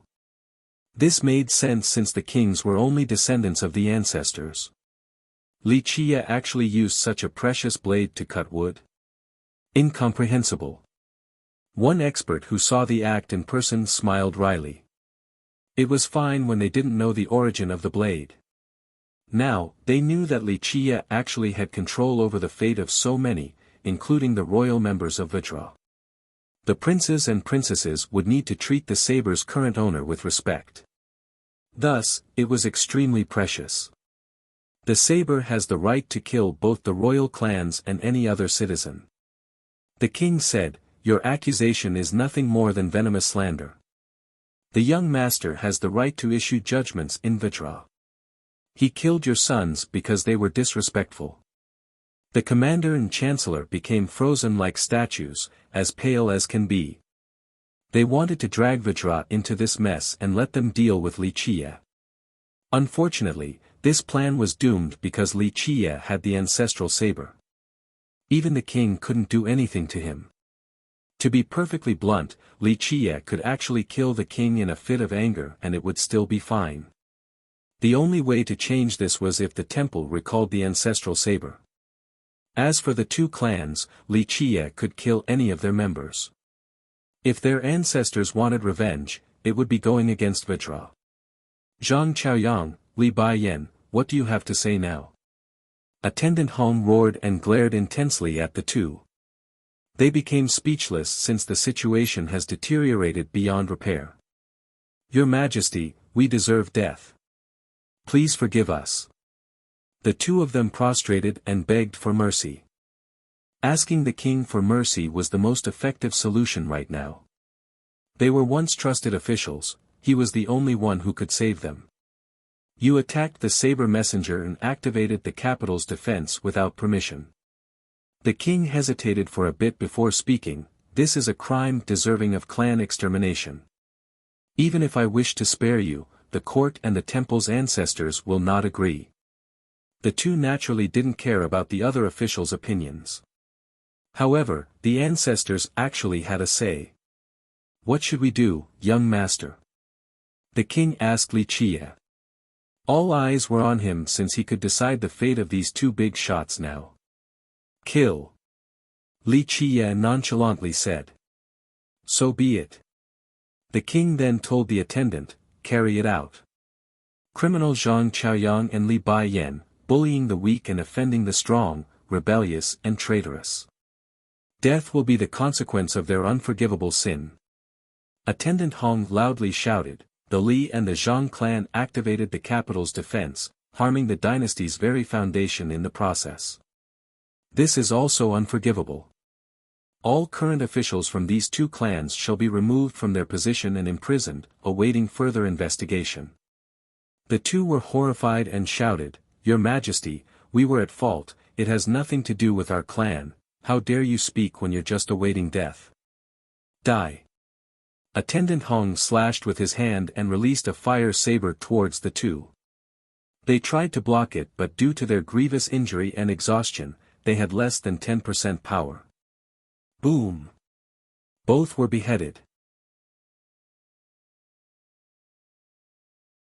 Chapter 37:19. The two heads' eyes were still wide open while falling onto the ground. The commander and chancellor didn't have a chance to lament before being killed. This happened so quickly and caught the crowd off guard. Various thoughts coursed in their mind. The two big shots were unreachable for most, below one man but above all. They could have done whatever they wanted in the dynasty. However, it only took one day for their heads to fall on the ground. They never expected this outcome and thought that they could change the direction of Vajra. Unfortunately, while walking on the Yellow River, they realized that they were nothing more than servants. Their military and civic influence couldn't save them. Vajra's generation is ending soon. A clan's high elder speculated. The real winner is Vajra though. Well, to be exact, Archaic Sun King. A different ancestor said. I'm not sure about the king's gains from this but Vajra definitely benefited. One more added. The officials or those who know Vajra well understood the implications and consequences of the event. The Li and the Zhang were immediately weakened since they lost all positions in the court and the military. Their roots in Vajra have been severed.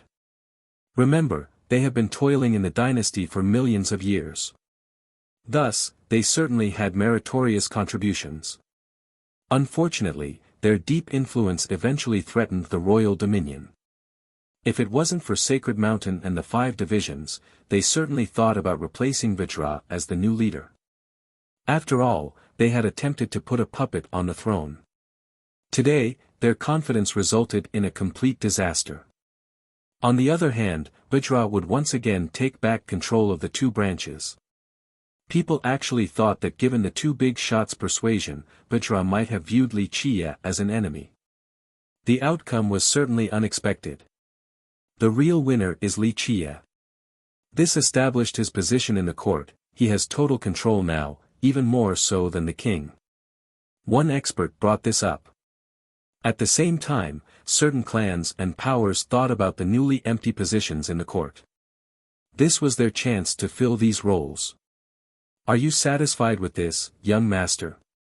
The king inside the carriage asked. He has everything now.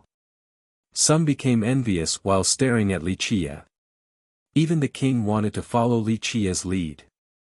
How could he be so lucky? I want to be the golden saber messenger of Vajra too. One jealous soul had red eyes. They thought that they were far superior to him in terms of talents and power.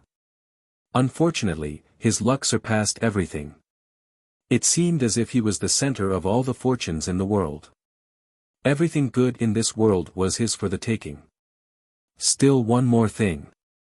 Li Qie smiled and glanced at the second princess. She shuddered right away because he was in charge. Father, I don't dare to do it again, please spare me. Father, she crawled to the front of the carriage and smashed her forehead on the ground. Young master, what do you think? The king asked Li Qie. The crowd knew that she was his favorite daughter. Now, would he be able to protect her after her serious mistake? What I think doesn't matter. Li Qie shrugged, you're the king of Vajra and should be aware of its rules, no need to ask me. A brief silence ensued. The king eventually told the princess, your offense is unforgivable. You have violated the ancestral teaching and disrespected the royal clan. No mercy shall be shown. No, father, please, I'm your daughter, the princess wailed and sobbed. Take her away. Attendant Hong ordered for her to be taken to the executioners. The spectators trembled. The king was tough enough to kill his favorite daughter. This reinforced the previous notion of Li Qie's authority even more. Will you stay at the imperial city, young master? The king invited Li Qie. I'll visit later. Li Qie chuckled. Great, I'll wait for your visit. Since the matters here have settled, I'll be returning ahead. The king smiled and said. Ready the carriage, we're returning to the palace. Attendant Hong shouted. The spectators heaved a sigh of relief. This sudden storm ended just as quickly. Nonetheless, it did change Vajra dynasty and perhaps all of the holy ground. As the carriage was floating in the air, a dark figure suddenly emerged from underground and soared towards the carriage at an unbelievable speed. It resembled a venomous serpent trying to bite the king's neck.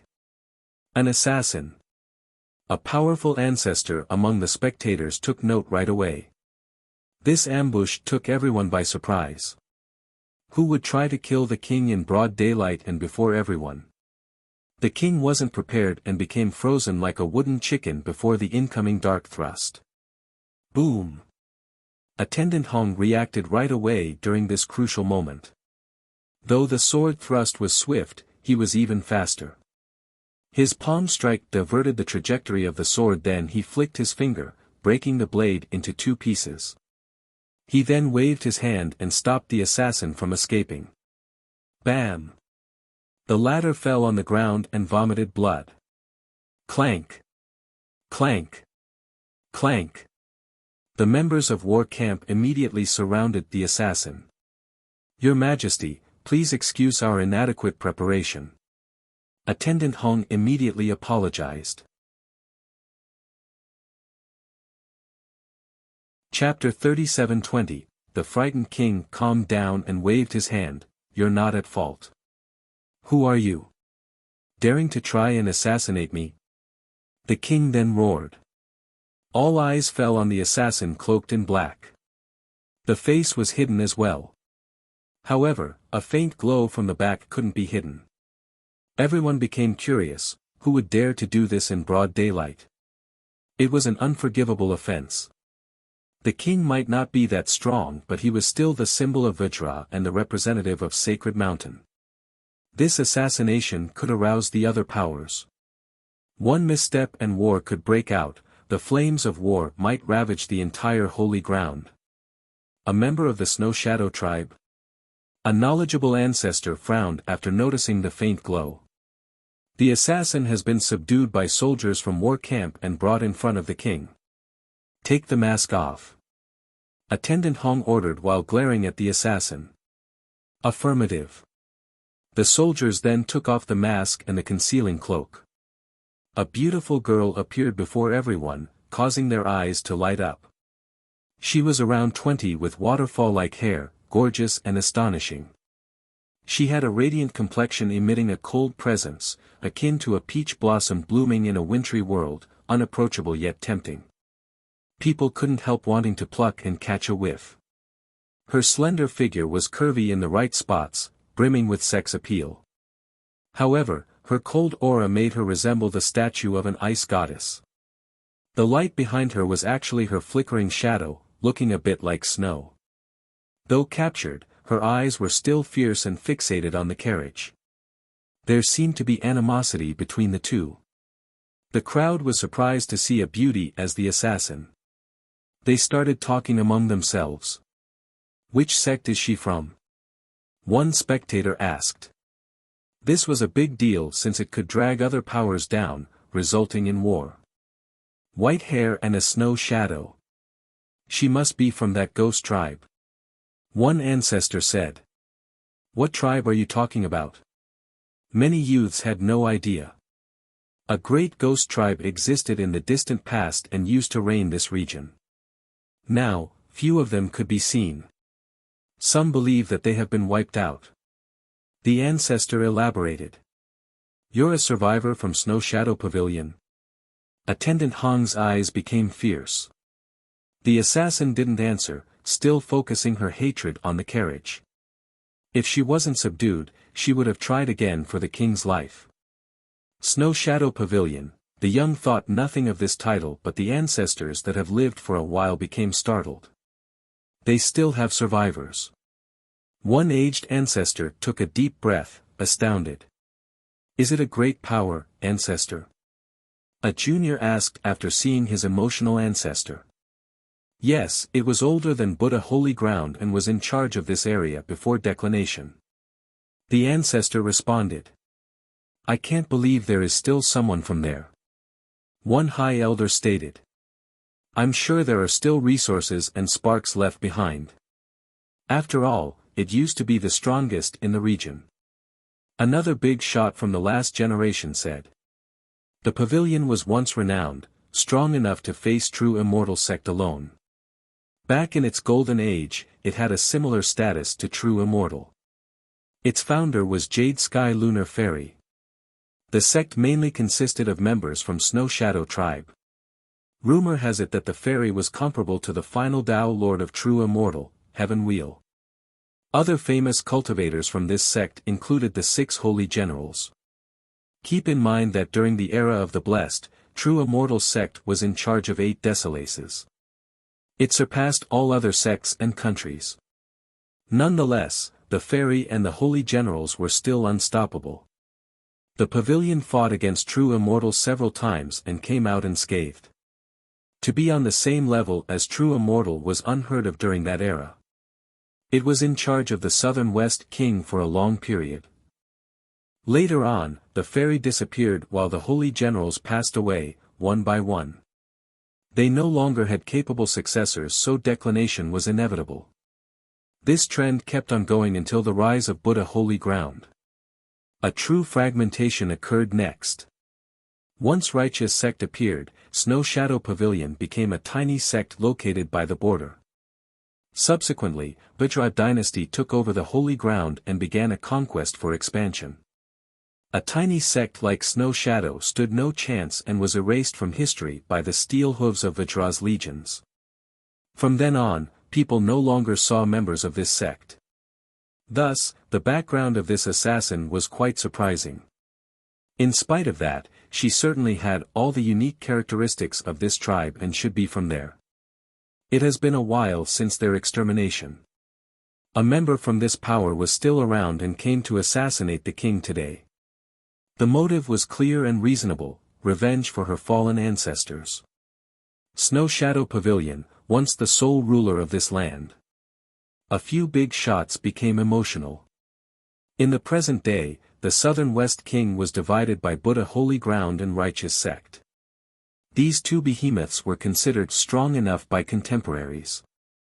However, these 2 sects combined might not be on the same level as Snow Shadow Pavilion during its height.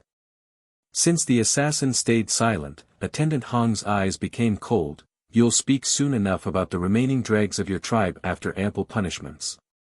Many shuddered after hearing the attendant's chilling voice. A powerful cultivator like him had countless unbearable torture methods. Your Majesty, please give a command. However, the attendant still asked the king for permission. Snow Shadow is just a dog without a master, just kill whoever shows up. The king didn't pay it any mind. Affirmative. Kill her. The attendant nodded and ordered. Wait. A lazy voice stopped the soldiers from killing the girl. Everyone followed the source. Who else could it be but Li Qie? Young Master Li, do you have something to say? The attendant stared at him. I'll be taking this girl. Li Qie nonchalantly said. What? This astounded the crowd.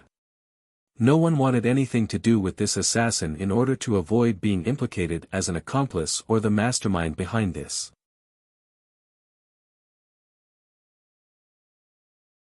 Chapter 37:21, Li Qiye didn't bother defending himself against suspicion as if he wasn't afraid of being viewed as the mastermind behind the assassination. The crowd thought that his timing was awful, only serving to invite trouble. Even a fool knew how to act in this situation but not Li Qiye. Of course, they knew that he was no fool. Isn't this too unreasonable? It's directly provoking the king. One spectator whispered. Right, even with him being the saber messenger.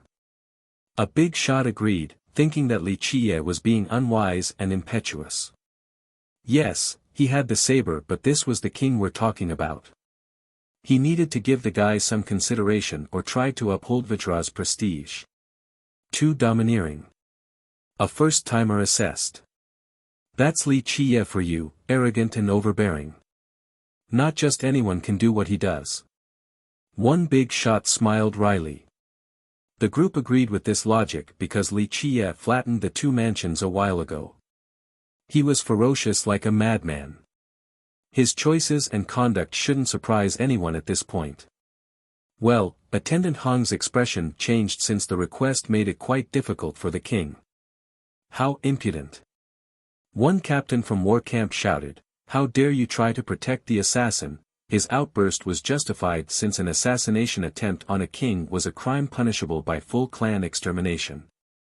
Li Qiye's request was contemptuous, to say the least. "Say one more word and I'll cut off your dog head." Li Qiye interrupted the captain and didn't hold back. The captain stopped, unable to finish his sentence, and turned red. Li Qiye's nonchalant comment carried ample weight. He could chop off the captain's head and no one would be able to do a thing. Even the second princess was killed, a captain like him was meaningless in comparison. The golden saber simply had too much authority in Vajra. "Your Majesty." Attendant Hong bowed towards the carriage, awaiting orders. "If the young master wishes to have her, listen to him." The king seemed bored of this already. The crowd didn't expect the king to be so straightforward and decisive.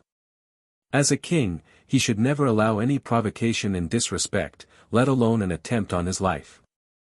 An assassin should be cut to countless pieces.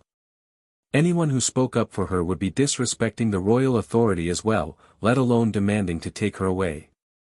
Both Li Qiye's demand and the king's acceptance surprised the crowd. Most thought that the king would refuse and a new conflict would arise.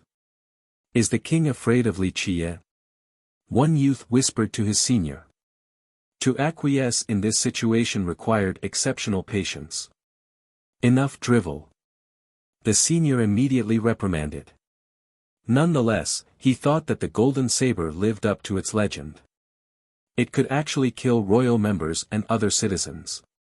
The holder of the blade represented the will of the temple. In other words, Li Qiye was the representative of the temple's ancestors right now. After receiving the order, the soldiers begrudgingly released the assassin. "Come here." Li Qiye waved at her. The latter stared at Li Qiye, bewildered. She didn't know Li Qiye outside of one brief meeting back in a restaurant at Wish Ward. She was ready to die and wouldn't complain after failing, not expecting to be saved by him, a complete stranger. Furthermore, he was the saber messenger and should be on the side of Vajra. Why did he save her now? She couldn't come up with an answer but still walked over and stood behind him. The crowd wondered if Li Qiye was actually the mastermind behind the assassination attempt. Alas, this didn't make sense since only a fool would reveal it right now. "Young master, please visit the imperial palace. Don't be reserved, consider it your own home." The victim, archaic Sun King, had no anger and actually invited Li Qiye again. His enthusiasm didn't diminish despite the unreasonable request. "I will." Li Qiye accepted. People found this strange. The two seemed to be familiar with each other and that this wasn't their first meeting. "We're returning to the palace." Attendant Hong ordered. The members of War Camp began escorting the king away from Black Robe Alley. Once they were gone, the atmosphere became normal again in the alley. The things different were the ruins where the two mansions used to be, and that the influential Grand Commander and Grand Chancellor have turned to ashes. Okay, the show's over, go do your thing now. Li Qiye stretched and told the crowd. They stopped ruminating about the shocking events and stared at Li Qiye, speechless. Chapter 37-22. Upon the inception of the storm, most thought that Vajra would undergo a monumental change. The older son would be replaced by the third prince. A bold speculation included the Li and Zhang working together to force an abdication from archaic Sun King. As for Li Qiye, they thought that he was inconsequential, only a side character to be killed by the two clans and an excuse for the Li and Zhang to take action. Now, these prior thoughts turned out to be hilarious to the point of being ludicrous. The supposed victors died and took thousands of clan members down with them. The two clans fell into disgrace, losing their positions in the court and army. These losses were immense. Moreover, Li Qiye himself did very little during the process. It was simply no big deal to him. The crowd stared at him as he stretched lazily, not giving a damn about the situation. Let's go. Some experts shook their head while staring at the destroyed mansions. The grandiose mansions that demanded respect were no more. It would take them a while to get over the stark contrast. Amitba. The monk lingered around as people were leaving. He approached Li Qiye with a beaming smile. Li Qiye decided to tease him after seeing his joyous expression. What is it, monk? In fact, many big shots stuck around patiently while staring at Li Qiye's armor. Their intent was obvious. The monk became a bit awkward. He scratched his head and smiled wryly. Young master, about what? Li Qiye feigned ignorance. The big shots exchanged glances. They knew that this armor belonged to Wish Ward, the monk merely lent it to him. However, its power was immense and highly coveted. No one would want to give it back after obtaining it. What would happen if Li Qiye refused to give the armor back to untethered monk? Oh, I was just saying that there is some dust on the armor. The monk hurriedly wiped Li Qiye's armor in an earnest manner and didn't let go.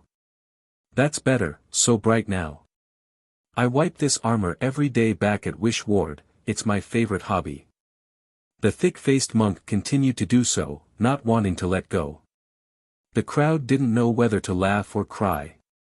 Of course, everyone could see that he wanted to ask for it back. It was difficult to start the conversation, so he walked around in a circle instead. You're nauseating, stay away from me. Li Qiye kicked him away and said.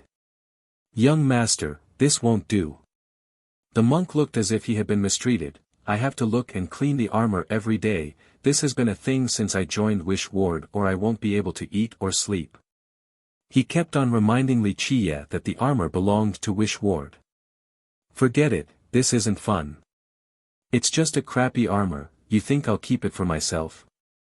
Here, stop acting so disgusting. Li Qiye smiled and shook his head. Clank. Clank. Clank. The plates peeled off him and assembled again into a massive bronze statue. It looked exactly the same as before in front of the monk. One would find it difficult to connect the invincible armor earlier to this statue. Amitba, you're too generous and kind, benefactor. I am just a lowly being in your supreme presence.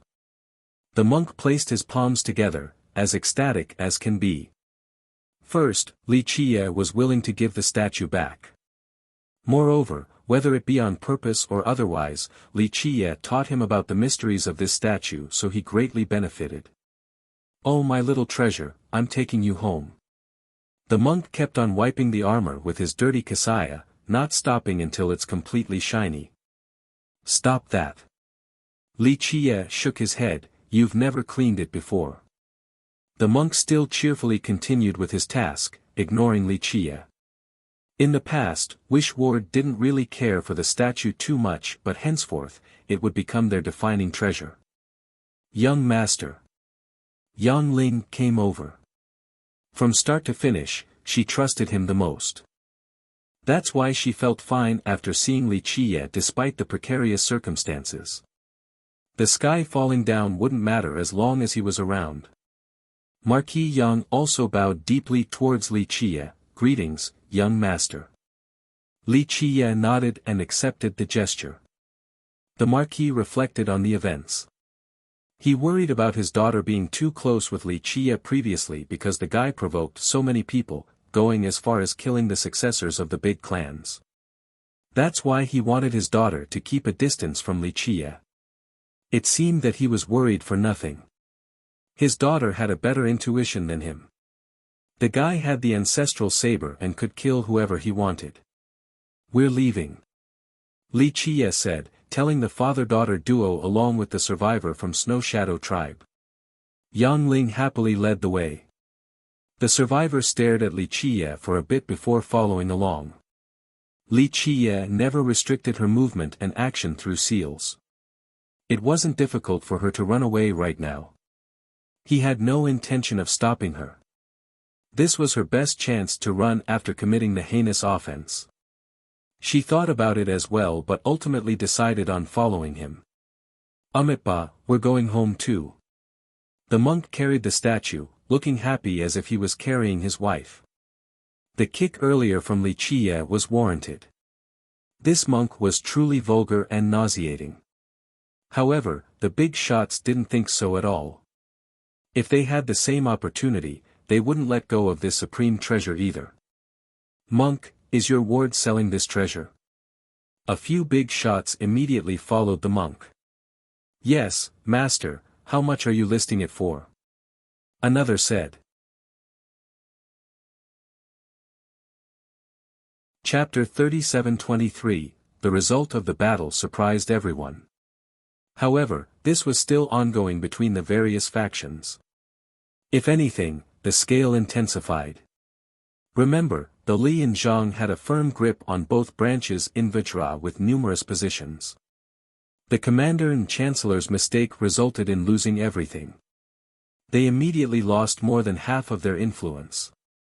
Furthermore, these newly available positions were highly coveted. Not only the officials in Vajra wanted to move up in ranks but other powers in the Holy Ground joined the fun. Most didn't care for joining the court or the personal benefits. It was a matter of widening their reach just like the Li and the Zhang. As long as Vajra was still in charge, they might earn more influence in the future at the Holy Ground. Numerous discussions arose as a result. The biggest question still centered around Li Qiye, or more specifically, his background. Isn't he just a woodchopper from Myriad Beast Mountains? Someone asked. This was widely known. No one doubted this despite the miracles that he pulled off later on. By this point, some skepticism surfaced. Yes, he really relied on this to survive, he picked fruits and vegetables too. Many saw it. One expert had a first-hand account. Many saw Li Qiye's way of life back at the temple. He didn't have a prestigious background. Then why does he have the ancestral saber from Vajra? He's the messenger now. One big shot wondered. This was the main focus for numerous cultivators and ancestors. Maybe he obtained a fortune in the mountains. One youth had a rich imagination. He fell into a mysterious cave or cliff and found the resting place of a Vajra ancestor and got the saber there. Ridiculous, there's no such fortune. A senior slapped him in the back of the head and woke him up from his vivid imagination. The senior went on, do you think Vajra dynasty will just let any guy who finds this saber from a random cave do whatever he wants in their territory? Even their king would obey this person. Vajra would cease to exist long ago in that case. Yes, the ancestral saber isn't an invincible weapon or anything. Another senior smilingly added, if it's a patrimony weapon, then one can use that to order a clan. After all, being recognized by such a weapon meant limitless potential. On the other hand, the ancestral saber from Vajra is only a symbol of authority. Finding the saber randomly doesn't give one the right to kill anyone in Vajra. Being bestowed this authority is what matters. Thus, the ancestral temple is what matters here. Maybe there's some truth to it. One expert pondered, Li Qiye might actually be a woodchopper. It's just that a powerful ancestor from the temple found him and chose to give him the saber. That's one possibility, albeit extremely unlikely. An ancestor familiar with the temple shook his head. Why would they give it to an outsider? It's enough power to shake the foundation of Vajra. Others agreed with this ancestor. Even archaic Sun King feared the saber. Wantonly giving the saber to anyone was destructive to their dynasty. Don't forget, who's the one who gained the most from this? A clan high elder joined in. The big shots present were shaken because they all had the same answer, Vajra. The Li and Zhang lost two influential positions at the capital and tens of thousands of disciples. Most importantly, they lost their grasp on the civic and military branches as well. Maybe Li Qiye has always been a member of Vajra, a secret genius groomed by the temple. This is all a plan to weaken the Li and Zhang. The previous ancestor boldly speculated. I think so too, that's why they gave the saber to him. Remember, the guardian is also trained by the temple, maybe he'll be the next guardian. Another agreed. The current guardian of Vajra was one of the four grandmasters. Nonetheless, his true identity remained a mystery. I thought the successor is clear already, Hu Ben. One guy brought this up. I heard this too before. Someone else said. Li Qiye being a member of Vajra is plausible, but a genius secretly groomed by the temple? Does he resemble a genius in the slightest? The group exchanged glances. All their questions would be answered if Li Qiye was trained by the temple. However, he was far from a genius since he was still in the conqueror level. In fact, even if he was an enlightened being, he was still 10,000 miles away from being called a genius. All in all, everyone had different opinions of Li Qiye, but there was one consensus, that he was a member of Vajra. Of course, Li Qiye didn't pay attention to these rumors. After the group returned to the courtyard, Yang Ling and her father smartly left, leaving behind Li Qiye and the Snow Shadow survivor. Yang Ling was very curious about Li Qiye's risky choice to save her. Was it because they met once back at the restaurant? Nonetheless, she didn't dare to pray. The survivor felt the same way. No matter how she looked at it, there was no reason for the guy to save her.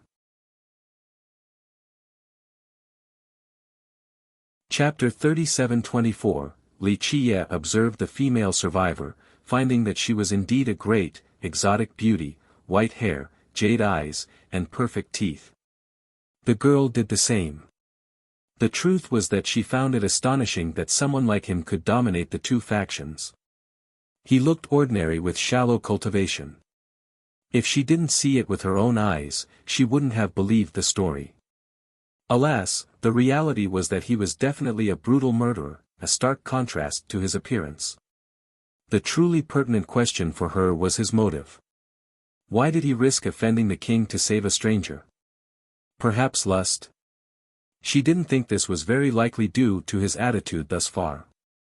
Moreover, as the saber messenger, Li Qiye would have no lack of beauties in Vajra. In fact, he could pick and marry any princess in Vajra. She was nothing but a captured assassin compared to their noble selves. You have something to say? Li Qiye could see what's on her mind and smiled. Why did you save me? She got straight to the point. Because you're a survivor of the pavilion. He answered. I see. She came up with numerous reasons in the past, but this answer wasn't at the top of the list. She hesitated for a while before inquiring, you have ties with the pavilion? She wasn't sure because the pavilion has been destroyed for a long time now. The lucky survivors were few and far in between. As far as she could tell, the remnant members had nothing to do with Li Qiye. Not quite. He smiled. This confused her even more.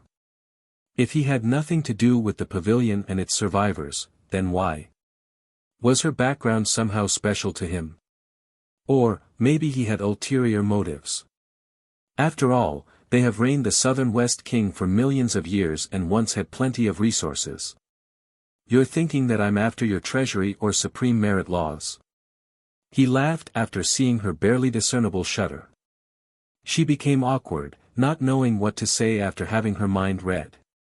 If your pavilion actually had treasuries left behind, it wouldn't have fallen to this level. He added. This was indeed the truth. She thought that if they had any ace cards left, they would have been able to survive. Before destruction was dished out by Vajra, the pavilion was already finished and reduced to a third-rate sect. There were no treasuries to speak of during that period. Plus, let's assume that there were still treasures left, they might not be able to get into my sight, not even the heavenly jade cicada. Li Qiye said flatly. The survivor was both shocked and angry. First, he looked down on the pavilion's treasures, the comment was clearly offensive. On the other hand, he also revealed the peerless treasure of their founder, something their tribe considered invincible. Though she has never seen it, she heard plenty of legends regarding this treasure. The founder used it to sweep through 8 desolaces. It had a special significance in the tribe, so Li Qiye's blatant contempt frustrated her. Don't be chafed, I am merely telling the truth.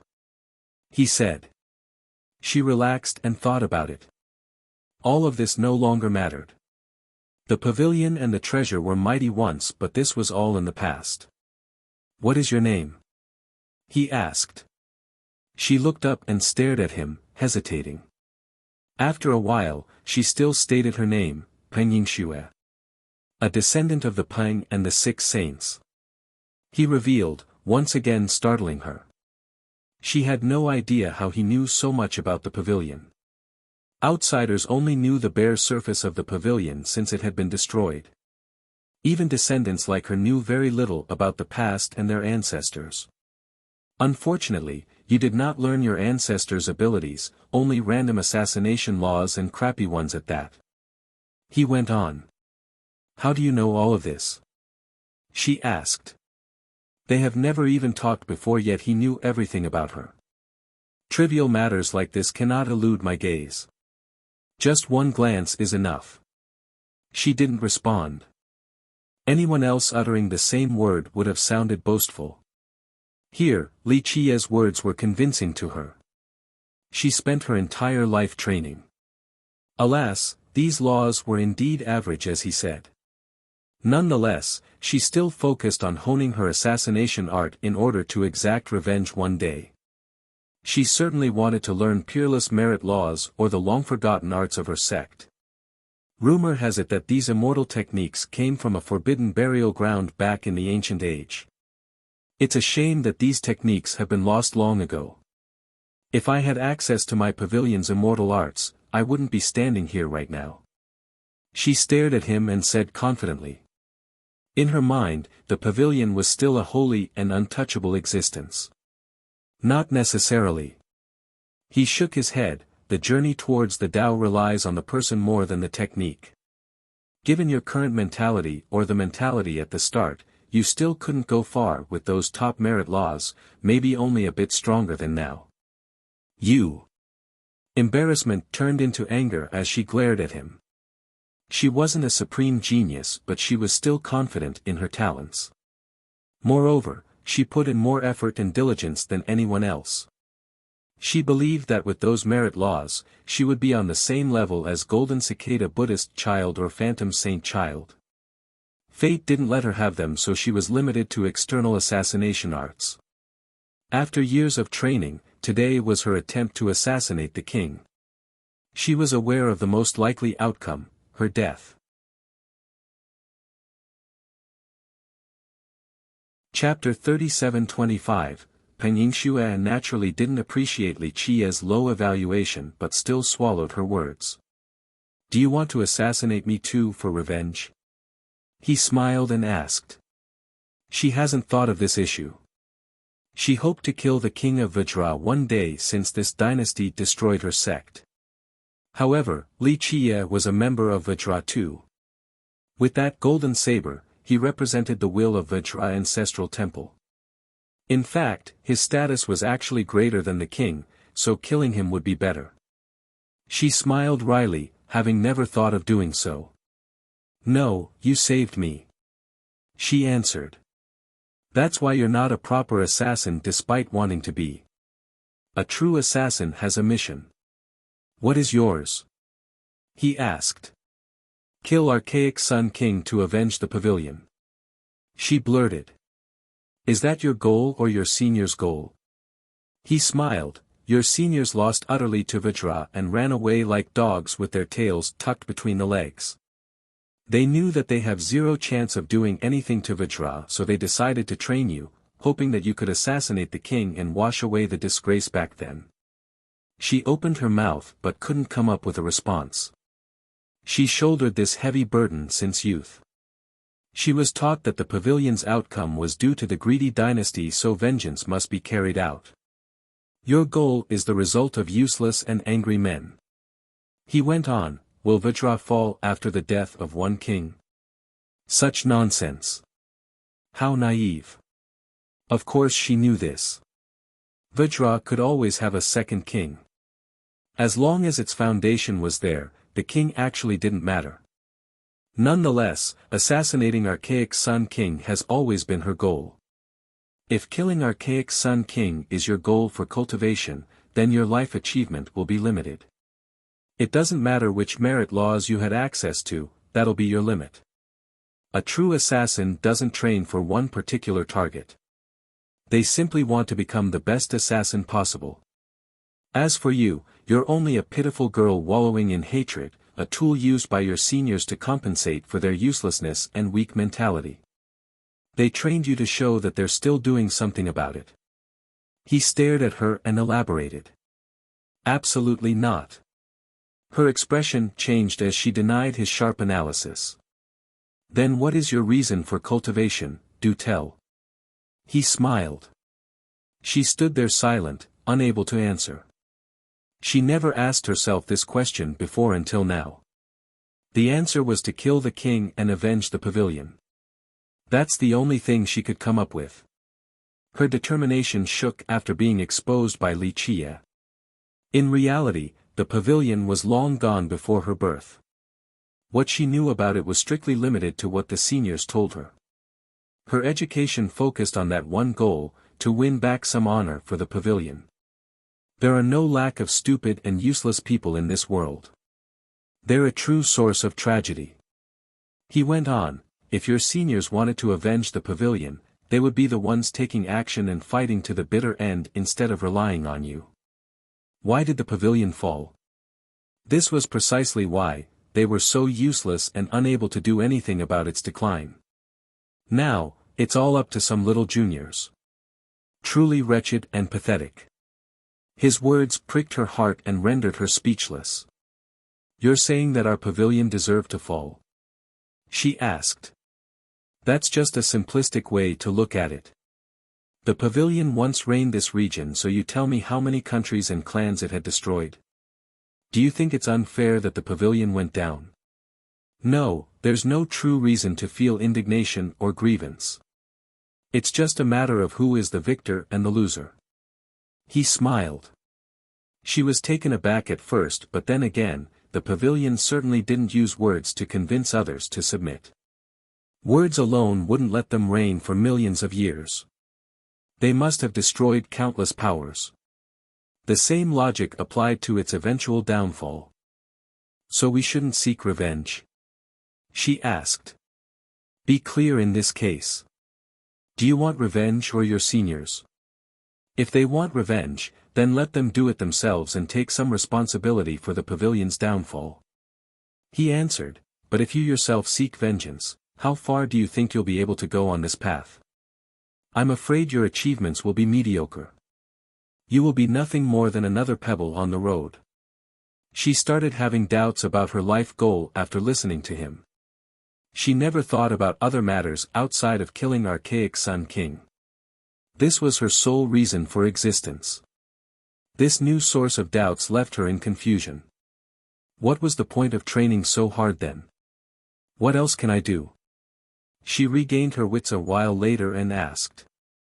You need to ask yourself what you desire. The path towards the Grand Tao is long. If vengeance is insufficient as the fuel, you need to keep going and find the true motivation and goal in your heart. He said. She couldn't come up with an answer due to her education. She was ready to throw away her life for this goal. Revenge is only the tip of the branch. Understanding yourself will let you go farther and stronger. Once you reach the peak and look down, the vengeance and feud between clans and countries, so meaningless. Just one wave of the hand can eradicate everything. The hatred in your heart right now is trivial and will be your downfall. Even if you can obtain this goal, what's next? Your body might be alive but your Tao pursuit will be dead. Tao pursuit, she murmured. The seniors never told her any of this. Li Qiye was right. If she somehow managed to reach the peak, destroying Vitra would only require one hand wave.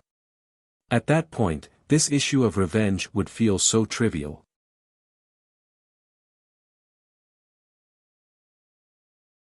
Chapter 37-26, Peng Yingxue didn't quite understand all of this just yet but still looked forward to the future. At the apex surrounded by winds and clouds, past grudges and resentments didn't matter at all. Perhaps her future self would find her current actions hilarious. I don't know what I should do. She said. Go where your heart wants to go. If the heart doesn't wish for it, then more effort will still only be a waste of time. He smiled. She began thinking about her true intentions and feelings, entering a trance. His words managed to pierce the inner depths of her heart and mind, the location of her desires and wishes. In the past, if someone were to ask for her reason to live and cultivate, she would have answered without any hesitation, killing the king of Vitra. Now, he had swept away the clouds and fogs blocking the path towards the Grand Tao, opening a new window for her life. She was lost in the darkness once and vengeance became her guiding lamp. This was due to education from the seniors during her impressionable years. Now, Li Qiye's comment became as bright as an illuminating sun. The lamp looked insignificant in comparison. One Grand Tao to another, she murmured, seemingly having figured out something. However, a thin veil still existed. Nonetheless, this feeling gave her hope and excitement for the future. In the past, her training was arduous and dry. The seniors kept on reiterating her mission. Now, she felt a yearning for the Grand Tao, wanting to reach it and feel its existence. This was completely different from her previous way. She wanted to train for herself now in order to open the door to a vast world. Not too stupid, there's still a chance for you. At the very least, you desire for the Grand Tao to be a part of your life. Li Qiye smiled while looking at her expression. What should I do from now on? She regained her wits and asked, having never been taught to train for herself before. Start over. He nonchalantly said. You mean, breaking my foundation? She became startled. No cultivator truly wanted to do this, throwing away years of harsh training. The majority would never make this choice. Yes, but not an absolute requirement. To redo is to have a purer beginning with greater potential. It's fine to keep what you have, just improve the foundation by starting with a new mantra. He said. A new mantra. She softly said. Keep in mind that this process will be painful. The new mantra will gradually destroy the previous. This will take a long time. Each energy channeling is akin to being cut by numerous blades. Are you prepared? He elaborated. Destroy my old mantra. She thought about it for a bit before taking a deep breath and solemnly said, no matter what happens, I want to give it a shot. She didn't only want to grow stronger by trying this experiment. Her focus was to obtain the feeling of embracing the Grand Tao and understand its irresistible properties. This determination is enough. He smiled and said, I will give you a mantra then. With that, he raised his finger and a Tao law circled around it. Clank. The Tao law then entered her mind, an ocean of consciousness. Boom. The law caused massive waves and took roots deeper in the ocean, seemingly wanting to penetrate her Tao foundation. The pain caused her to cry out in fear. She trembled and gritted her teeth in order to endure this agonizing test. She became drenched in sweat before eventually making it through. After the Tao law finished taking roots there, it began to grow like a new tree.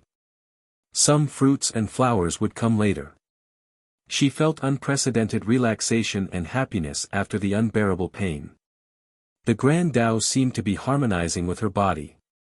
She finally came into contact with the Tao. Thank you. She bowed deeply towards Li Qie. She didn't thank him when he saved her from the king because she didn't know his motive. Now, this showing of gratitude came from the heart. He helped her grasp an entirely new feeling. He calmly accepted her grand gesture. What mantra is this? She asked, not knowing the name of the law embedded in her mind. Just this one law was immensely complicated. It seemed to contain a complete grand Tao in there. I don't remember exactly, something like virtuous displacement art. He smiled and answered. Immortal virtuous displacement art. She shouted in astonishment. Oh, that's its full name. I see. He said. Is it real? She became emotional after his confirmation. This is our pavilion's lost technique, our ultimate merit law. Rumor has it that their founder, Jade Sky Lunar Fairy, also known as Empress Wan Xian, obtained it from an ancient burial ground. With the help of an actual immortal, the Empress eventually learned this art. The 6 saints from their tribe later learned it as well. This art allowed them to contend against true immortal sect. In future generations, some descendants managed to learn it. Alas, their proficiency was far inferior. Later on, as the pavilion started to decline, no one else understood it. The merit law became lost with time. That's why she was so shocked and Li Qie supposedly gave it to her just now. Why do you have this? She stammered. He wasn't a member of their tribe. Even if he was, he wouldn't have access to this long-forgotten merit law. Chapter 37-27, I just happened to remember it after seeing you. Li Qie answered. What? Pang Yingshue's confusion grew. This answer didn't make any sense. Remembering this peerless merit law after seeing her. Were the words carved on her face? She knew that this was impossible. She wasn't a fairy or the son of the Grand Tao. Just looking at her wouldn't result in understanding a merit law. Of course, she didn't think Li Qie was duping her either despite the strange answer.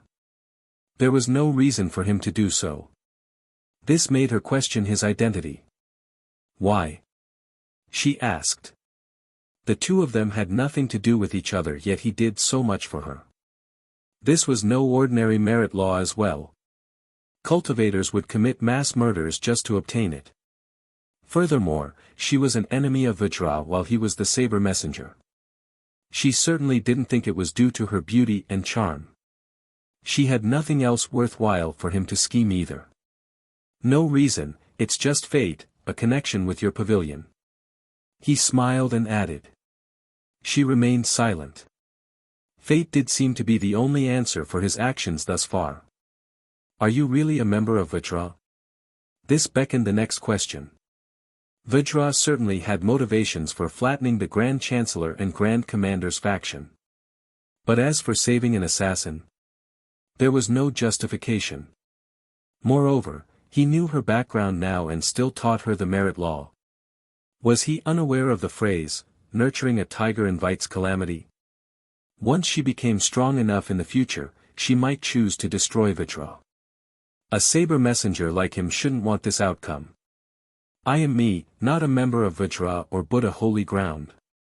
He shook his head. This was inconceivable to her. The holder of the ancestral saber claimed that he wasn't a part of Vitra. Other members of this dynasty might consider him a traitor after hearing this. She didn't understand him at all. She knew that he was unfathomable. His cultivation meant nothing. I have shown you the path. He went on, how far you can go depends on your own training. Go rest now. She took a deep breath and bowed again. She wanted to leave but didn't know how to properly address him for the goodbye. Young master will do. He said. Young master, I will always remember your kindness. She bowed again and spoke with sincerity. He then told Yang Ling to prepare a room in the courtyard for Pingyingxue to stay temporarily.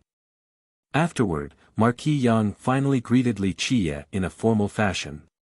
This seemed like a currying favor attempt but not exactly. A marquis should indeed act respectfully towards the saber messenger of Vitra. Go rest too. Li Qiye told them. The father and daughter knew that he had just been in a long fight and didn't dare to bother him. In the next several days, they didn't have a chance to speak with him either, completely preoccupied with the number of guests. If it wasn't for Li Qiye's reclusive nature, their courtyard steps might have been crushed already.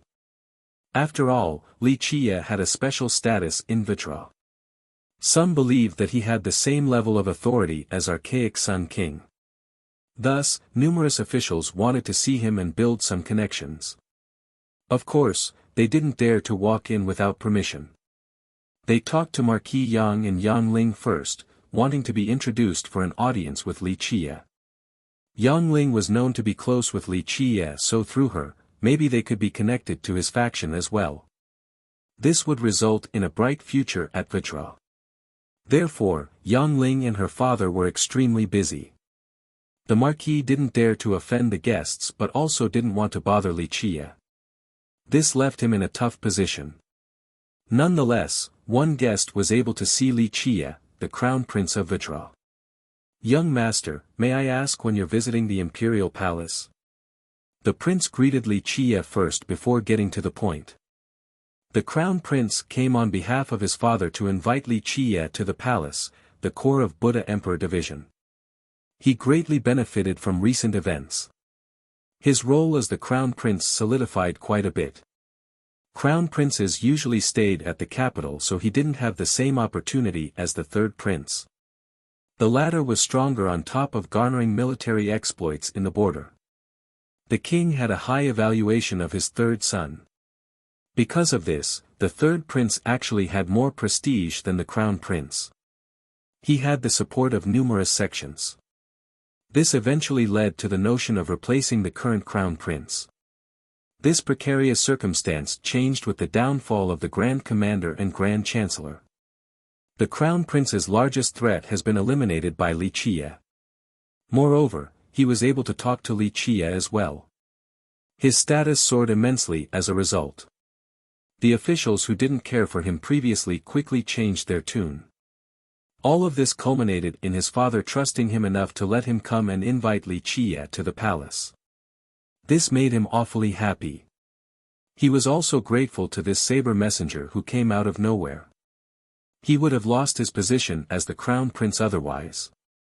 Now, he saw hope for the future. Today is a fine day, let's go.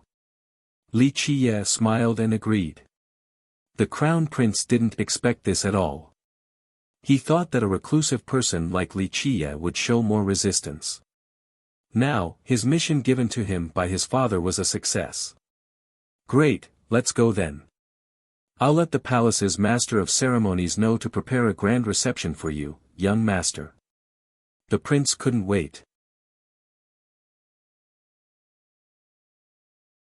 Chapter 37-28, Li Qiye told the Crown Prince that a grand reception wasn't necessary. He told Yang Ling to stay behind and wanted to bring Pingyingxue along. Well, the Crown Prince saw this and became startled. How could he bring an assassin to the main branch? His father, the royal clan, and other powers would have a negative impression of him. To do so in a direct manner was extremely improper. Is there a problem? Li Qiye asked. Young master, it's not just a problem. The crown prince had a pained expression, nearly wanting to cry. This was a huge, huge problem. If anything were to happen, he might lose his successor status or even his head. Young master, I do have some estates in this area, I can let her pick one to stay at. The prince looked as if he was at a funeral. There was no way he could ever defend himself in a worst-case scenario. Everyone might think that he was the mastermind behind the attempted assassination. It'll be fine as long as I'm around. Li Qie said. Peng Yingxue stood quietly behind Li Qie, understanding the implication of her visit. Of course, she didn't think Li Qie had nefarious plans against her, so she followed his whim. Okay, very well. The dejected prince had no choice but to give up. What else could he do? Even his father, the ruler of the Holy Ground, acquiesced to Li Qie when he demanded the assassin. A crown prince like him was in no place to refuse Li Qie. It became abundantly clear that the authority of the ancestral saber was greater than his expectation. A while ago, he assumed that the popular phrase with the saber having authority to kill was just an exaggeration and that the saber was still beneath the king's dominion. This might not be the case. Let's go on our way. He summoned the courage to keep going, praying that nothing bad would happen. He hoped that Li Qie would be able to keep this assassin under control. Another attempt and he would definitely be the first suspect. There was no grand reception, but the crown prince still used a royal carriage to take Li Qie into the imperial palace of Vajra dynasty. This palace was located in the floating city above Metropolis. In reality, it belonged to the Holy Ground, not Vajra. This area was stately and could be seen from far away. The members of Vajra were living here right now but could be replaced in the future, whether it be by an order from Sacred Mountain or a loss of sovereignty through inability. Thus, this palace actually belonged to Sacred Mountain. Nonetheless, Vajra has been ruling for generations, so many forgot about this important information. Buddha Emperor Division consisted of this floating city, serving as a symbol of authority for Sacred Mountain. Its Tao lords used to live here. Later on, Sacred Mountain stopped actively controlling the Holy Ground and chose a representative instead. This meant that even the strongest power couldn't take over the Holy Ground without permission from Sacred Mountain. Even for Vajra, changing the king or the crown prince required approval from Sacred Mountain. Though the city was floating, it was as stable as a mountain. It emitted continuous Buddhist lights and the auras of Tao lords. These auras commanded respect and made everyone feel safe. Some believe that it might be the most fortified location in the southern West King, easy to defend and hard to siege. This statement was logical since it has been blessed by 4 Tao lords. They also stayed here and left behind their marks. Moreover, the sages of the Holy Ground added their power as well. All of this culminated in a mighty force within the city. Of course, others would bring up Sacred Mountain as another candidate. However, its location was transient. Few actually had enough information on it, so people only used their imagination. After entering the city, one would bask in its vastness and think that it was a continent. The imperial palace only took up a small portion of it. There were also the Ministry of War and the Ministry of Rights. The other 4 divisions also had their own branch here. Their presence weakened Vajra's authority, at least to a certain extent. Tyranny wasn't possible. The area taking up the most land here was actually Minor Sacred Mountain. It was visible regardless of one's location in the city. I was the source of the Buddhist light and Tao Lord auras. One couldn't help wanting to bow after seeing it. This place was considered one of the sacred grounds in this region. Sacred Mountain never stopped moving, so people had a hard time seeing it, let alone climbing up. Fortunately, Minor Sacred Mountain was here, allowing people to at least get a glimpse. The kings of whatever dynasty was in charge would come here for a coronation ceremony. This legitimized their status. Most believe that Minor Sacred Mountain was built as a copy of the real thing by the progenitor himself. The other 3 Tao lords have also stayed here for a period. The remnant auras of these Tao lords made it impossible for people to climb up. They could only stand at the base to show their respect. Nonetheless, plenty of people still came to do so for millions of years. This capital was quite lively. Strangely enough, despite having numerous pivotal locations, people only needed to pay the entry fee to get in.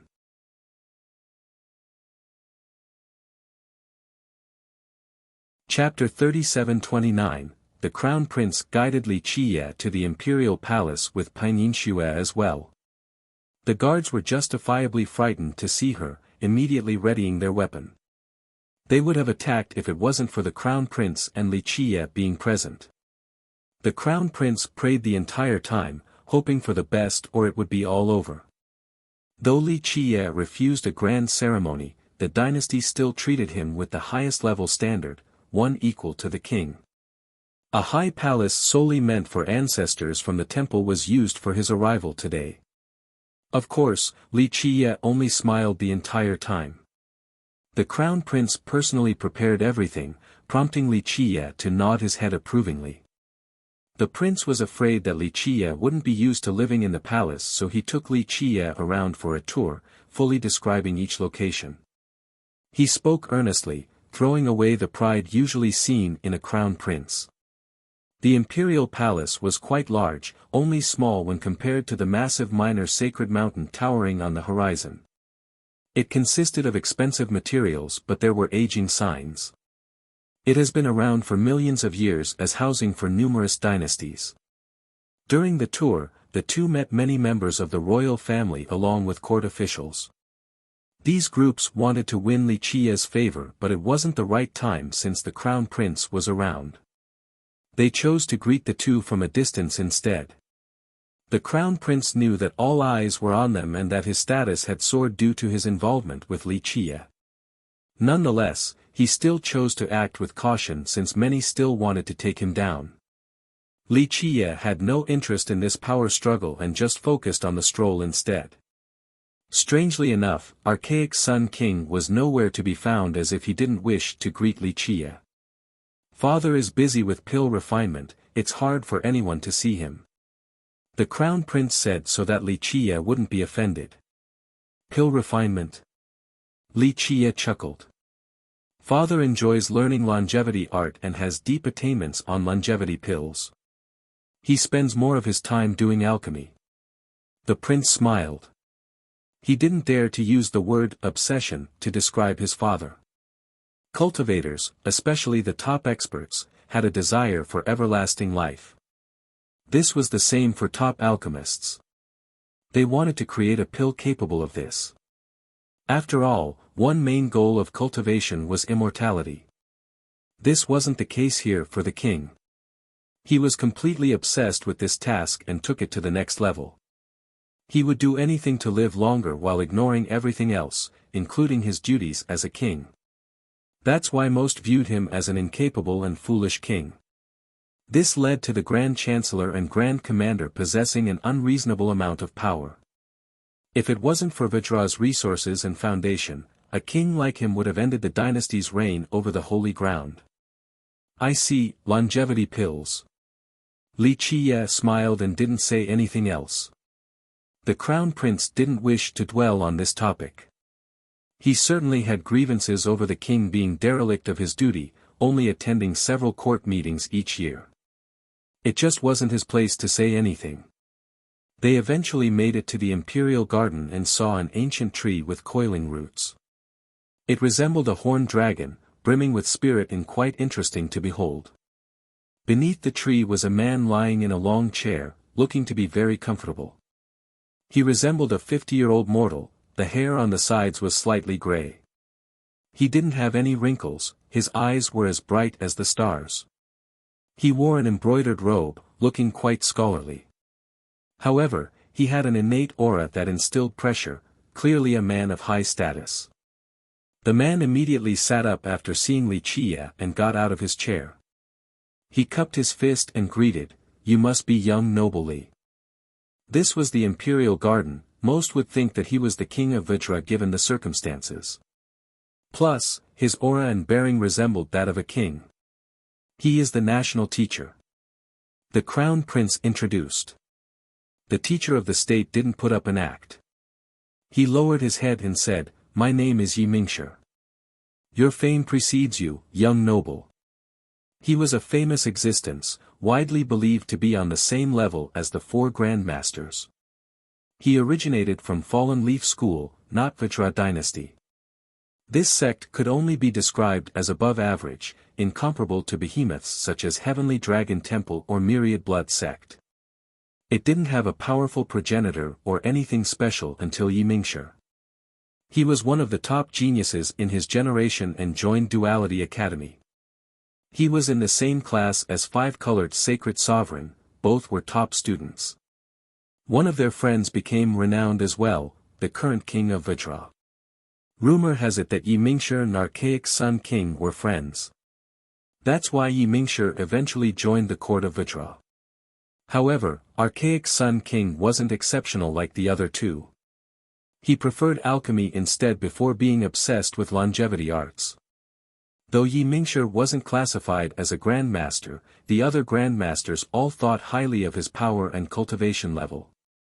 Some believed that he had fought evenly with the grandmasters before. Due to his impressive abilities, one theory ran rampant in the dynasty, that his secret identity was the Guardian of Vajra, a member of the four grandmasters. People knew nothing of this Guardian, only that the Guardian was a grandmaster and a member of Vajra. This made it quite strange. Why was this unknown character listed as a grandmaster? Some said that it was because this Guardian fought evenly with the other members. Another stated that the Guardian had challenged Buddha Supreme before and lost. Buddha Supreme approved of the Guardian's power, hence the eventual classification. In terms of power, status, and timeline, Yi Mingshi seemed to be the Guardian. He had neither refuted nor confirmed this rumor. This made people even more skeptical. Chapter 3730, Yi Mingshi had the trust of Archaic Sun King. This in combination with his power earned him a pivotal role in the entire holy ground. His polite showing towards Li Qiye was more than enough decorum. Keep in mind that even the late Grand Commander and Grand Chancellor wouldn't dare to act haughty in front of him. No need for courtesy. Li Qiye waved his hand and asked. In this split second, the teacher saw the bronze ring and became startled, his mouth opened wide. Nonetheless, he was experienced enough to regain his wits with haste. Your Highness, please leave for a moment. Yi Mingshi cupped his fist towards the Crown Prince. The Crown Prince didn't know why, but he was sensible enough to listen. He bowed to the two before speaking. Take your time, young master and teacher. I'll take the miss along with me. Penyingxue didn't need Li Qiye to tell her and quietly left. Li Qiye and Yi Mingshi became the only two left in the garden. Yi Mingshi got on his knees and said, "Please forgive my lack of reception. As I've said, no need for courtesy." Li Qiye shook his head and sat down on the long chair. Yi Mingshi got up and stood next to Li Qiye, stealing another glance at the ring. How should I address you? He was aware of the ring's significance but didn't know how Li Qiye got it. Call me young master so that I won't be accused of false advertisement. Li Qiye naturally noticed and chuckled. Of course not. Yi Mingshi smiled wryly, hesitating to ask about the ring. In theory, whenever the ring changed master, it should be a big deal with a grand ceremony. However, no one heard a thing about it. This seemed to be unprecedented due to the important nature of the ring. Looks like you've seen this ring before. Li Qiye smiled. Very few had this privilege, only the strongest members of the holy ground. They needed to be at a certain level before being exposed to it. Others would only think of it as an ordinary bronze ring, nothing more. As for the former crowd, they would be able to recognize it right away. There was no chance of faking it either. I was lucky enough to meet the Paragon in the past and greatly benefited from some pointers. Yi Mingshi said with sincerity and respect. Talking about that fake monk? Or the fake Taoist? Li Qiye smiled. Yi Mingshi couldn't respond because he considered that man to be a teacher. Now, he found it puzzling that Li Qiye would speak of the man in this manner. The passing of the ring meant that Li Qiye should have a teacher-disciple or a senior-junior relationship with him. This certainly didn't seem to be the case. Yi Mingshi knew that picking the next candidate for the ring was of utmost importance. There must be a reason why Li Qiye was chosen. The paragon is a straightforward and unrestrained man. Yi Mingshi eventually said. That's one way to put it, I suppose. Better than calling him a fake monk or fake Taoist, but in my opinion, being a butcher is more suitable for him. Li Qiye chuckled. Yi Mingshi coughed awkwardly, becoming more and more confused. A junior definitely wouldn't talk about his senior in this manner. You're thinking that I snatched this ring? Li Qiye knew exactly what the guy was thinking. I do not dare, I'm sure there's a reason why you have it, young master. Yi Mingshi denied. There's no reason. Li Qiye shook his head. If I wanted it badly enough to rob the monk, he would have given it to me with both hands. But, this broken ring is worthless and isn't worth my effort. I just spent a few coins for it, that's all. Yi Mingshi became frozen. This ring could drive the entire world crazy from wanting to be the next owner. Li Qiye's expression looked serious enough. He really didn't give a damn about the ring. Yi Mingshi knew that Li Qiye was aware of the ring's significance and value. This made the statement strike harder. But most importantly, he claimed that he could have taken the ring effortlessly. This should be impossible. The previous master or the so-called fake monk by Li Qiye was a frightening being with immense power. Only one other person in all of the southern West King was qualified to be his opponent. Yi Mingshi was fortunate enough to be taught by him, albeit briefly. That's why Yi Mingshi knew of his power and had nothing but respect for him. You're joking, young master. Yi Mingshi regained his wits and doubted the claim. I'm not. Li Qiye smiled. Numerous thoughts coursed inside Yi Mingshi's head. He didn't know how to respond. At this point, it seemed that Li Qiye really bought the ring for only a few coins. How could this be? The priceless ring represented unlimited authority. Nonetheless, Yi Mingshi could tell that Li Qiye wasn't lying. It was difficult for him to believe even though the facts were laid out in front of him. I can't possibly fathom the paragon and your intent, young master. He eventually concluded with a forced smile. He stopped thinking about this matter. First, the paragon didn't follow the mold. This seemed to be the case for Li Qiye as well, hence their strange conduct. No point in trying to understand them without being at the same level and having the same knowledge. Ultimately, the ring was still the ring regardless of how Li Qiye obtained it. As for Li Qiye, he knew what the monk was up to. He chose to play along because it was convenient while being devoid of karmic ties and consequences. Young master, since you're at the capital, is there anything I can do for you? Yi Mingshi asked.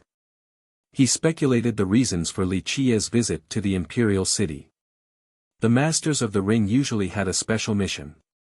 1. I don't really get this line in this context, so I translated it as it is. The idiom here is, hang a sheep's head while selling dog meat, or false advertisement.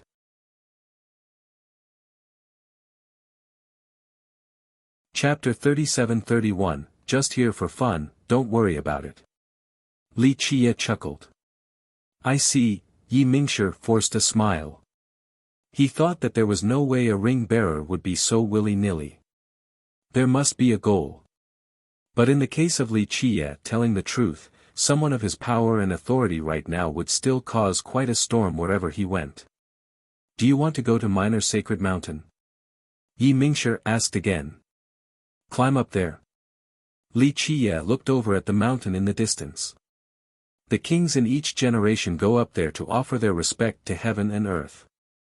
You naturally don't need to do this, young master, but the ring requires an additional seal before reaching its true potential. Yi Mingshi glanced at the ring that was more than just a status symbol. It had unbelievable power, a reason why it was able to pass down for millions of years. That doesn't matter, this cheap ring is fine the way it is right now. Li Qiye nonchalantly said. Others would think that Li Qiye was crazy for his assessment of the ring. On the other hand, Yi Mingshi knew that Li Qiye had a full understanding of the ring. That made it even more terrifying. He thought that Li Qiye was quite frightening and decisive. You're unfathomable, young master. Mingshi hesitated before speaking, but, young master, if you want to pass it down, it'll still need the seal to exert its true power. Not everyone can be as carefree as you.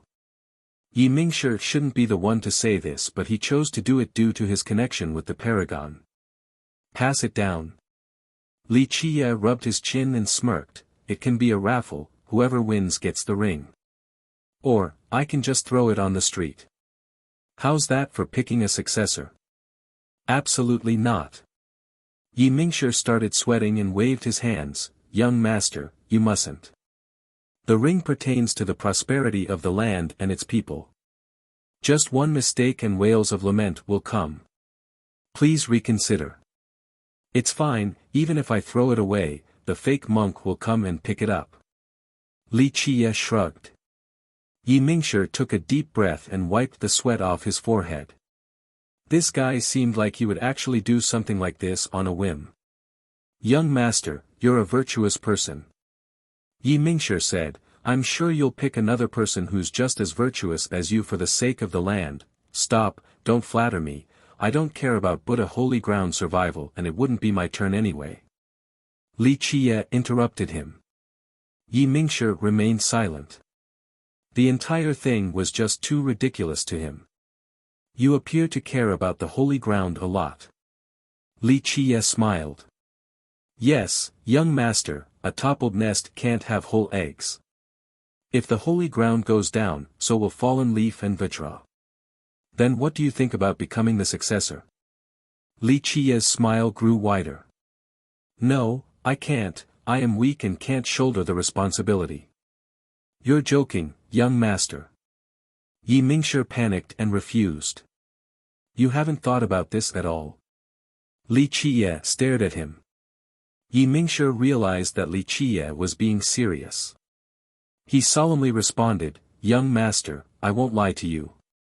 Everyone desires an item with so much power, but I can't take it. It'll bring a personal calamity on top of chaos across the holy ground. I'll become a sinner then. This response came from the heart. He didn't come up with excuses. To others, he was certainly powerful and on the same level as the 4 grandmasters. He himself knew that he was far from sufficient. His cultivation path stopped here. If he were to have the ring, it would end with his death and the holy ground's destruction. Your mindset is rare. Li Qiye nodded, so many others want the ring. Yi Mingshi didn't say anything. His position at Vajra made it a sensitive topic. Since he had more information at his disposal, he knew better than to comment carelessly.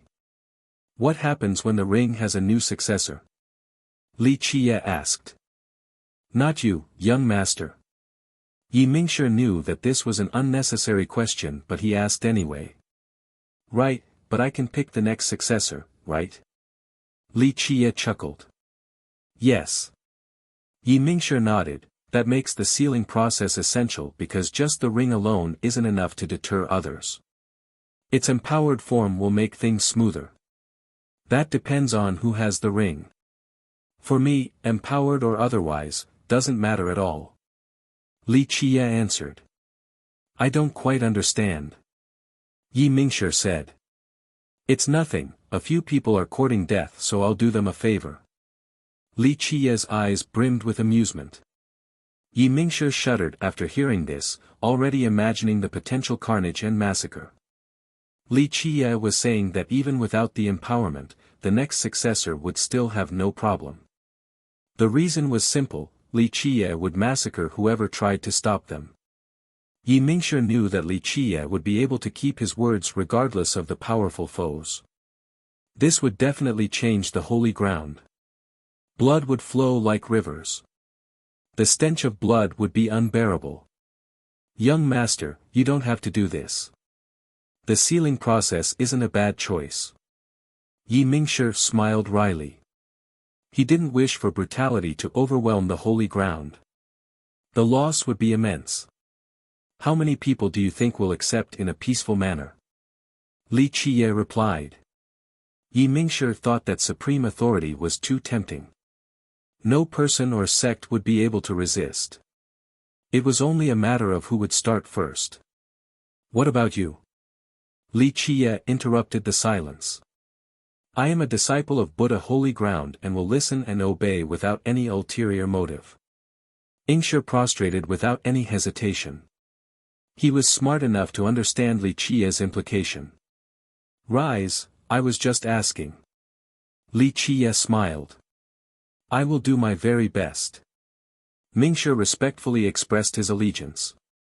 Li Qiye might not need his help, but he could be very useful during the next successor appointment. Smart people like you are rare nowadays. Those who know propriety and their place are even rarer. Li Qiye said. Yi Mingshi stood with a respectful pose and didn't respond. Fine, I'll take a look when there's time. Li Qiye eventually concluded. This is a blessing for the citizens, thank you for your mercy, young master. Yi Mingshi heaved a sigh of relief.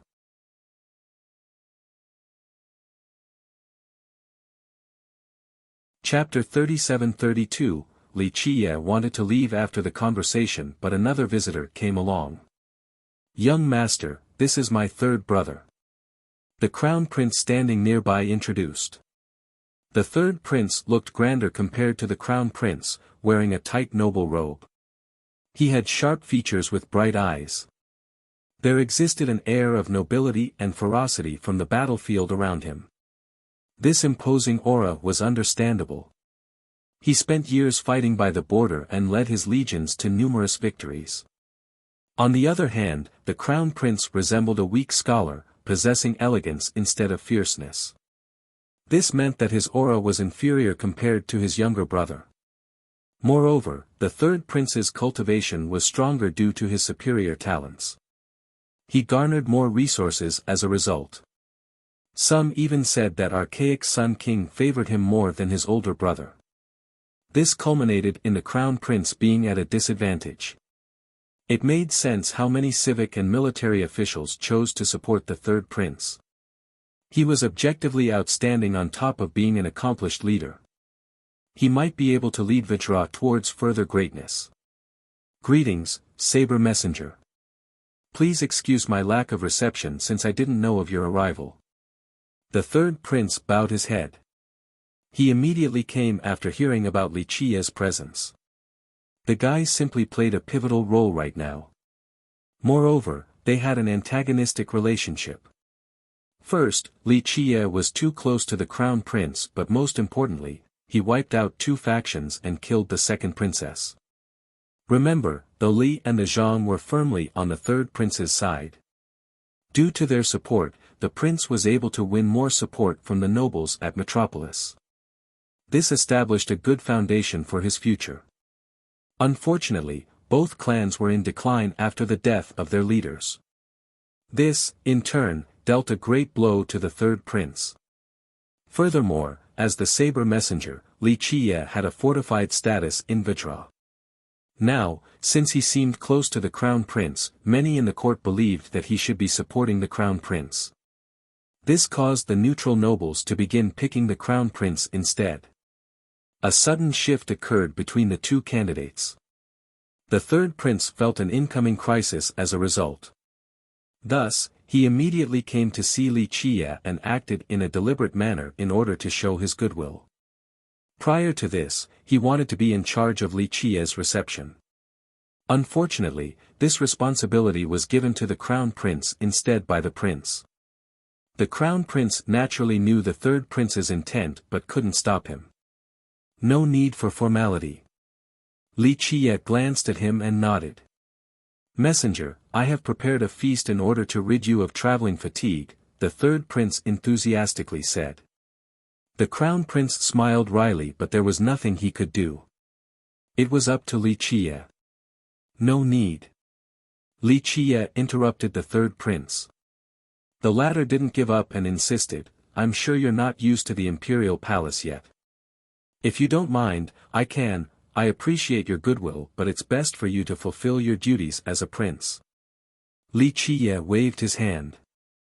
The third prince was intelligent enough to understand Li Qie right away. This wasn't the answer he wanted.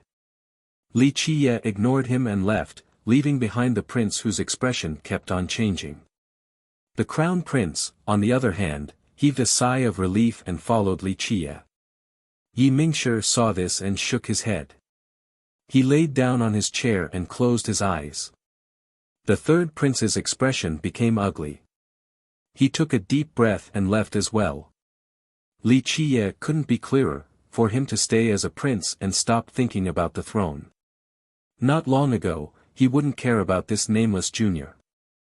Alas, the guy was the saber messenger of Vajra now. Alas, he didn't heed Li Qie's warning. How could he be willing to stay as a prince? He didn't allow an inferior man to take his throne. He came in order to make peace with Li Qie and thought that he acted as humbly as can be. Unfortunately, Li Qie didn't give him any face. This was blatant contempt, a man of his status couldn't accept it. After he left the garden and once no one was around, a strategist whispered, Your Highness, looks like this saber messenger has made up his mind about helping the crown prince. Li Qie's nonchalant attitude could only be construed as such, a clear bias for the crown prince. The third prince snorted, still vexed at how his enthusiasm and sincerity were met with disdain. He used his warm face to warm someone's cold buttocks and wasn't appreciated. This is an unfavorable development. The strategist continued, the saber messenger represents the temple and the will of the ancestors. I believe His Majesty will keep his original decision. Rumor has it that archaic Sun King has long been wanting to replace the successor. He didn't send the order because he didn't wish to break the tradition. The king's attitude was a source of motivation for the third prince. He thought that he had a chance of seizing the throne. Now, this saber messenger might be swaying the king and stopping him from doing so. Ancestral temple isn't the only thing that matters. The prince scowled, don't forget about war camp and martial hall. In Vajra, outside of the king, these three branches had great influence over the direction of the dynasty. Thus, if the third prince wanted the crown, he needed the branch's support. What is your plan, Your Highness? The strategist asked. Accelerate. The prince said seriously, Is brother Hu Ben back? I want to see him in person. A successful coronation in Vajra required the approval of the three branches. Next came the approval from the 5 divisions, or at least a clear majority. Finally, this candidate would be announced to Sacred Mountain for the final say. Normally, this last step was only a formality since Sacred Mountain virtually always approved. Sacred Mountain didn't care for mundane matters. It would only interfere if Vajra were to lose its grasp over the holy ground. A mistake by the king or Vajra could also be another catalyst. Chapter 37-33, The third prince stared solemnly deeper into the palace. For him, the arrow had been drawn and couldn't be stopped. Your Highness, what about the temple? The strategist was slightly worried. Sure, ancestral temple, martial hall, and war camp were the 3 pillars of Vajra. They have been holding Vajra together for generations. However, in terms of the succession process, ancestral temple still had the biggest influence. Martial hall focused on training talents in order to produce experts for Vajra. The majority of nobles and royal guards came from this institution. They were loyal on top of being mighty. As for war camp, it was the strongest legion of Vajra, absolutely crucial in dealing with foreign enemies and defending the land. Nonetheless, these two lacked the same weight compared to ancestral temple when it came to the direction of Vajra. This was especially true for the successor decision. Without the temple's approval, having the support of both war camp and martial hall was still not enough. After all, the ancestors in the temple were the true fighting force of Vajra. That's why the strategist remained worried for the third prince. Li Qiye had the saber, so to a certain extent, he represented the temple. The third prince was excellent, but he lacked one thing: seniority. His older brother had a stronger claim to the throne according to the rules of Vajra. This could only be overturned by the temple. Even the king himself lacked this authority. Prior to this, the third prince's advantages were clear due to his meritorious achievements. He had the support of court officials and nobles. Many sects in Divine Ghost Division were on his side. On the other hand, the crown prince seemed ordinary in comparison. Others remained neutral about him. That's why many thought that the possibility of him being replaced by the third prince was immensely high. It's just that the recent developments caused by Li Qiye changed everything. The neutral parties began joining the crown prince's faction due to Li Qiye. We'll see who'll be the victor in the end. The third prince narrowed his eyes and uttered coldly, "Just wait, it won't be long now." He had no way out the moment he embarked on the competition for the throne. The winner takes all, either becoming the king or losing his head. After all, everyone knew about his ambition. Even if he wanted to give up, his followers might not necessarily agree. Plus, his life wouldn't be easy after the crown prince officially became king due to suspicions. That's why this could only end with either his or the crown prince's death. "What do you mean, Your Highness?" The strategist remained puzzled. "Li Qiye is nothing more than a saber messenger." The prince scowled. "He can't represent the entire temple. Say, we have some support from an ancestor, it renders him meaningless." "Which ancestor?" The strategist became lively again. "You'll find out soon enough, that Li Qiye won't be able to act haughty for long. He's nothing without the saber." The crown prince's eyes became murderous. In the history of Vajra, as geniuses grew older and stronger, they would have an opportunity to enter ancestral temple. It seemed that the prince had obtained some help from there. "I'm at ease now after hearing this, Your Highness. We'll be victorious for sure," the strategist said. The third prince had everything, just missing the easterly wind. The throne would be his with the help of ancestral temple. "We'll have an answer soon." The prince planned to kill Li Qiye first. The guy was a threat in all circumstances. It was better to be sure. "Yes, everyone will be waiting for your order." The strategist felt assured. The prince must have heard something from an ancestor in the temple. The appearance of the saber messenger changed the political landscape and the undercurrents in Vajra. Even the calm borders had activities. Recently, Vajra didn't worry about the borders. Only minor skirmishes happened at best.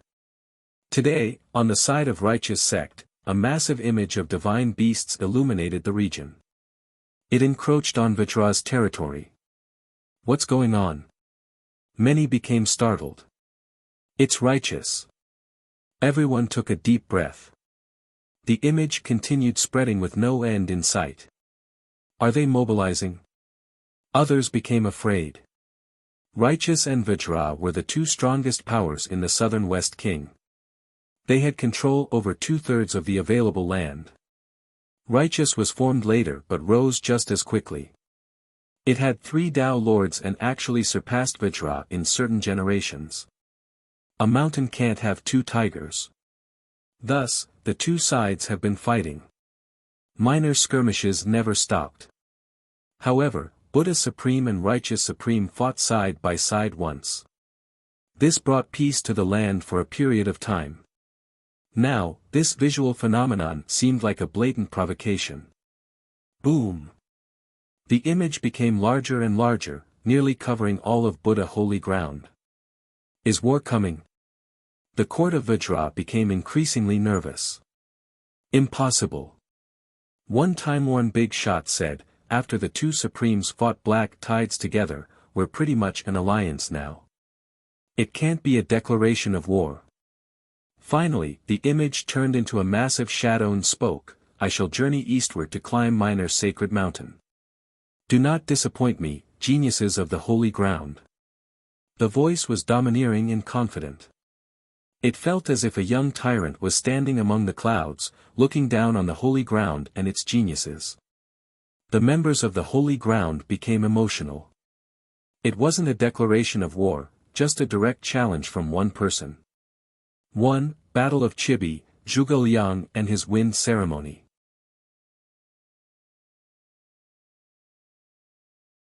Chapter 37-34, This challenge came unexpectedly. The geniuses from the various powers in Vajra had no idea.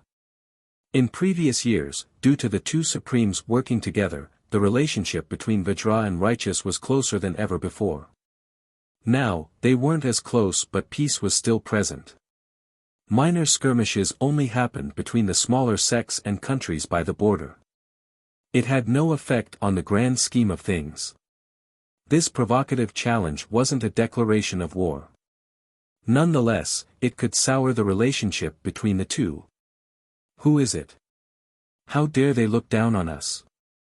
Someone said with indignation. It's Righteous Scion.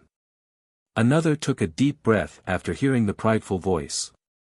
Those who heard this name were startled, whether it be the top geniuses or the powerful cultivators, the young and old alike. He wants to challenge our holy ground. The angry geniuses started contemplating. This title was dreadful and intimidating in the south. In fact, even those from Wild East 8 kingdoms have heard of him.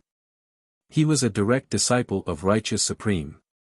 Rumor has it that he had fought against 3,000 geniuses or so without losing a single match. He became the undisputed genius in his region. This wasn't even the most shocking thing. Later on, he defeated the sect master of Righteous as well. This made him renowned across 8 desolaces. Most believe that he was absolutely the number one among the young generation of the Southern West King. His power made his peers lower their head. The older generation who fought him had nothing but praises, even the ancestors. Some went as far as stating that he would definitely become the 4th Tao Lord of Righteous. All of this culminated in an oppressive atmosphere for the young members of the Holy Ground. Even the most talented and prideful ones kept their mouths shut. Their confidence wavered at the thought of facing him. Who knows if anyone in the Holy Ground could actually best him right now? It's unfair. One young genius said, his master is a supreme. We don't have any. Logically, Righteous Scion's opponent should be Buddha Supreme's disciple. The problem was no one has heard of Buddha Supreme having a disciple. Thus, the responsibility fell on everyone in the Holy Ground. What's unfair about it? He's challenging our entire Holy Ground. If not one genius dares to answer the challenge, Righteous sect will seize all the limelight. One older expert shook his head. The young geniuses became frustrated after hearing this. The Scion boldly challenged all of them. If not one could contend, the Holy Ground's reputation would be thrown away. In the historical struggle between the Holy Ground and Righteous, the former usually had the upper hand. This generation might be different if the Holy Ground lacked a comparable talent. Who will fight him? The young and old started looking around for a candidate that could hoist the Holy Ground's banner. The 4 geniuses. Everyone immediately thought of this group. Vajra's Huben, Golden Cicada Buddhist Child, Phantom Sacred Child, and Dugulan of Duality Academy. These were the strongest geniuses of the Holy Ground. They had the highest chance of competing against Righteous Scion. Can they do it? Some still felt hesitation about their ability. This wasn't a slight towards their abilities. However, everyone still thought that they were missing a certain something compared to the Scion. I think there's a chance if they fight together. An old cultivator said with uncertainty. Will they actually team up? The group thought that this was unlikely. Top geniuses were prideful and arrogant due to their innate gifts. It's time for them to shoulder some responsibilities. A senior thought that this was a good opportunity for the 4 to train. One ancestor nodded in agreement, true. If any of them could stop Righteous Scion, that person might inherit the legacy of the holy ground later on. The crowd became startled. Since Buddha Supreme still didn't have a disciple, most believed that he was still looking for a suitable candidate. This could be a great opportunity for the young generation. A commendable display against the scion might result in becoming the disciple of Buddha Supreme. In a slightly worse scenario, they would still be able to join Sacred Mountain and have a bright future. Who among the four will grasp this chance? Everyone in the holy ground started talking about this topic. The four geniuses haven't truly fought each other. No one knew their power ranking. It should be Hu Ben. Someone living in Metropolis and working in the court hoped that Hu Ben would be able to overcome this crisis. After all, Hu Ben represented Vajra, the current leader of the holy ground. Vajra was under the most pressure to deal with this matter. In terms of military strategy and battle, I'm sure there's no problem listing Hu Ben as number one. This might not be the case in a duel. A different ancestor disagreed. What about Golden Cicada Buddhist child? Someone else said, he's the youngest but should have the most talent and Buddhist affinity. Maybe he'll be able to make the most out of the Buddhamization scripture. I do agree. Others nodded in agreement. Buddhamization versus evil devourer, how interesting. One ancestor said. Dhyana Dao, Lord of the Holy Ground, obtained Buddhamization from the four supreme truths, allowing one to become a Buddha. He had incredible accomplishments on this path. Coincidentally enough, Righteous Dao Lord possessed another supreme scripture of the same source, Evil Devourer. It had a total of 7 chapters. Buddhamization and Evil Devourer have been competing for millions of years through geniuses learning the respective art. Currently, Righteous Scion was studying Evil Devourer. If Golden Cicada Buddhist child could use Buddhamization, he would have a chance. Has he learned it? This became the next question. I believe so, being from Golden Dragon Temple is as good a background as one can hope for. He has all the privileges in this regard. Many others had this assumption.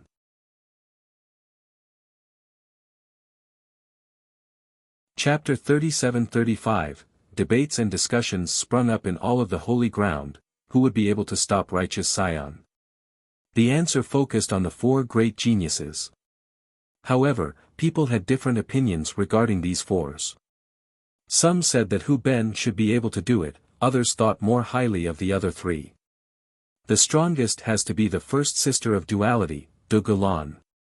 One cultivator stated. This won some support, especially from the students of duality. They thought that their senior sister would be able to handle Righteous Scion. Another was brought up by someone, gentlemen, don't forget that outside of the 4 geniuses, we have a miracle creator. Who? A crowd member couldn't come up with anyone on the same level as the 4 geniuses. The so-called son of miracles, Li Chia. He's also called fierce by people. The first speaker elaborated. Another shook his head and disagreed, that's a high evaluation of him. He shouldn't be compared to the 4 great geniuses, let alone Righteous Scion. Did you forget that Li Chia destroyed 2 mansions a few days ago?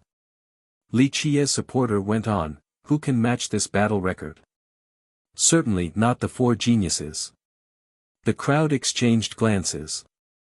Sure, Li Chia did really trample 2 factions by himself. Let's not forget about his numerous miracles before that. Maybe another one will happen and he'll defeat the Scion. The guy had absolute trust in Li Chia. No way. The majority didn't feel the same way, it was the armor from Wish Ward that did the job, not his personal power. Right, Li Chia is only a conqueror or at best, an enlightened being. That's trivial, the Scion can kill him with 1 finger. Prejudice remained due to Li Chia's cultivation. This was a case of generational nobles looking down on the nouveau riche. They thought that Li Chia only relied on external help. I heard Wish Ward wants to sell this armor, he's nothing without it. Any student from duality can defeat him. One young expert gloated. We shouldn't place our hope on something so intangible and uncertain. To challenge a supreme genius like the Scion required the same level of talent. One ancestor also disagreed. This battle pertained to the Holy Ground's reputation and prestige. A weak cultivator like Li Qiye couldn't shoulder this responsibility. During the debates, another news came from the border: the official written challenge has arrived. The challenge letter is here now. This stirred the members of the Holy Ground since it made the challenge official. Who will accept the letter? Someone thought about this issue. Various powers remained silent, the same with the top geniuses. Everyone knew that only defeat would come from this. Their strongest geniuses weren't confident against the Scion. They would be intimidated before the start of the battle. It's at Buddha Emperor Plateau now. The letter traveled across the Holy Ground, uncontested. The challenge letter has arrived at Minor Sacred Mountain under the command of the Great Scion. Do the heroes of the Holy Ground wish to accept? The messenger carrying the letter loudly announced. It's at Minor Sacred Mountain now. The situation was heating up. Some people started becoming restless. The holiest location was naturally Sacred Mountain. Unfortunately, no one had a clue where it was, so it was impossible to send the letter there. Most chose to go to Minor Sacred Mountain instead for various purposes. This imitation location was only second to the real thing. It had plenty of prestige since all 4 Dao lords had stayed there and used it as their base. Important ceremonies from Vajra were carried out there as well, including the coronation. All in all, Minor Sacred Mountain had a special and sacred status in everyone's mind. Thus, this letter being there was a blatant provocation to all the geniuses in the Holy Ground. We have to fight.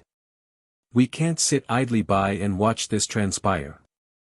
One genius declared despite knowing the inevitable defeat. How dare he look down on Buddha Holy Ground? Let's spill our blood instead of being turtles hiding in the shell. Another stepped up. Right, we might lose individually, but another 100, no, another 1,000 can come. He challenged 3,000 geniuses back at Righteous, right? Then let's gather 30,000 geniuses to fight him. The more sticks, the stronger the flame. I'm sure we'll be able to stop him. Some started planning. The young ones expressed their indignation. However, no one has accepted the letter just yet. Doing so meant carrying a serious responsibility. Losing meant throwing away the face of the Holy Ground and becoming a sinner recorded in history. The current Holy Ground still lacks a leader that can handle this level of responsibility. A few ancestors could see their hesitation. Of course, it was hard to blame them given the stake. Excuse us for the lack of reception even though you have traveled so far to get here. An answer finally came from Duality Academy. The speaker had a pleasant yet sharp voice. If you wish for a spar, I, Dugulan, will entertain you. I accept the challenge letter. The voice was unflustered and majestic like the flow of the ocean. The listeners felt their heart boiling. First sister. The students of Duality roared. First sister is finally out of her isolated training. Another said. She'll be able to proudly raise the banner of our academy. Some were nearly moved to tears. The same emotion could be found across the Holy Ground. It was truly frustrating and humiliating for its members that no one dared to accept the challenge. Now, Dugulan stepped up and accepted the responsibility, successfully winning the heart of the people. 1. The author used the character for fierce here. I'm of 2 minds regarding using it again. When the word was first used a very long time ago, I don't know if you guys still remember the long footnote regarding it. There's no good equivalence in English with all the nuances while being one word. I settled for fierce. Monster was another good choice, 70% of the intended meaning while being a tad too negative, but it would have been bad once the number 1 adjective got added. Number 1 monster sounds terrible compared to fiercest. No English speakers would call people fierce out of nowhere while this word is commonly used in Chinese. But as I've thought about it more during the day, since readers are already familiar with this usage, using fierce again is accurate, so I've chosen to use it again. I'm sure some readers will be wondering why the same title is being used in two different places, too much of a coincidence. Just know that this isn't an issue in the Chinese version.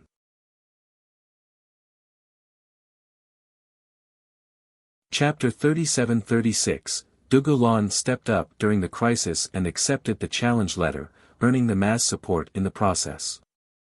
She alone shouldered the great responsibility, a testament to her decisiveness. She's as brave as any man. No, even braver. One big shot said emotionally, Duality Academy lives up to its fame. It's tough for any peer to compare to her. One ancestor gave her a thumbs up. Solidarity during the rain and winds. She spoke to the rest of the world, the battle draws near, heroes of the holy ground. It's time for us to face it together. Her clarion call resonated with many geniuses. Fairy Dugu, we will do our best to follow your command. A genius said. We will stand with you shoulder to shoulder, until our last drop of blood. Another declared. That's right, we will never falter, we need to let righteous know that Buddha holy ground isn't one to be trifled with. We are ready to die for this cause. Most felt their blood boiling and uttered heroic words. I will be there at Minor Sacred Mountain to aid you, Fairy Dugu. Violet energy billowed from Divine Ghost Division as a calm voice answered the call. Many recognized the voice. One said, that's Phantom Sacred Child, he's joining this fight too. The fairy will be a tiger with wings after he joins. Others became excited. After Phantom Sacred Child revealed his intent, golden light pulsed from Martial Hall of Vajra Dynasty.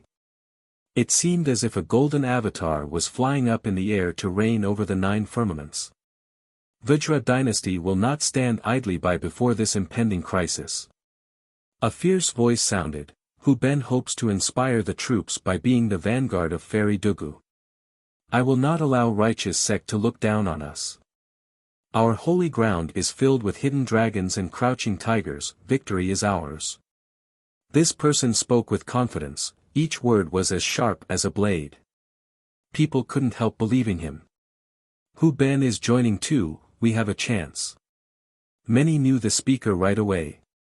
3 of the 4 great geniuses have expressed their stance, fully invigorating the young generation. They saw hope now in beating the Scion and wanted to be a part of history. Righteous Scion was simply the top dog at this moment and humiliated the holy ground, suffocating other geniuses. Dugu Lan and the other 2 gave them a fighting chance. Their morale ignited once more. To Minor Sacred Mountain. We need to help Fairy Dugu. Never relent. One genius traveled towards the mountain and said. Yes, we'll fight to the bloody end no matter how strong he is, the reputation of the holy ground is on the line. Another added. The older generation couldn't take part in this generation. Nonetheless, many ancestors traveled to the mountain in order to watch the fight. In reality, some ancestors wanted to benefit from watching. Despite their position and age, not that many in the holy ground could actually defeat the Scion. There was no way they would miss it. Minor Sacred Mountain occupied a large area in the floating capital despite having the character, minor, in its name. It was majestic with steep precipices and green forests. Lakes could be seen everywhere along with gurgling noises. Graceful stone steps paved the way to the pinnacle. On top was a throne hall reaching the clouds. While standing at the base, one could feel an immense pressure hitting them right in the face, nearly suffocating them. This was expected because 4 Dao lords used to stay here. The particular hall contained their supreme intents and marks. Few could handle this pressure long enough to make it to the top. The 4 sides of the hall had 1 statue each depicting the Dao lords. They faced the world and were ready to give commands. This incredible location was the reason why many made a pilgrimage. The steps looked like a dragon laying on the mountain. Some have counted the steps before, a total of 999 divided into 3 sections. Empty space occupied the 3 dividers. As one climbed higher, the pressure would intensify. There was no skipping. Numerous geniuses were present and stared at the stone steps leading to the throne hall. The verdant hills and rivers also attracted their attention.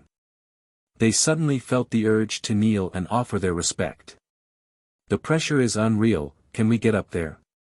A genius wondered. Getting up to the virtue rank is amazing enough, getting to saint rank is impossible. His friend shook his head.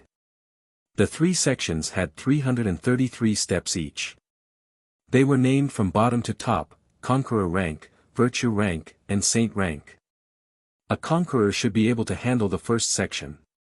Virtue rank had a stricter requirement along with a ceremonial altar. The leader of the holy ground would have their ceremonies here. For example, archaic Sun King's coronation took place at this altar. As for saint rank, only a few managed to get there, the 4 Tao lords along with some selected heavenly sovereigns. Because of this, the gate to the hall has remained shut for a long time now. Where will the letter be handed off at? Virtue rank? Someone became curious. That gotta be it, right at the altar of authority. That should be the battlefield. An ancestor nodded. Everyone understood the implication. A fight at the altar meant that the scion was challenging the holy ground's authority and dominion. A loss would be far more disgraceful. That's another reason why no one wanted to accept the challenge. Losing would mean going down in infamy. We absolutely cannot lose. Someone clenched his fists. Another ancestor smiled wryly.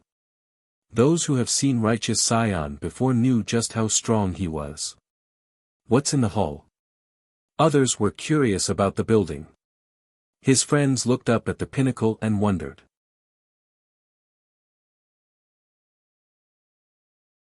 Chapter 37:37, The hall's gate was shut tight, defended by 4 statues. It felt as if the Tao lords were there in person to protect both the hall and the holy ground. The spectators felt this aura and found themselves to be at peace. There was nothing to worry about as long as the statues and hall were present. Thus, during stressful days, some would look up towards the horizon to see the hall. This allowed unrest to be replaced with serenity. The mysterious nature of the hall also made everyone curious. It has been closed for numerous eras. What's actually inside? One spectator asked a question with no answer. Even the older cultivators who have read plenty of historical texts couldn't answer this question. Who knows? Could be powerful weapons from the 4 Tao lords or their manuals. Some also disagreed with this and believed that there was a massive secret hidden inside. One old expert said. A secret? What do you mean? The crowd became puzzled. I don't know, rumor has it that it should pertain to the origin of our holy ground. The expert answered. What? Buddha Tao Lord started the holy ground, everyone knows this. He was taught by a supreme Vajra during his youth and learned top Buddhist laws. A youth fascinated with learning said. It could be secrets regarding the Vajra, or maybe the Vajra passed away in there. Another said. No, the supreme Vajra should have eternal life. There's no way one would die in there. Most became skeptical. Eternal life doesn't exist. One knowledgeable soul added, if it does, they would be called an immortal, not Vajra. Everything is possible. The expert earlier smiled mysteriously, our imagination can be limited. These conversations increased everyone's curiosity. Unfortunately, reaching saint rank was hard enough, let alone opening the hall. Did anyone else make it up there beside the 4 Tao lords? One youth asked. Of course, they're all famous characters in 8 Desolaces. The most recent one is our Supreme. A senior answered. Buddha Supreme, the crowd put on a solemn expression after hearing this title. Buddha Supreme was the highest existence in the holy ground, akin to a god respected by all. He fought against the black tides at the border, something the future generations would always keep in mind. No one was surprised to hear this answer since he was one of the top 2 candidates. The other would be Righteous Supreme. However, Righteous Supreme was old and rarely showed up nowadays. In this world, the two Supremes are the only ones who can make it up there. A young man said with pride. Don't be a frog under the well. His ancestor disagreed, not to mention 8 Desolaces, there are more capable of doing so in our region. Who? A person close by immediately asked. I know there are 2 more right now in the south. The ancestor stared towards the east and said. Which 2? More and more became curious. The ancient empress of Wild East 8 kingdoms. The ancestor slowly answered. This title was unfamiliar to most. However, those who have heard of it before became shaken. What about the other? A young cultivator asked since he had no idea about this empress and simply didn't care. The other is Worldly Immortal from the ancient kingdom of immortals. The ancestor said with reverence. The crowd became stirred. This being seemed more famous than the empress. Worldly Immortal showed up 3 times, shocking all of 8 Desolaces each time. 3 Tao Lords lost to the Immortal, this is a peerless existence. Virtually everyone found this being marvelous. This being was also from Wild East 8 kingdoms. The kingdom of immortals was mysterious and shrouded in fog. In the past, outsiders knew very little about the 8 kingdoms, especially this one. However, when Worldly Immortal showed up for the first time, 8 Desolaces trembled as a result. That era belonged to true immortal sect, dubbed by future generations as the Era of the Blessed. True Immortal had 3 Tao Lords at this point, the third being all things Tao Lord, Li Daoer. This was an unprecedented golden age for them. The Tao Lord had 3,000 disciples on top of being the strongest. No other sect could be compared to True Immortal at this point. Li Daoer continued to spread his teachings and beliefs across West King, wanting to subjugate it. The sects in this region had no chance of resisting him and became vassals. Worldly Immortal didn't accept this degeneration and descended from above, wearing an immortal robe.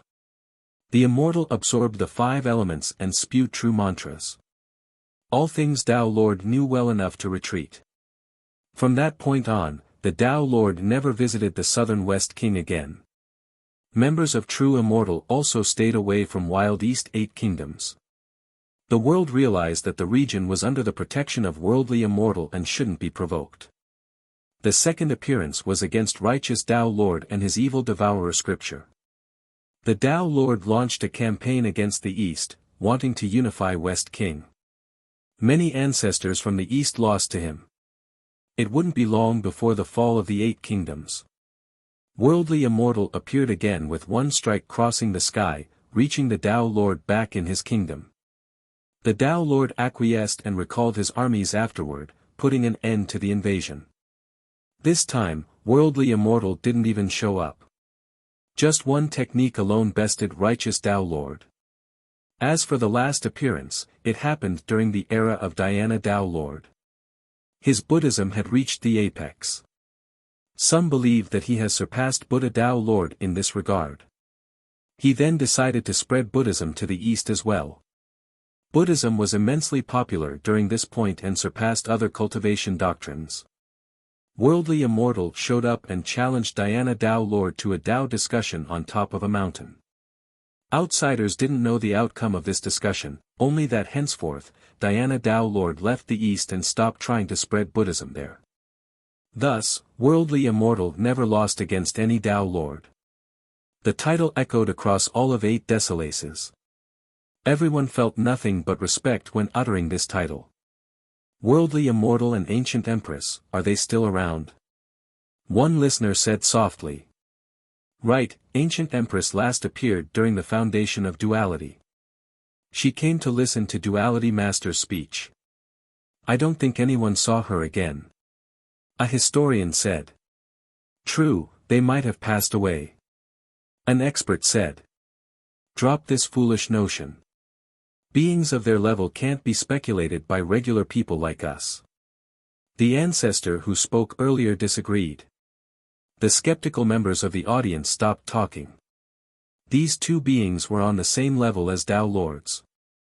They weren't qualified to make comments on this topic. We need to get going, I'm sure the letter will reach this place soon. Someone looked up and began climbing.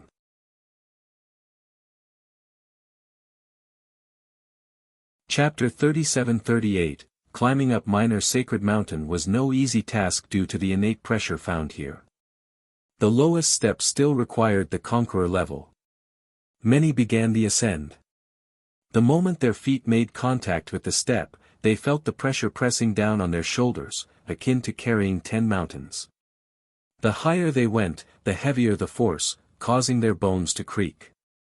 Nonetheless, they tried their very best.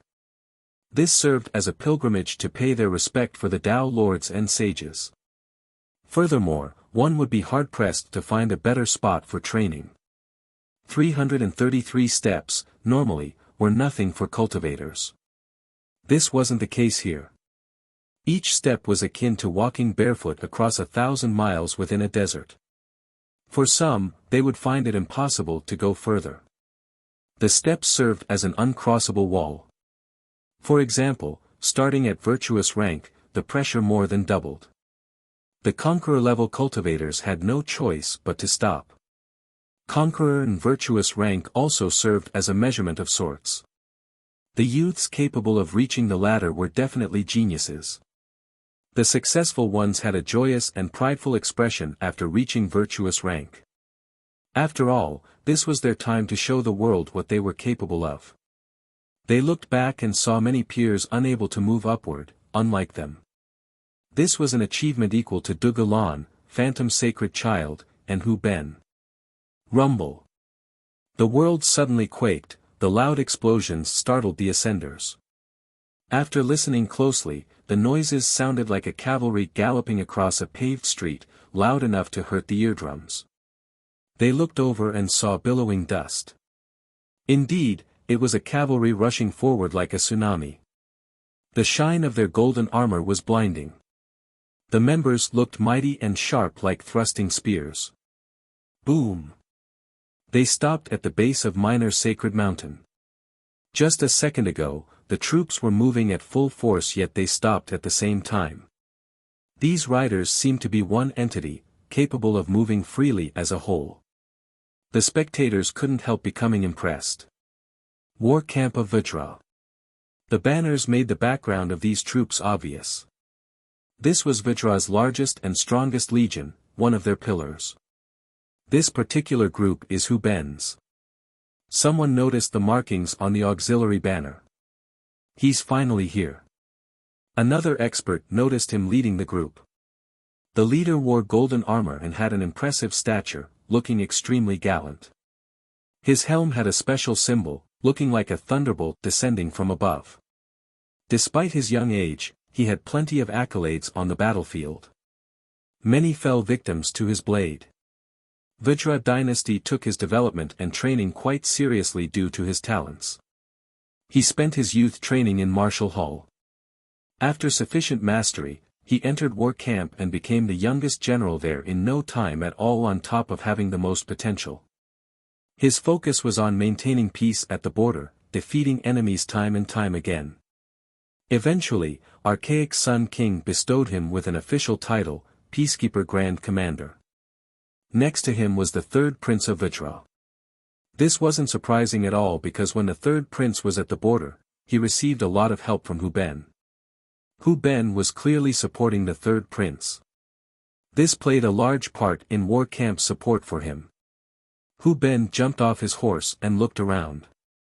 As a battle-hardened general, he always had a fierce and murderous air around him, a stark contrast to his age, yet felt perfect on him. The members of the Holy Ground have the responsibility to uphold its prestige even if it means death. Hu Ben's eyes flashed with lightning. Worthy of being one of the four geniuses. One youth was moved. Not just that, he's the disciple of a grandmaster. A cultivator from Vajra quietly said. Hu Ben was considered the best genius in Vajra. Rumor has it that he was the guardian's disciple. This remained unconfirmed by the court.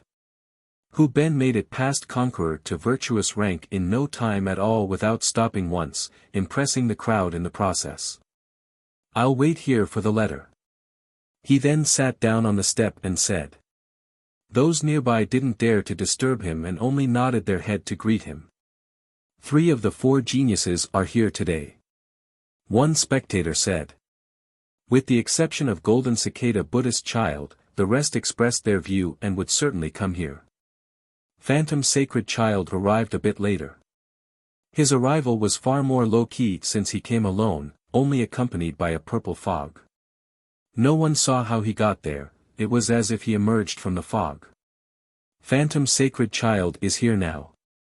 Numerous shouted after seeing his figure. The lack of fanfare didn't stop the crowd from noticing him. He had the most potential among his tribe on top of being a direct disciple of a grandmaster. Any of this was enough to make him stand out among his peers. Phantom Sky Step. Someone from the previous generation had to praise, what an amazing movement technique, few can keep up with it. The Sacred Child was famous for his agility thanks to this technique. Many ancestors stronger than him still couldn't catch him. His figure shook once and he made it to virtuous rank right away, not far from the altar. The 3rd prince immediately greeted him along with the other geniuses. He was far more amiable compared to Hu Ben. A moment later, a clear voice sounded, "I apologize for making everyone wait." The crowd became excited after hearing this voice.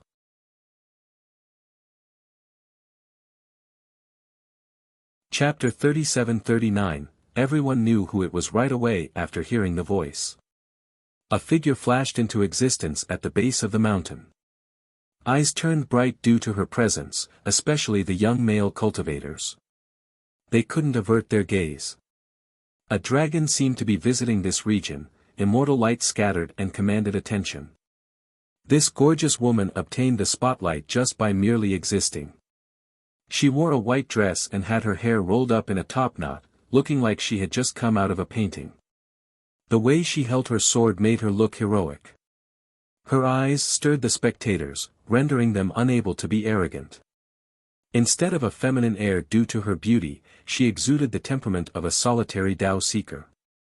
The duality of her appearance and aura charmed the men. Dugulan, even the older cultivators were in awe. Her beauty matches her name, so gorgeous. One youth became enamored. First sister. The students from Duality shouted. Dugulan, one of the 4 geniuses of the Holy Ground and 5-colored Sacred Sovereign's disciple. The reason for her fame was more so her power rather than her beauty.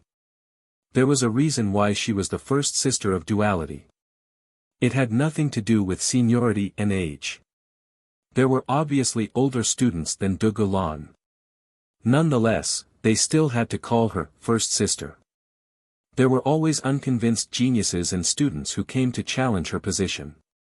Thus, battles were relatively common even though she never actively sought them. The result was always the same, ending in her victory.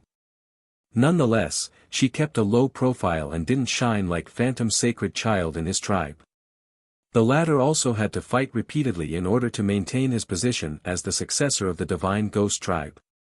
Being the disciple of 8 Tribulation Blood King didn't deter others enough from challenging him. This allowed him to train and polish himself through actual battles. This was the same for Hu Ben. Martial Hall was a place where the strong ruled and the weak were eliminated.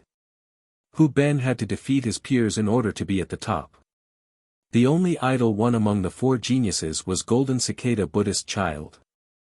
Of course, this didn't mean that his cultivation was lacking. Due to his love for traveling and eating, he visited many temples and proved his Buddhist attainment there. The young generation had no chance of out-debating him. As for the older generation, perhaps only his master, Wisdom Sacred Monk, could best him. Ultimately, Dugulan fought in public the least compared to the other geniuses. This still didn't deter her position. Most considered her the strongest out of the 4. There were rumors of Golden Cicada and Phantom coming to Duality for a spar. The outcome remained unknown to outsiders. Her lack of battle records didn't diminish her status. The other three geniuses respected her enough to never dispute the rumors. Her arrival caused quite a stir. Many cupped their fists to greet her since she was the first to answer, saving the Holy Ground's face. Just imagine, if no one had dared to do so, the Holy Ground's reputation would be in shambles. Its young generation would have no prestige left to speak of. Most importantly, she was actually qualified to accept the challenge from the Scion due to her power. It only took the blink of an eye for her to effortlessly appear on the steps of virtuous rank. Fairy Dugu. Both the arrogant Hu Ben and the prideful phantom sacred child came to greet her. She sat down beneath a tree in the meditative pose with her sword resting on her knees. She looked at the crowd and said, "No need for me to say how strong righteous Scion is. I alone am not his opponent." The crowd felt as if she had just poured cold water on them with her words. This killed their enthusiasm. "But, the Holy Ground must fight." She added, "We are on the same boat now and I need your assistance. There are plenty of talented cultivators in our land, let's try our best." She spoke in a matter-of-fact tone instead of some persuasive rhetoric. Hearts became heavy afterward. Nonetheless, she knew how strong the Scion was. Making a bold statement to increase confidence wouldn't be effective. The only way they could win was through actual power. Having said that, she glanced over at a creek nearby for some reason. She looked back at the crowd after seeing a lack of response. "We have your back, Fairy Dugu." Phantom said, "If one-on-one doesn't work, we'll all go together."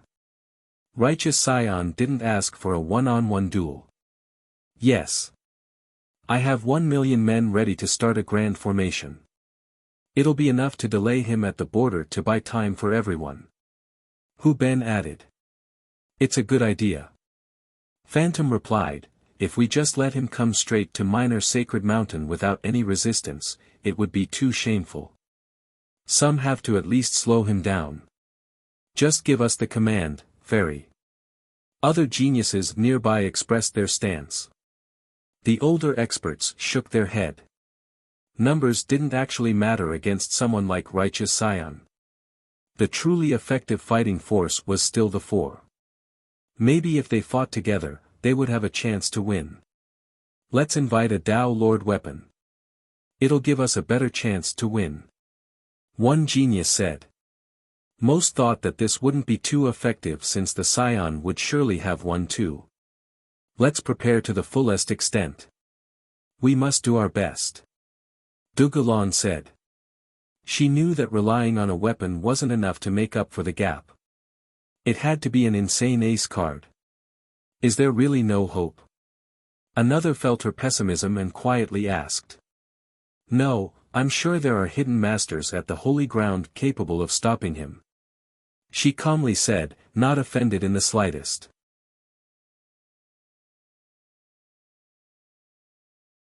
Chapter 3740, Dugulan's words made the crowd ponder.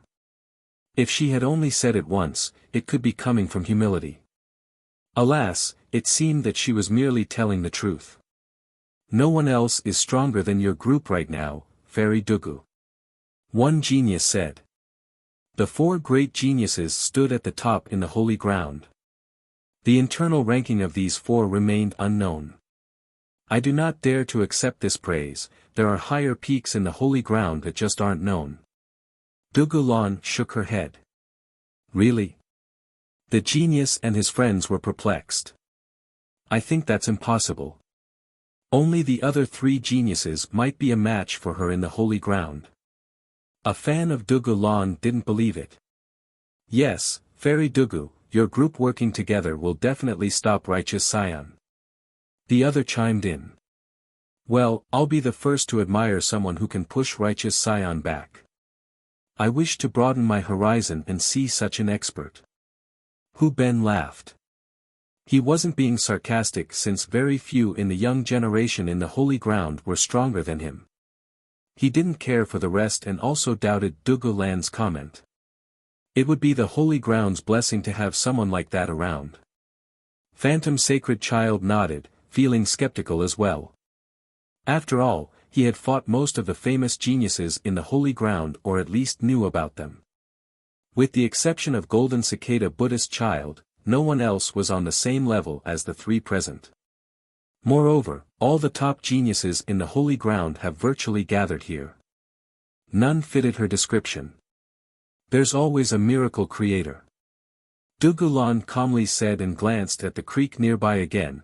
If we can't stop the scion, I hope someone else will do so. Fairy, no need to boost the enemy's morale. Hu Ben smiled and said, we won't know the true victor until the very end. Our Holy Ground's talents can't be inferior to Righteous Sect. Hu Ben rarely lost during his debut. Due to his experience in battles, he was confident in fighting against Righteous Scion. He was certainly aware of his foe's ability and reputation. Nonetheless, this was limited to Righteous Sect. The guy could be strong just like the legends, but he still wanted to give it a shot. We should be the ones creating a miracle instead of waiting for someone else. Phantom said, being relatively confident. Miracle, huh? This word immediately made people think of the same person. Yes, that guy might actually be able to defeat that monster. One youth murmured. No one can do it outside of Fairy Dugu's group, don't be ridiculous. The fans of the four immediately refuted this belief. Who are you talking about? A young cultivator asked. Li Chia, the guy dubbed as the Son of Miracles. He has done some ridiculous things so far. The youth answered. He trampled the 2 mansions at the capital, right? Some nearby said. That's him. The youth said. In reality, the crowd's impression of Li Chia wasn't that positive. They had nothing against Li Chia but simply thought that he lacked a certain something compared to Dugu Lan's group. These 4 came from prestigious clans and had brilliant talents. Moreover, they trained hard in order to earn their current prestige. On the other hand, Li Chia was only a woodchopper who somehow became the saber messenger of Vajra. Maybe he was an enlightened being now, but this was far from enough. This cultivation level was only decent at best and had nothing to do with the word genius. Plus, it seemed that most of his feats were done with external help. This Li Chia is devilish indeed, maybe he can be of use against Righteous Scion. An older expert became interested in this development. Should we invite him to the coalition? I think it will heavily increase our chances. One youth suggested. I haven't seen him recently though. He might not be interested at all or he would be here right now. Someone else who has been staying at the capital said. Not interested. More like he's afraid or he would be here if he is as magical as you all claim. Isn't defeating the Scion a great opportunity for him to be famous? Another who disliked Li Chia snorted. That makes sense. A few nearby nodded. Our foe is truly strong. We should still try and invite any ally that we can. The opposition suggested. If young Master Li is willing to assist the Holy Ground, nothing can be better. Dugulan smiled. I want to see this Li Chia without that invincible armor. We'll see if he's really magical. Hu Ben laughed, clearly revealing his disdain. His animosity towards Li Chia was understandable. He supported the third prince while Li Chia killed several allies of his. There was no way he would like Li Chia. We should welcome this young noble into our alliance. It's just that the fight will be very dangerous, he needs to think about it. Phantom said. His attitude was better than Hu Ben's but there was still a veiled contempt towards Li Chia. There's no way this Li guy stands a chance. The majority agreed with the 2 geniuses. Li Chia has numerous ace cards up his sleeve, don't forget this. The other side thought that everything came easy to Li Chia for some inexplicable reason. Don't forget that Righteous Scion has even more ace cards as the successor of Righteous. He has Dao Lord weapons capable of destroying everything. Another snorted. No, I have no doubt that Li Chia would be able to repel Righteous Scion. Dugulan expressed her stance and silenced the crowd. They didn't dare to argue against her. Alright, let's invite Li Chia. Time to see his divinity. Hu Ben said. It's not a bad idea. Phantom agreed. Some members of the audience thought that these two might be using this battle to kill Li Chia with a borrowed knife. The letter is at Buddha Emperor City now. A message interrupted the conversation.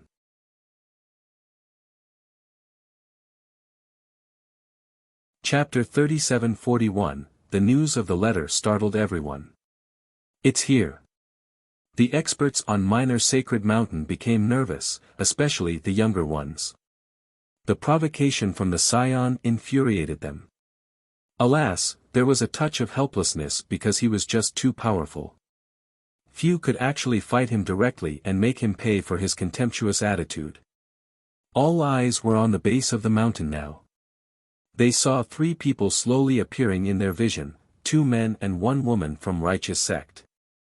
They had a calm expression despite going up against the mass. Though peace existed between the 2 powers, being under so much scrutiny would warrant some anxiety. This wasn't the case for the letter-bearers. They seemed to be strolling, completely undeterred by the gazes. The mark of righteous on their uniform looked particularly conspicuous and provocative due to the circumstances. The woman stood in the center, seemingly in charge. She wasn't older than Dugulan. In terms of appearance, she was pretty with an oval face. Her eyes were bright like the stars with unique lights hidden within. She wore a faint blue dress without any jewelry and ornaments.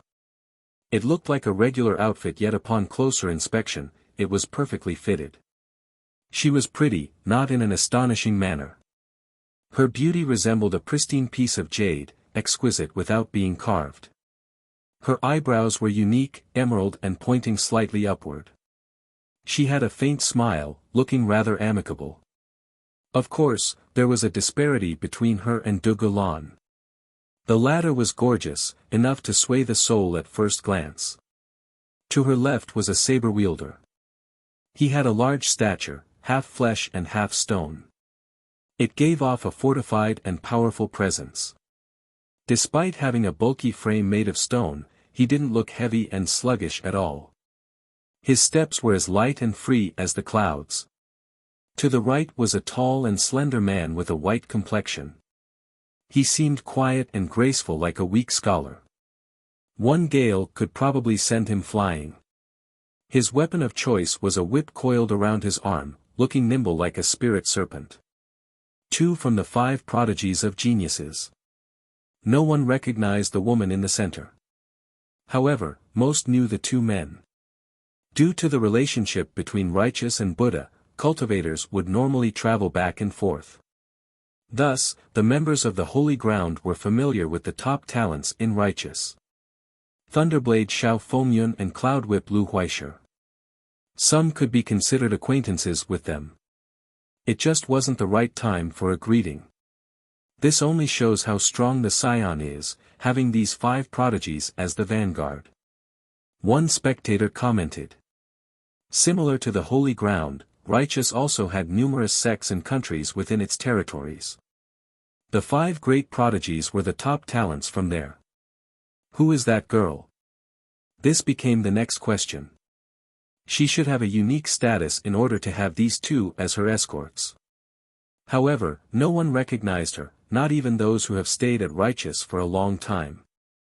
I don't know, maybe a disciple of an elder from Righteous sect. Someone speculated. The actual Righteous sect was similar to Sacred Mountain. The members of the latter rarely showed up. If a disciple from an elder there were to walk around the Holy Ground, they would be treated with the utmost respect. The crowd applied this same logic to the woman. To be the letter messenger from the scion was indicative of her high status. I am Su Tsueme of Righteous sect. She stopped before the steps and smilingly cupped her fist. Our sect's scion will be coming to the Holy Ground to challenge its heroes. The challenge letter is here today. Please excuse the lack of etiquette and decorum. The crowd was certainly annoyed or infuriated at the scion's disdainful challenge. However, this girl was polite so they couldn't vent their anger or it would reflect badly on the holy ground. After all, she came alone without an army all the way to Minor Sacred Mountain. Treating her improperly would show a lack of elegance and grace. Thus, they remained silent. Moreover, accepting this letter meant bearing the brunt of the responsibility by actually fighting the scion. They needed to have enough power to do so lest they want to embarrass themselves. They turned towards Dugulan. Even Phantom and Hu Ben did so. The scion is gifted and ambitious. Dugulan answered, our holy ground is not belligerent. This doesn't mean we're afraid of fighting. If he wishes to see our techniques, then we will show him what we can do. I, on behalf of the members of Buddha Holy Ground, accept this challenge. Dugulan spoke calmly without any hostility. Her response was thoughtful, earning her the praise of the crowd. They then waited for Su Tsueme to hand the challenge letter over. In order to get there, she must make it through Conqueror and Virtuous rank. This shouldn't be a problem for Thunderblade and Cloudwhip. What about this girl? Your reputation precedes you, Fairy Dugu. Su Tsueme smiled and walked up the steps with the two men behind her. She had no problem reaching Virtuous rank before curious gazes.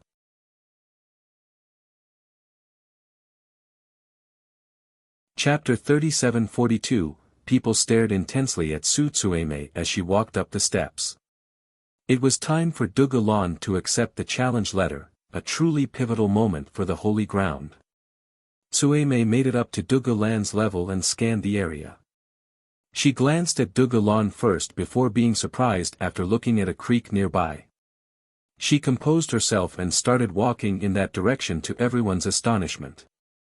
She was supposed to hand over the letter, even her two escorts didn't know what was going on. What's happening? The crowd followed her movement. What about the challenge letter? One genius blurted out. Dugulan was right there already. Some became angry right away. Is she trying to insult Fairy Dugu on purpose? She's purposely insulting the entire holy ground. Humph, it won't go as she plans. Another furiously said. Their annoyance was warranted. Thousands of geniuses were here to wait for the challenge letter. This was giving Righteous Sect plenty of face. On the other hand, Su Tsueme suddenly ignored Dugulan and walked somewhere else. This could only be construed as deliberate disrespect. If Righteous Scion was the one doing this, they wouldn't dare to say anything. The problem was, this Su Tsueme looked to be a regular disciple from Righteous Sect. How dare she put on such a show? The calmest person present was Dugulan. As the main character, she should be the most offended one after being ignored. However, this seemed to be within her expectations.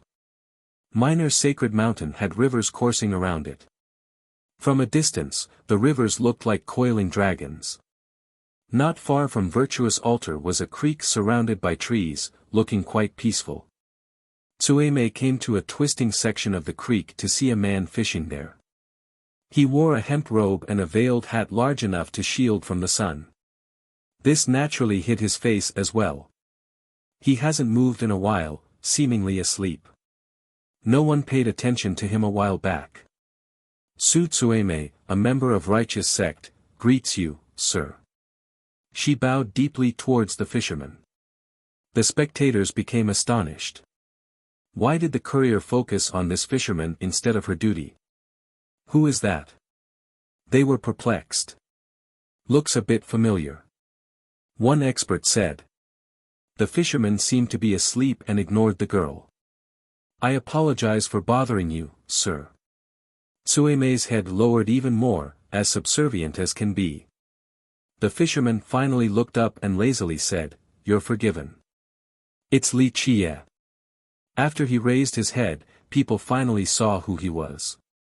It turned out that Li Chia had been here a long time before Dugulan and the rest. What is he doing here? The crowd found this surprising since he had disappeared after destroying the two mansions. Does Li Chia know her? This perplexed them all. It is an honor to see you, sir. I have heard of your exploits before, Sueme continued. As the saying goes, nobody will find fault with extra courtesy.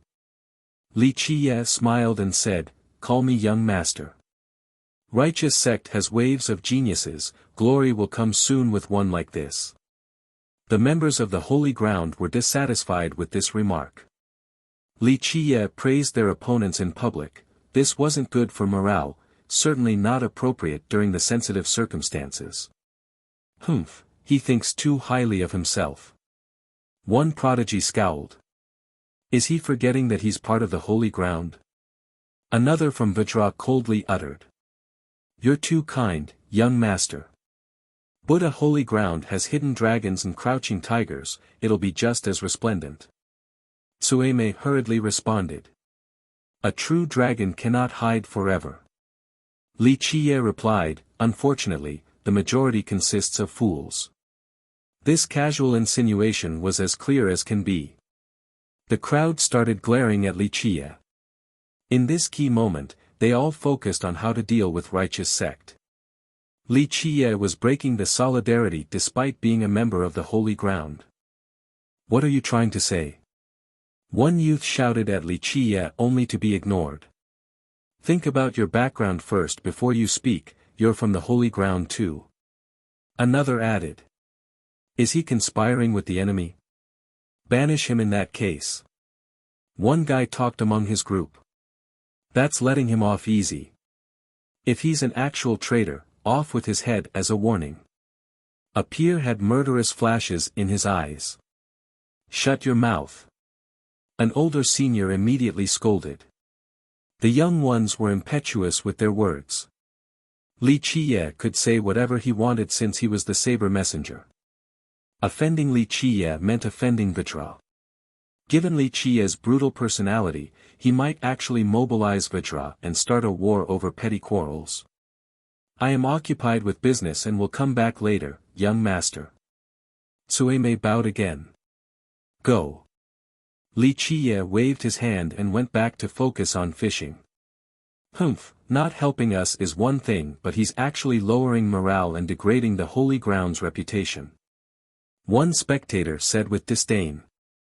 A number of geniuses were annoyed with Li Qiye. One of them said, haha, how is he going to help with his meager skills? I don't think he has the courage, that's why he's flattering righteous sect. Li Qiye's comment has truly offended the majority of the crowd. Even Phantom and Hu Ben didn't take it in stride. Of course, they were smart enough to keep their mouths shut.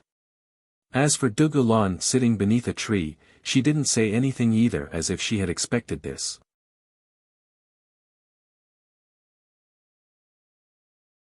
Chapter 37-43, I have heard of you long ago, Fairy Dugu.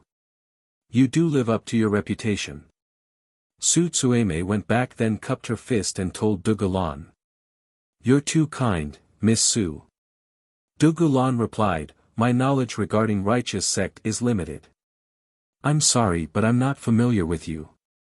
Righteous has plenty of talents and disciples, I am only an ordinary disciple. It's understandable. Tsueme smiled back. Tsueme remained calm despite facing thousands of top talents from the holy ground, including a genius like Dugulan. Her courage and composure were admirable. No wonder why she was chosen as the courier. On the other hand, I've heard of a few rumors about righteous Scion. Dugulan seemed amused while looking at Tsueme. Is that so? I'm sure there are plenty of rumors since the tallest tree has to block the strong winds. There has been no lack of positive and negative comments. Right. Dugulan nodded, trusting the nonsensical rumors will drag us down to their level, only adding unnecessary problems. I'm glad we agree. It's a shame that we couldn't have met sooner, it is my pleasure. Tsueme said. The pleasure's mine. Dugulan smiled. The crowd listened attentively. These two seemed to be enjoying their conversation, virtually lacking any hostility. One would mistake them for two friends or admirers of each other. It wouldn't be surprising if this led to friendship, at least according to the current mood. Fairy Dugu is special. A listener said, still elegant and friendly while facing this challenge. How many can do it like her? No one has mistreated or disrespected Tsueme so far. Nonetheless, due to the nature of the challenge, they still had some prejudice or distaste towards her. On the other hand, Dugulan didn't express any of this. That's why we call her fairy, flawless and freed from mortal imperfection. One admirer couldn't help praising. I am here to give you the letter in the Scion's stead. Tsueme held a box with rays emanating from it. People became serious right away and watched with bated breath. This was definitely a big event for both the Holy Ground and Righteous. The Scion isn't aiming at you specifically, he wishes to test himself against all the heroes in the Holy Ground. Tsueme said. I understand. Dugulan nodded, we shall accept his challenge and face him when he comes. Tsueme finally opened the box. A letter slowly floated upward and pulsed radiantly just like a supreme treasure. The material was obviously precious.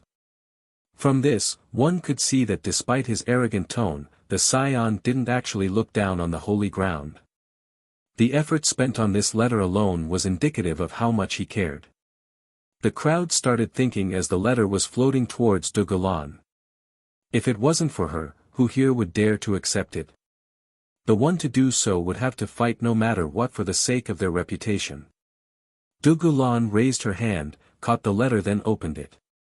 The light became as bright as a rising sun. Boom! A power exploded and spread across the region. The waves were unbearable for some cultivators. Many were caught off guard and got sent flying, unable to withstand the tsunami currents. They had to spin repeatedly in the air in order to regain stability. Some smashed onto the ground or got blown off the mountain. Chaos and disorder took over right away. A haughty figure emerged in the light. Though it was faint, just one hand wave could suffocate others or render it impossible to stand straight. As I head eastward, I hope that the path won't be empty. Who in the Holy Ground will be able to stop me? The figure spoke sonorously. Just one brief sentence struck the crowd hard. Some couldn't handle the words echoing in their ears and succumbed to the overbearing pressure. The figure then disappeared. The letter turned into golden particles that scatter away. The Scion's words infuriated some of the young geniuses here. It felt as if he was looking down on the geniuses from the Holy Ground, already assuming superiority. They regained their wits and stared at Dugulan. She remained cool and told Tsueme, Miss, please tell the Scion that I'll be waiting to fight him right here. It is expected for Fairy Dugu to guard Miner's sacred mountain. Tsueme smiled, I hope that others will fight him along the way or it'll be a boring journey. You surely can't be the only combatant in the massive Holy Ground. The listeners found this frustrating. Tsueme made it sound that only Dugulan was worth the Scion's time. Some were young and easily offended. One genius stepped up and said, Righteous Scion's strength is unquestionable but the Holy Ground has plenty of talents. If he dares to come, we'll show him what we can do. Earlier, the two escorts behind Tsueme have remained silent. Thunderblade smiled and responded, You sound quite confident. The members in Righteous adored the Scion. Thunderblade was no exception. He'll find out once he's here. Another genius from the Holy Ground added. The young talents from both sides were arrogant and prideful. They certainly didn't like each other. Well, I don't see it. I hope that there won't be too many turtles hiding in their shell on that day. Thunderblade smirked. Watch your words. A genius barked back.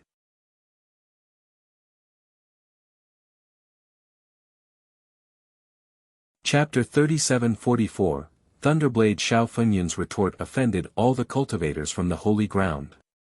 Nonetheless, the unpleasant content carried a hint of truth and struck where it hurts. The members of the Holy Ground did show hesitation when dealing with the Scion until Dugulan stepped up. The Holy Ground would have been humiliated if it wasn't for her. Others would have mocked it for years. My words are nothing but the truth. If you think otherwise, come forward. Xiao Fengyun said. Fengyun, enough. Su Tsueme smiled and shook her head to stop the provocation. Got it. Fengyun slightly bowed but still smiled at the experts in front of him, clearly taunting them. His smile could only be construed as disdain and contempt. Righteous sect is strong but so is our holy ground. Hu Ben uttered coldly, though the Scion isn't here, if other members of Righteous wish to test us, we're more than ready. Why not? Fengyun said, if you all want to, we're ready as well. He took one step forward while holding his saber, looking relaxed despite facing thousands of people. The holy ground must do something to answer this provocation. Let's see the great arts of Righteous sect. Hu Ben stepped forward, looking fierce. Hu Ben, teach him a lesson. One prodigy loudly supported. A spar is fine. Tsueme didn't stop them this time. What do you think, Fairy?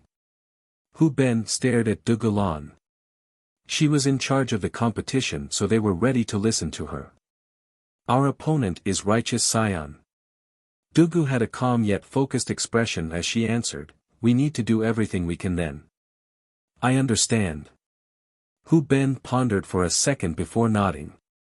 The true combatants against the Scion were their group. This final battle was extremely important. They needed more information on the Scion's true power and resources while hiding their own. Dugulan wanted the top geniuses to avoid minor skirmishes. If you know the enemy and know yourself, you need not fear the result of 100 battles. The problem was, very few in the Holy Ground could actually force the Scion to use his real abilities. Outside of the 4 geniuses, the Scion probably didn't need more than half a move to defeat his foe.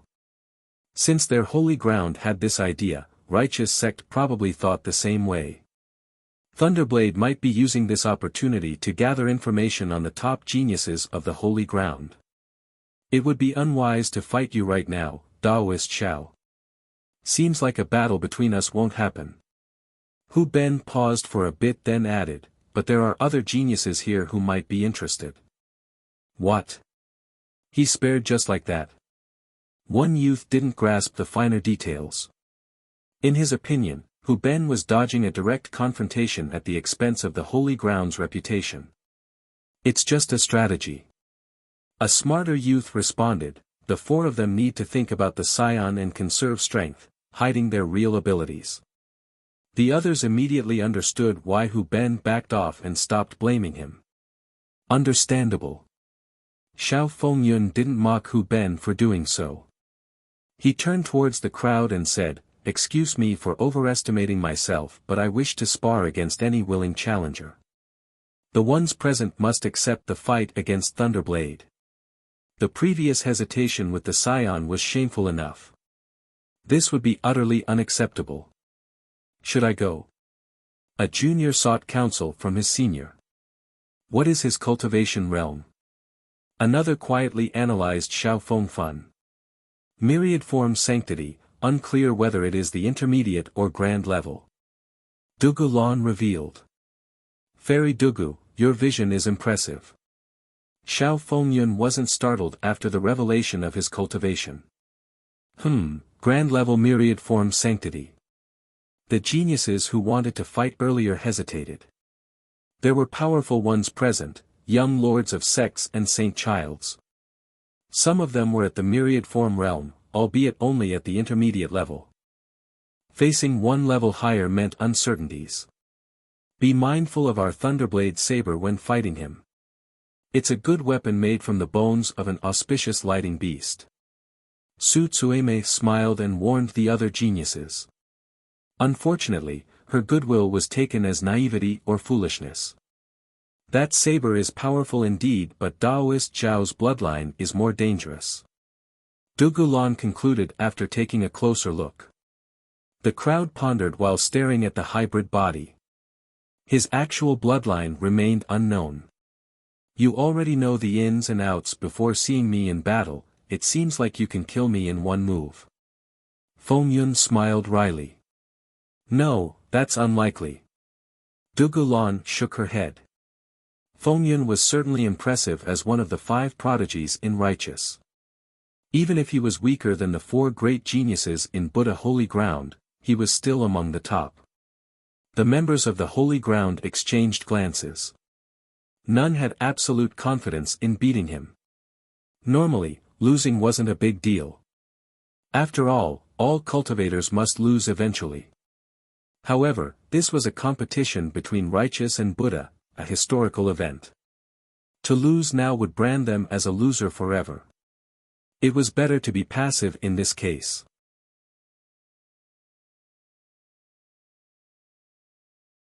Chapter 37:45, The atmosphere felt awkward and oppressive for the Holy Grounds members. It would be too embarrassing if no one accepted the challenge.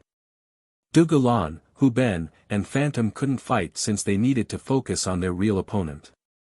Allow me to see your techniques, Brother Xiao. One person finally stepped forward. He wasn't as tall as Xiao Fengyun but still looked quite tough and brimming with power, seemingly capable of moving anything in front of him. It's Lin Hao. Others recognized the youth. One of the 5 heroes from Duality Academy, maybe there's a chance of victory. Some became excited. There are only 3 heroes now. Another quietly said. The crowd then remembered that Li Xiangquan and Zhang Yunji have been killed by Li Qie. Maybe other students will take their spots. One student said. Everyone heaved a sigh of relief. At least they didn't need to do it themselves. Plus, Lin Hao was strong enough to put up a good fight. Senior brother Lin, you got this. The students from Duality started cheering. Lin Hao's bravery earned points for the academy since everyone else hesitated. I have heard of you before, brother Lin. Xiao Fengyun said, your furious axe is a top technique in the Holy Ground. It is an honor. It's just an exaggeration, I am nothing compared to the real heroes in this world. Lin Hao shook his head. In recent days, he became more introverted and humble, fully focusing on cultivation. You're too humble. You are rumored to be a master at the Furious Flame Law, it will be a fortune to see it. Xiao Fengyun said. People were surprised to see Fengyun knowing so much about Lin Hao. Looks like Righteous did their homework, clearly researching the top talents in our Holy Ground. One youth said softly. Obviously, they had to prepare before challenging us. Another said while being glad that he didn't step up. Xiao Fengyun already knew Lin Hao's techniques and abilities, maybe other arts as well. It's just an earth-level law with limited power. I hope I won't make a fool out of myself. Lin Hao said. Lin Hao certainly had the worst background out of the 5 heroes. He came from nothing instead of his peers who were usually from the nobility. Li Xiangquan and the others already had access to top merit laws or ancestral arts even before joining Duality. This wasn't the case for Lin Hao. He started as an ordinary student in Duality and learned elementary merit laws at the start. An earth-level law was impressive for regular cultivators. However, it wasn't much for the influential nobles and geniuses. This was his biggest disadvantage. Senior brother Lin still has an inborn fate palace. One Duality student said. His fate palace allowed him to excel against the odds. Nonetheless, his starting point was still lower than others. A senior once told me that merit laws decide an individual's starting point, but as for their height, it's up to them. Fengyun said. I do agree with that. Seems like even if I were to lose, it won't be a vexing defeat. Lin Hao laughed. Let's get started then. Fengyun walked forward while holding his saber. I hope I'll be able to see the famous evil devourer art of righteous. Lin Hao walked forward as well. I'm afraid you'll be disappointed because I'm too slow to learn this supreme art. I'm not qualified either. Fengyun smiled wryly, my art is from my clan, Thunder Saber art. It might not be enough to enter your sight. Fengyun deliberately revealed his best merit law. The Xiao is one of the top 5 clans in Righteous. Dugulan interjected, Thunder Saber art is certainly a top-tier technique. According to the rumors, righteous Dao Lord received points from the seniors of the Shao clan and learned this art. He stopped using it after becoming a Dao Lord, but later on, he helped modify this art. She wasn't trying to boast her knowledge, only to remind Lin Hao. A saber technique fixed by a Dao Lord. Others became startled and thought that they were lucky to hold back. Fairy, it seems like you know everything, maybe more about our clan than some of our own members. Feng Yun praised her. It's no big deal, I had a trip abroad at Righteous during my youth. Dugulan said. Others haven't heard of her experience before in Righteous. Brother Lin, the truth is I am indeed at the grand level. Please be careful now. Feng Yun took a deep breath and told Lin Hao. This was rather unexpected. Feng Yun's goal was to test the geniuses in the holy ground. But now, he revealed his merit laws and cultivation realm before the start of the fight. Victory or defeat actually didn't matter here, only information gathering. What was the point in fighting then? Incredible. And Brother Shao, I've only recently reached the grand level as well. Lin Hao also stated his cultivation realm. Senior Brother Lin is at the grand level now. Some duality students couldn't believe it. So the rumors are true. He just didn't admit it before. Another student said. Duality Academy is incredible, even someone who has no background to speak of can reach this realm.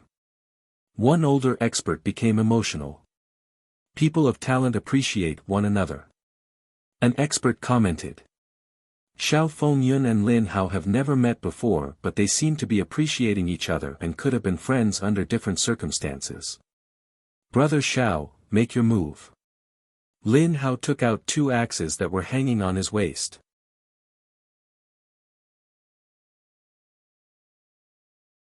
Chapter 37-46, Lin Hao and Xiao Fengyun stood face to face while everyone else watched with bated breath. Both were at the grand level of the myriad form realm. This was nothing short of impressive at their age. They might not be the best of the best but were still geniuses among geniuses. They certainly had a bright future given their current cultivation and had no problem becoming heavenly sovereigns. In fact, they would be at the top level of that realm, becoming the strongest ancestors of a sect. Thus, this fight was worth a watch even for the top ancestors. The two took the fight seriously, not daring to be careless. Who'll win? Some youths lost their patience during this standoff. For them, the fight was more than just Lin Hao's personal score. The Holy Ground's prestige was on the line as well. Senior Brother Lin, obviously, his inborn Fate Palace gives him a powerful life fire. Xiao Fengyun can't stop it. One spectator said. I hope so. Another student replied. This would be a boost to the Academy's image. A more insightful genius disagreed, Lin Hao's chances are low, to say the least. They're both in the same realm but in terms of mastery, Lin Hao is far shallower. As Fairy Dugu said, Xiao Fengyun is from a famous clan in Righteous, he has access to resources that Lin Hao isn't privy to. An expert agreed. A few powerful geniuses from the Holy Ground thought about fighting Xiao Fengyun before Lin Hao. They hesitated because of Fengyun's clan. This deterred their confidence. Thus, the hopeful members of the crowd became quiet. The logic was sound, Lin Hao's background was his biggest weakness. Therefore, his available merit laws and weapons couldn't compare to Xiao Fengyun. I'm starting now. Fengyun unsheathed his saber. Clank. Crackles detonated unceasingly as lightning waves engulfed the blade. He seemed to be holding a bundle of lightning bolts instead of an actual saber. Overwhelming blast. He roared and pushed his saber forward with lightning speed.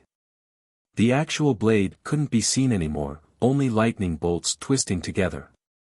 The currents flowed swiftly like a torrential river, looking like a spear piercing through space. It felt as if a dam had fallen and the ferocious lightning bolts instantly rushed out to hunt Lin Hao. It consisted of speed, power, and sharpness, crushing space in the process while aiming for Lin Hao's throat. This move was ferocious and potentially fatal while being extremely hard to defend. Activate. Lin Hao was ready. He roared and released his Fate Palace. Life fire was released with a similar intensity. This flame had an all-destroying destructive capability, able to burn through everything in its path. Boom! The lightning river and the fire wave made contact, resulting in a terrible shockwave of fire and lightning twisted together. Loud crackles and blinding lights materialized, akin to the eruption of a volcano infused with lightning. The flames seemed to have the upper hand and started drowning out the lightning. The flow suddenly reversed towards Xiao Fengyun like an unstoppable army. This is possible. One youth became slack-jawed. His cauldron of life is special, no one among the young generation can have a stronger fire. A big shot praised Lin Hao after seeing this. The life fire seemed rather unstoppable, ready to burn the opponent to a crisp. Lightning Bird. Xiao Fengyun showed no sign of fear as he performed his next technique. The saber immediately released more lightning. Screech. As he swung his blade, a lightning bird flew out. The image of an auspicious divine beast. Even the older experts became startled. The saber was made from the Tao bone of this auspicious beast. Rumble. The bird soared upward and released more lightning bolts. It looked like the ruler of this affinity. Its claws could tear out the fabrics of space to open a portal to a lightning world. It didn't take long before an ocean of lightning accumulated to meet the incoming life fire. Boom! This influx of power seemingly overwhelmed the torrent of fire. Lin Hao saw this and finally used one axe for a vertical slash. Its speed was unreasonable. The afterimage in the air appeared a long time after the actual movement. The monstrous slash seemed capable of splitting the world into two halves. Furious slash. His roar echoed in everyone's mind. Boom! Fengyun retaliated perfectly by parrying the axe with his saber, preventing his head from being split open. The crowd felt pain in their ears from the loud explosion. Fiery sparks splattered from the impact point while Fengyun was pushed a dozen steps backward. Yeah! Brother Lin. The duality students applauded since Lin Hao had the upper hand. The slash earlier made them feel amazing. They had been holding back anger and indignation for a while now. Lin Hao's reputation is well deserved. Another genius had to admit that Lin Hao was worthy of his fame. He might not be the strongest among the 5 heroes but definitely in the top 3. He would be one level higher if he came from a big clan. One ancestor sentimentally said. Among the 5, he certainly worked the hardest so his cultivation was solid. The rare members of the crowd who came from humble backgrounds took pride in this. After all, he represented their dream.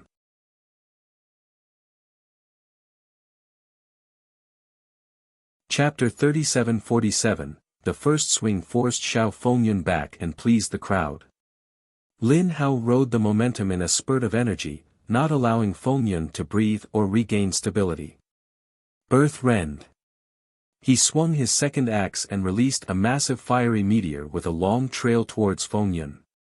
The flames burned the air, creating blurriness and a melting phenomenon. Crack. The ground cracked enough though the axe was still in the upper trajectory. Lava oozed out from the cracks and actually lunged towards Fengyun. The second swing was more dominating than the first and harder to stop. So strong. One spectator blurted out while his knees buckled in fear. The geniuses in the same realm became emotional. They admitted that Lin Hao was quite strong despite lacking resources and top merit laws. Fengyun retaliated by pinning his saber into the ground. Buzz. Lightning bolts coursed underground. In the next second, a diagram with lines made of lightning appeared on the ground like a peerless totem. Lightning pillars. Fengyun roared and thick lightning bolts came out of the ground, mighty enough to shoulder the sky. They created a net-like barrier to stop all offenses. Boom! Lin Hao's axe struck the barrier. Rumble! The power of the hatchet was devastating, seemingly wanting to destroy the capital. Alas, it wasn't enough to split the lightning barrier, only forcing some cracks on the surface. Feng Yun took this opportunity to retaliate. The next saber swing lacked the same fanfare as before. This slash was virtually imperceptible. Once people noticed it, it would have been too late since the blade would be inches away from the neck. Abyss Lightning, this was a killing move from his clan's Thunder Saber art. This one was different from the rest, looking weak due to its subdued nature yet was extremely fatal. Many opponents died to this particular move instead of the flashy ones. Most young spectators didn't see the move clearly. They only felt a cold breeze by their neck as if something was on the verge of piercing through. "Watch it, your neck!" The stronger geniuses shouted to warn Lin Hao. Of course, it was way too late once the words came out. The tip of the saber was already there. These geniuses could already imagine the fatal result. Clank! More sparks slashed outward. Lin Hao managed to stop it with his third axe that came out of nowhere. His speed wasn't inferior to Feng Yun in the slightest. That was close. People heaved a sigh of relief. Their back was drenched with cold sweat by now. Triple Furious Axe. They finally understood his title after seeing this. Normally, people only saw the two axes hanging by his waist, not the third one. Those who didn't know him well would only think that he was a dual wielder. Where did the third one come from? One cultivator regained his wits and wondered. Xiao Fengyun wasn't puzzled by this and activated more lightning bolts. "Watch it!" The spectators shouted. Lin Hao didn't need them to warn him. He knew that this wasn't looking good because Fengyun's body was covered in lightning bolts right now. He had no choice but to switch to defense. Ravage the 9 firmaments. Fengyun roared and the lightning bolts soared straight towards Lin Hao. Boom! Boom! Boom! In the next split second, the bolt struck Lin Hao and exploded. Lin Hao's reaction was impeccable as he pulled back his axe to defend himself. Alas, it wasn't enough to block all the lightning bolts. He was sent flying through the air and vomited blood. His armor also broke down from the explosions. Bam! He smashed into the ground, looking disorderly. The atmosphere became frozen while the members of the holy ground couldn't keep their mouths shut. Lin Hao had the upper hand just a moment ago but everything changed so quickly. A while later, Lin Hao got up, looking bloodied from top to bottom. "Senior brother Lin, are you okay?" One student came over, wanting to help him. Lin Hao gently rejected the guy and stood straight on his own. "I've lost." He smiled wryly without looking dejected or angry. "It's too early for that, you can still fight." Xiao Fengyun shook his head. The wounds weren't serious enough to negatively affect Lin Hao. He could keep on fighting if he wanted to. A loss is a loss, no need to prolong it. "I can still fight but the gap is clear. I'll only be inviting further humiliation. I am weaker and wholeheartedly accept defeat," Lin Hao said, not too bothered by the loss. This battle pertained to the Holy Ground's reputation.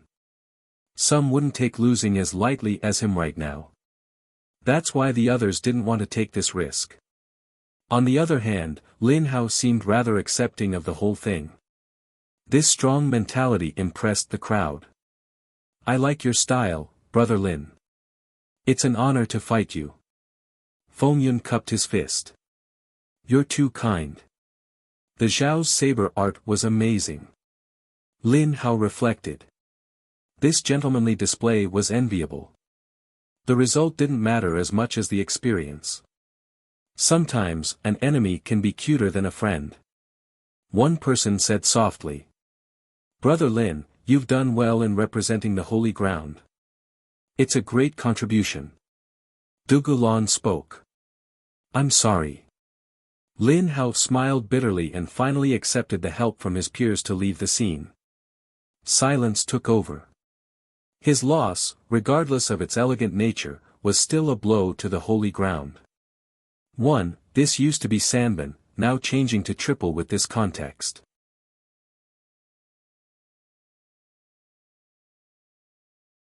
Chapter 37-48, The geniuses of the holy ground had nothing to say.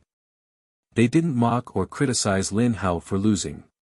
In reality, they probably wouldn't have fared better. Lin Hao was absolutely strong, perhaps only weaker than Dugu Lan's group. A few others could be stronger than him but certainly not by much. After seeing Xiao Fengyun in action, they realized that defeating him cleanly would have been virtually impossible. Not losing in a disastrous manner would have been a good outcome. Prior to this, some prideful geniuses were infuriated with Xiao Fengyun's attitude. However, it was tough to act out given the guy's displayed power. Xiao Fengyun could definitely be listed among the top geniuses of the holy ground. This was a terrible start for the holy ground, losing the first round. Anxiety and nervousness surfaced in the young genius's mind. No need to worry, this is just the nature of fighting and cultivation. Dugu Lan consoled. Unfortunately, the atmosphere didn't get any better. The young one still wore a heavy heart. How about a spar with me now, fellow Taoists from Buddha holy ground? Cloud Whip Lu Huaisher stepped forward. This was expected because his side had the morale advantage. The holy ground would have done the same. But since Lin Hao had lost, who would want to fight Lu Huaisher now? Lu Huaisher and Xiao Fengyun were part of the 5 prodigies.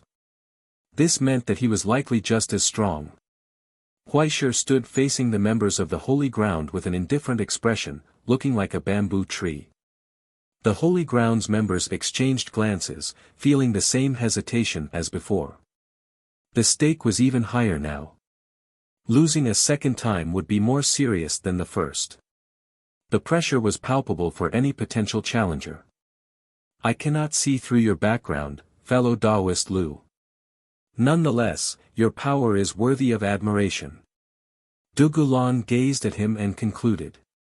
Her assessment startled the crowd. Could it be that Lu Huaisher was even stronger than his friend? She said it in order to warn the geniuses here. You're too kind, Fairy Dugu. My defeat is certain if you join the fray. Lu Huaisher cupped his fist with a serious expression. Your vision just keeps on impressing. His power is indeed mighty, definitely the first or second in our group. Xiao Fengyun laughed. Xiao Fengyun currently served as a standard for fighting capabilities. It seemed that only the 4 geniuses of the holy ground could defeat him. Now, he admitted that Lu Huaisher was actually stronger than him. Can it be, he's in the Grand Dao sacred physique realm? One listener murmured. Grand Dao realm, the top geniuses present couldn't help shuddering. Given the guy's age, it meant that he was a dragon among men, a genius among geniuses. Should be peak myriad form if not already sacred physique. One older expert said. The members of the holy ground found the situation deteriorating. It became harder to breathe for them. Those on the verge of coming out prior changed their mind. If Lu Huaisher was only as strong as Xiao Fengyun, some still had a chance of putting up a great fight or winning. Now, the gap between the two seemed considerable. This shattered their confidence. I can handle a grand-level myriad form cultivator. A formidable genius said, but the sacred physique realm? No way.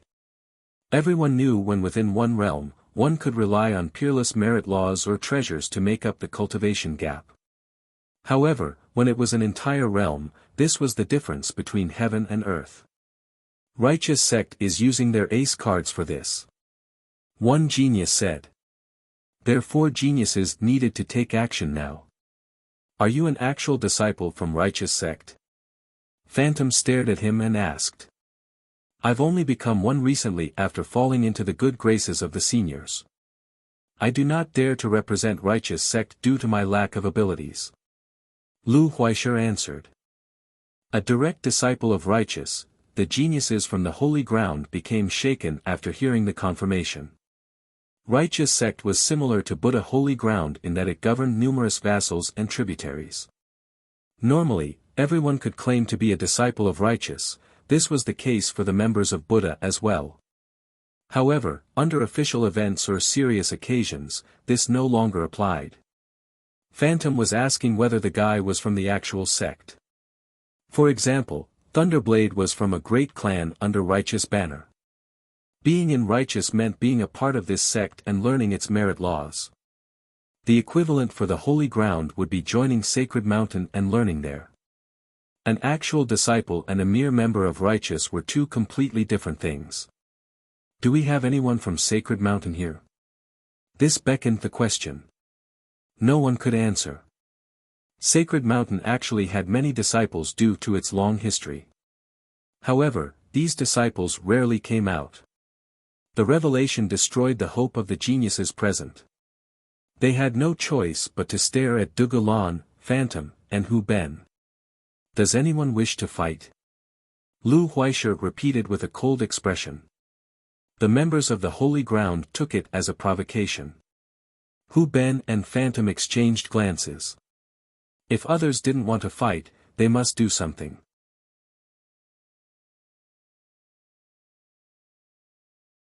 Chapter 37-49, Hesitancy and doubt permeated the side of the holy ground. Losing to Lu Huaisha would be a great blow to the cause. The members of the holy ground wouldn't be able to keep their head high when facing someone from righteous after losing. Thus, they placed their hope on Dugulan, Phantom, and Hu Ben. Unfortunately, this wasn't the right time for them to fight according to the plan. They needed to focus on the Scion since they were the ace cards of the holy ground, the only geniuses that could actually keep up. Thus, the later their involvement, the better. This made it harder for righteous to understand their actual abilities. Unfortunately, no other members present had absolute confidence in beating Lu Huaisha. Anyone at all? Lu Huaisha asked again.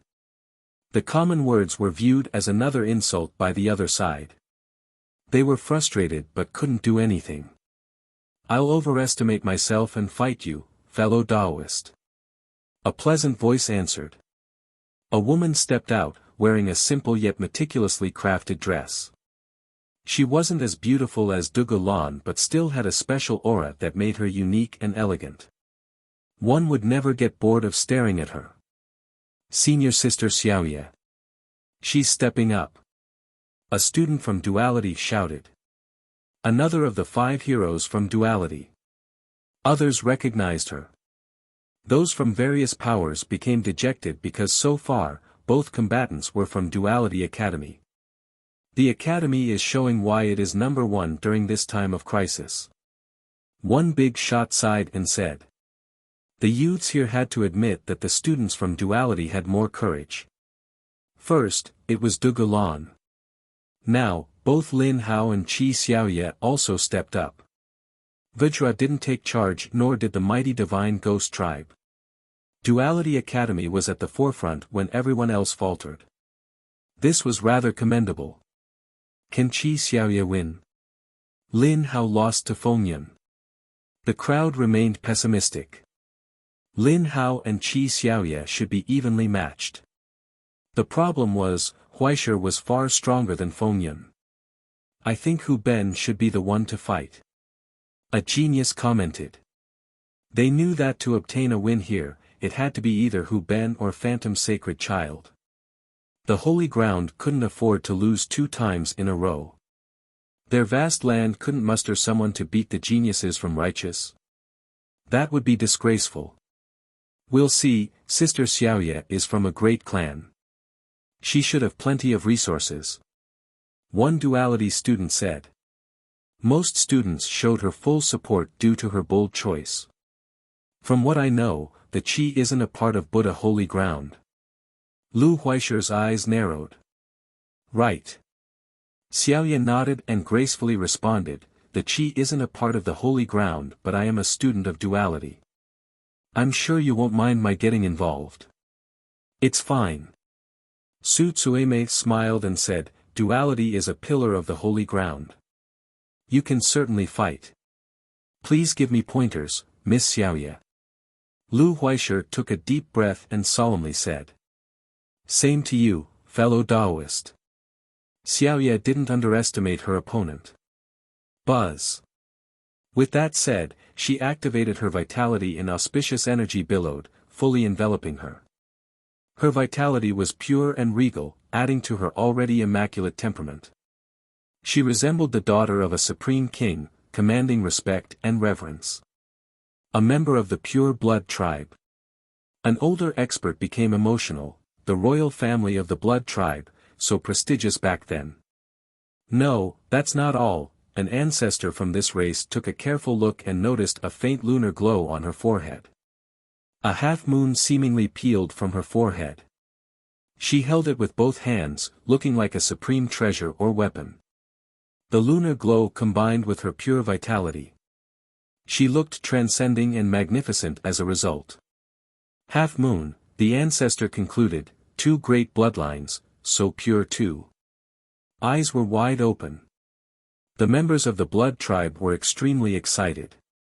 Both Half-Moon and Pure Blood were royal clans of their race. Though they have declined and weakened, they were still quite famous. She could be considered a jewel of their race due to her pure bloodlines. The old blood experts saw her boundless potential. "Excuse me now," Qi Xiaoye uttered before activating the Half-Moon. It became blindingly resplendent. Clank. The light then condensed into a single slash soaring straight at Lu Huaishe before the crowd could react. It cut through space and left behind an afterimage. Spatial lines could be seen from the breaking process to the astonishment of the spectators. The lunar slash seemed unstoppable. Even the toughest material would feel like tofu before its sharpness. "Good move." Lu Huaishe shouted and instantly used the whip that had been coiling around his arm. Ra! As he swung forward, a dragon roar could be heard. The whip turned into a dragon with black scales. Its claws were just as sharp as the lunar slash and tore space apart. Boom! The two moves collided, causing the region to quake violently.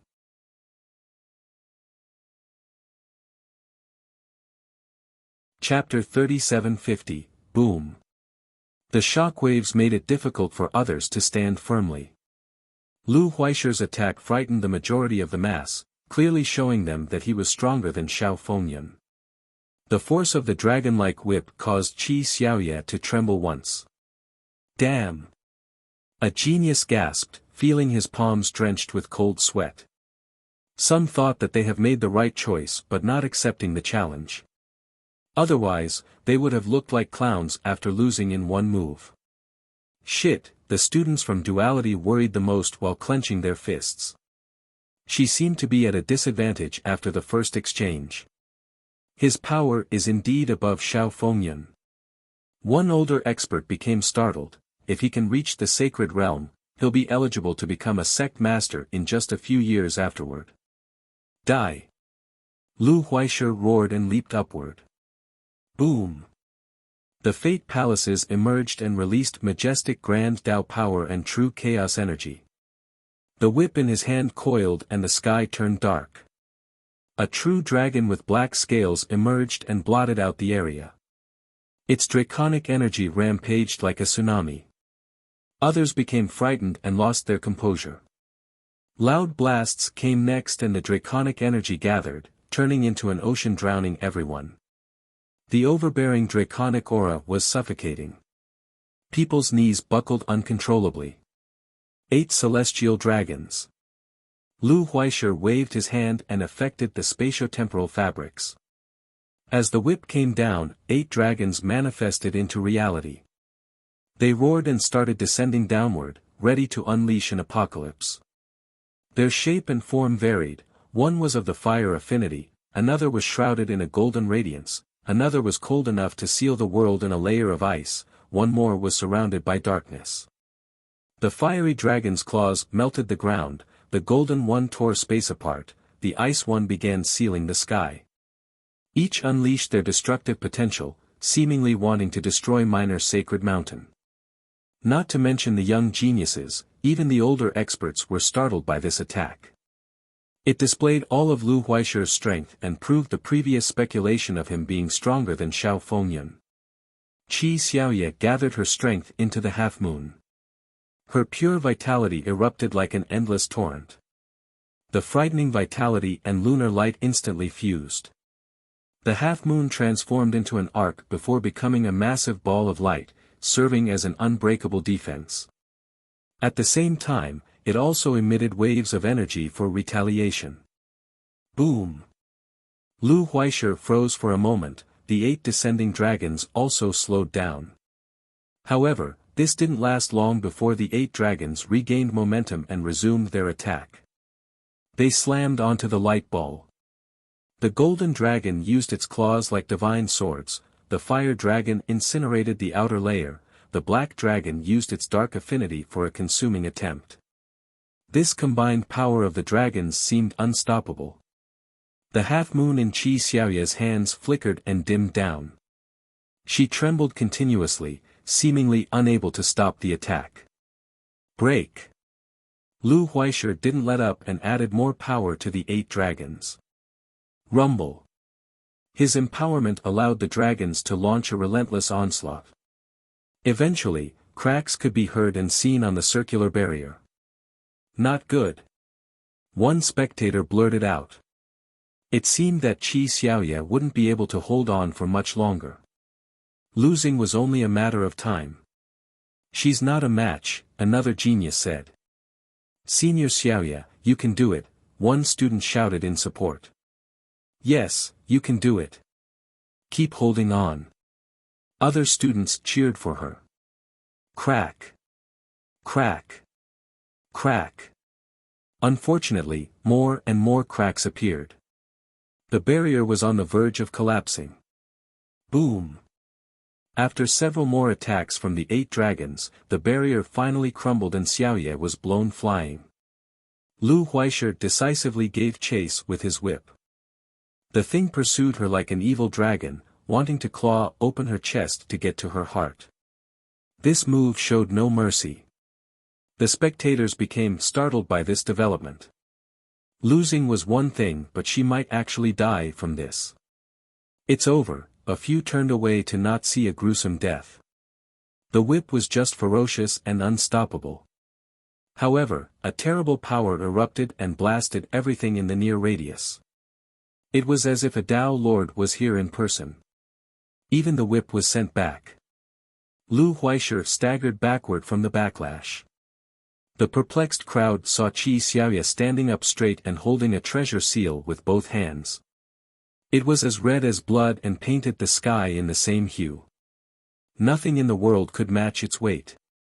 If it were to fall, it could destroy heaven and earth. It exuded a terrible Tao Lord aura, capable of sweeping through all evils. Unfortunately, the seal was missing one corner. This seemed to be due to incompleteness, not that it was damaged later on. The creator of this seal simply didn't finish the refinement process. People couldn't believe it. They thought that she would die to the whip, but she turned the tides back during the very last moment. A Tao Lord weapon. An ancestor recognized the seal right away. Well, this was rather obvious for anyone due to its rampant aura.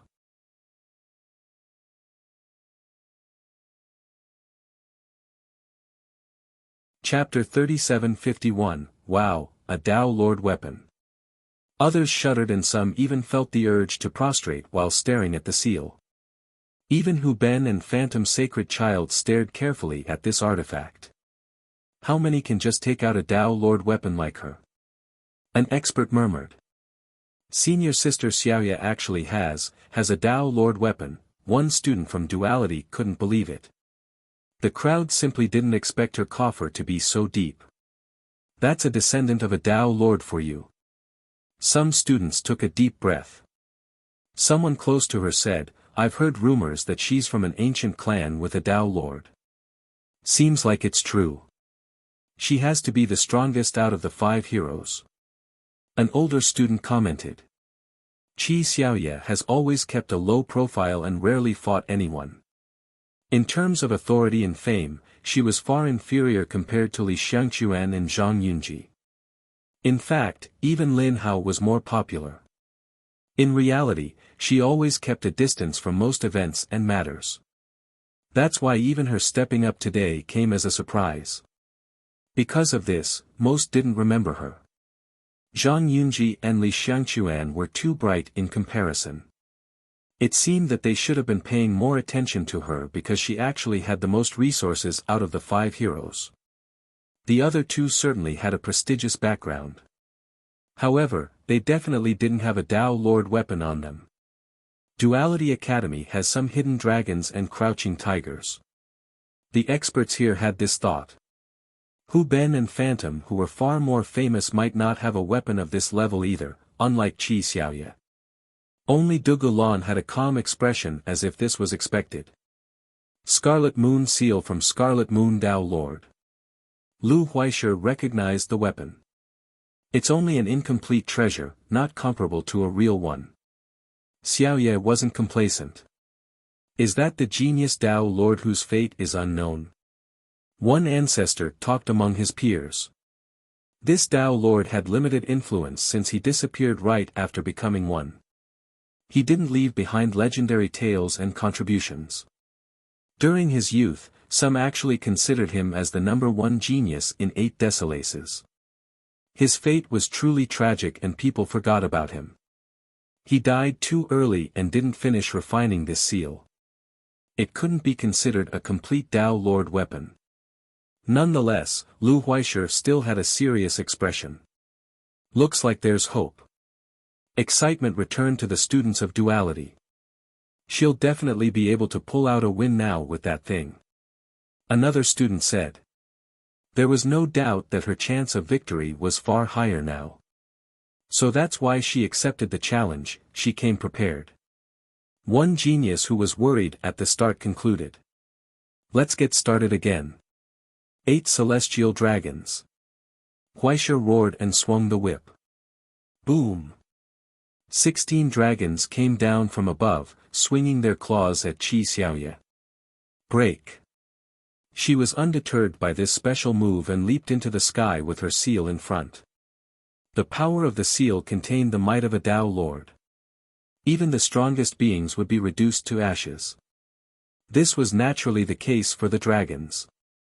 Lu Huaishe groaned from the impact and was blown away, his whip disintegrated. Yes. The spectators from the holy ground applauded. Well done. Another shouted excitedly, looking joyous. You're the light of our academy. One student loudly shouted. It became a tie now so everyone could breathe easily. The atmosphere prior was just too much to take. At least it looked like an even fight between Buddha and Righteous now. So strong, Lu Huaishe had blood streaming out of his mouth as he said. Brother Lu, you haven't gone all out yet. It's time now. Xiaoye calmly said without a hint of arrogance after the successful blow. I have to if I want to leave alive. Lu Huaishe smiled wryly. The crowd couldn't believe it. Huaishe's power earlier was enough to deter all the geniuses here. He was still holding back. Anxiety returned to the geniuses after hearing this. Don't worry, senior sister Xiaoye has a Tao Lord weapon. One student said. Who knows if it was to cheer for Xiaoye or just to convince himself about the chances. Clank. Clank. Clank. Huaishe's hand started shaking before another whip appeared. This whip was different from the one prior. It looked like a thick chain consisting of golden links. Gales started blowing away the clouds above after he held it. It emitted the power of a supreme. He seemed rather unstoppable after summoning this weapon. 1. The pronoun is he, but it could still be a she.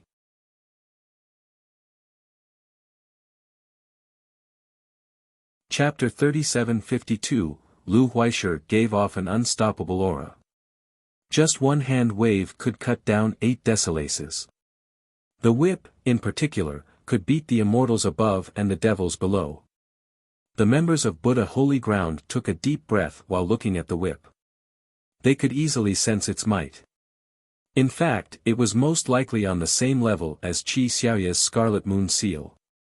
Righteous sect is no slouch when it comes to resources. One commenter said. Lu Huaisher's personal abilities were impressive enough. Now, he became a tiger with wings, virtually unmatched in this place. He was a real disciple from Righteous sect. Of course, he wasn't comparable to someone like Righteous Scion but still far above Thunderblade Xiao Fengyun. The Xiao was a powerful clan but still far inferior compared to the actual Righteous sect. It's fortunate that senior sister Xiaoya has a Tao Lord weapon. One student said after seeing the powerful whip, becoming very worried. Nonetheless, there was still a chance for Xiaoya. This is your real weapon. Xiaoya stared at the whip and said. This is given to me by a senior in the sect, a legacy from a wise sage. I can't exert it to its fullest potential and will only besmirch its reputation. Lu Huaisher didn't reveal the whip's name but it certainly had an illustrious origin. It belonged to Soaring Crane Heavenly Sovereign, the Master of Heaven Devourer Tao Lord. Its name is Divine Gold Whip. Dugulan sitting under the tree revealed the name of the weapon. From Soaring Crane Heavenly Sovereign. The crowd became startled, even those from the previous generation. Heaven Devourer Tao Lord was none other than the man who revitalized Righteous sect. Under his leadership, the sect became mighty again, enough to push back the formidable Buddha Holy Ground. His master wasn't as famous as him. Nonetheless, he was still a top heavenly sovereign. His whip allowed him to be uncontested as the sect master of Righteous. The whip was definitely not weaker than Xiaoya's Scarlet Moon Seal. This shows that Lu Huaisher is an important disciple there, they're focusing on grooming him. Others were shaken after realizing this. I have nothing but the utmost admiration for your knowledge, Fairy Dugu. Lu Huaisher didn't try to hide at all while cupping his fist towards Dugulan. Be careful now. Qi Xiaoya showed no sign of hesitation after the revelation. She immediately attacked with her seal after one warning. It swept forward like a majestic mountain and crushed everything in its path. Rumble. Time and space shattered. The seal appeared in front of Lu Huaisher's chest before others could blink once. Crack. Crack. The area in front of his chest shattered as well even before the seal made contact. Good move. Lu Huaisher laughed and flicked his wrist. A series of whipping noises could be heard and the whip coiled into a great wall to stop the incoming seal. Boom. The resulting blast was deafening. Everyone felt as if the world was spinning. Both combatants staggered 3 steps backward after the exchange. Seems even. Others noticed after the direct confrontation. The whip is really strong. One commenter spoke on the whip. Remember, the seal was a Tao Lord weapon yet the whip was competitive. Of course, this was partly due to the seal being incomplete. Activate. Lu Huaisher shouted, not daring to underestimate Qi Xiaoya. He knew that if he didn't go all out, defeat would be inevitable. He released all of his vitality. 11 palaces appeared and lined up, turning the vitality into a vast ocean of blood. The true fate protected by the palaces looked like a deity with an oppressive aura. Grand Tao Sacred Physique. One spectator shouted. Lu Huaisher finally showed his real cultivation realm by revealing the palaces. Impressive. Xiaoya praised but didn't relent. Activate.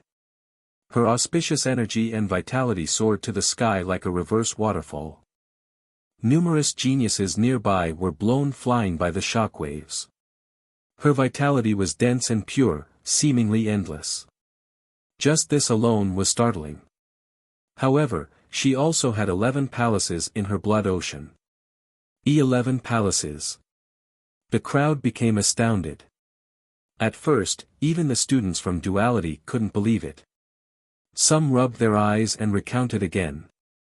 Sure enough, 11 palaces. This meant that she was in the sacred physique realm. As one of the 5 heroes, the majority was in the myriad form realm. Lin Hao himself was considered strong at the grand level of this realm. That's why everyone thought that she would be in this realm as well. After all, she wasn't as famous as the others. Right now, her true cultivation realm caught everyone by surprise. I think senior sister Xiaoye is number 1 among the 5. One student said, realizing that Xiaoye has been hiding her true abilities. I have nothing to be proud about when there are so many hidden experts at the academy. Lin Hao became sentimental. Someone far stronger than him kept a low profile all this time. There was no need for him to be prideful. The academy is mighty indeed. Lu Huaishe was moved as well. You're no regular disciple from Righteous either. Xiaoye returned the compliment. It seemed obvious by this point that Lu Huaishe was an elite even in that sect. It's my lucky day to be able to see a Dao Lord's art. Lu Huaishe raised his whip, ready to fight again. I can't wait to see the secrets of Righteous as well. Qi Xiaoye said seriously. The Qi had a Dao Lord before, but Righteous sect had a far deeper history. She had no advantage to speak of in this fight.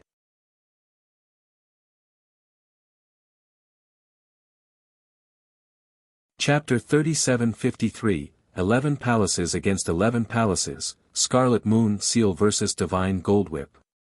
The crowd watched with bated breath. Both sides were evenly matched, whether it be their cultivation or weapon. Who will win? The duality students became anxious. Those who were cheering for Qi Xiaoye earlier stopped. It was impossible to tell the victor right now. It's not quite Righteous versus Buddha, nonetheless, still an amazing spectacle. One big shot found this fight interesting enough. At this point, both the young and old, even the ancestors, wanted to watch this high-level fight. Miss Xiaoye, after you. Lu Huaishe cupped his fist and let Xiaoye start first. His attitude made her worry inside. The danger was certainly there, but she had no choice but to fight. I won't be reserved then. Xiaoye answered. Her 11 palaces issued loud explosions. The true fate became resplendent.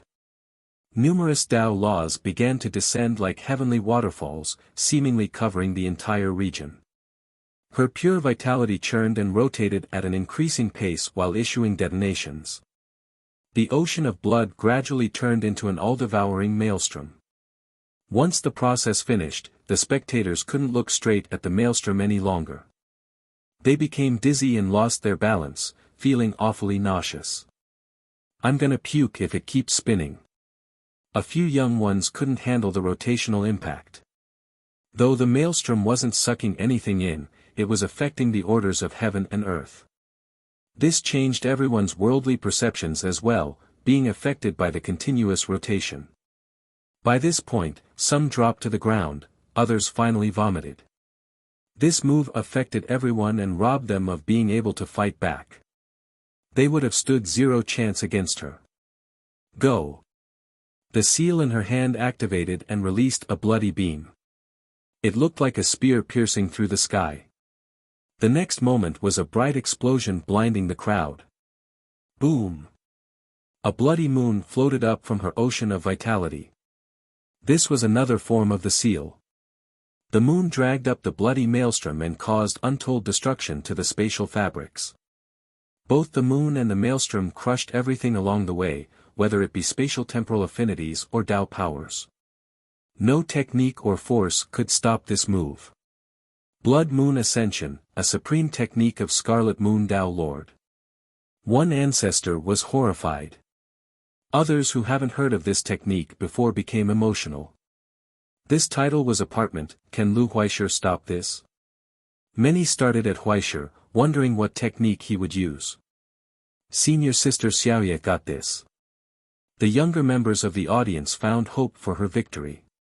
Lu Huaishe made his move as the moon and maelstrom were crushing down on him. His whip moved like a dragon towards the incoming attack. Strangely enough, the whip didn't carry the same fanfare as Xiaoye's technique. It looked inferior in both momentum and power, so the crowd became surprised. They thought that it was impossible for him to stop Xiaoye's technique. This wasn't the case. Bam! After the whip hit the moon, both the moon and the maelstrom were greatly affected. Their power and momentum fully stagnated. This was akin to a fire inside a cauldron being temporarily pushed back by a pot of cold water. People couldn't believe how effective the whip was. Just a while ago, Blood Moon Ascension displayed such a wondrous and domineering visual phenomenon. On the other hand, the motion of the whip looked feeble in comparison. Nonetheless, it still stopped Xiaoye's move. What's going on? The youths had no idea why. Why is this happening? They found this extremely bizarre. Dugu Lan's eyes flashed brightly before speaking, Evil Devourer 7 chapters. These words stirred the listeners right away. Evil Devourer of the Supreme Four Truths. An ancestor became frightened after knowing the origin of this move. Righteous Tao Lord found the Evil Devourer section of the Fourth Truths during his youth. After finishing his Tao, he wrote 7 chapters and passed them down to his disciples. Supreme Four Truths is a legendary heavenly scripture, others have no chance of seeing, let alone cultivating it. Dugu Lan went on. You think too highly of me, fairy. Lu Huaisha shook his head. It's embarrassing to say this, but I lack the talent to learn it. I barely know the basics of 1 chapter. Yes, Force Devourer chapter. Dugu Lan nodded. This is far beyond the basics. You have reached grand completion already. I'm not even close compared to the Scion. Lu Huaisha said. The crowd couldn't believe it. Dugu Lan said that he was at grand completion, yet he claimed to be surpassed by the Scion. Just how far did the Scion get with this chapter? A heavenly scripture, others became afraid. No one doubted the power of Evil Devourer 7 chapters because their holy ground had one too. Buddha Tao Lord also found one part of the Supreme Four Truths, Buddhamization. You're tuning in to the Han Li's Wuxia Chronicles YouTube channel. We're so grateful for your support, and don't forget to subscribe to join us on this incredible journey through captivating stories. Your generosity through donations truly makes a world of difference, as it's the primary source of revenue that allows me to expand and enhance this channel for you. Thank you from the bottom of my heart for being a part of this adventure.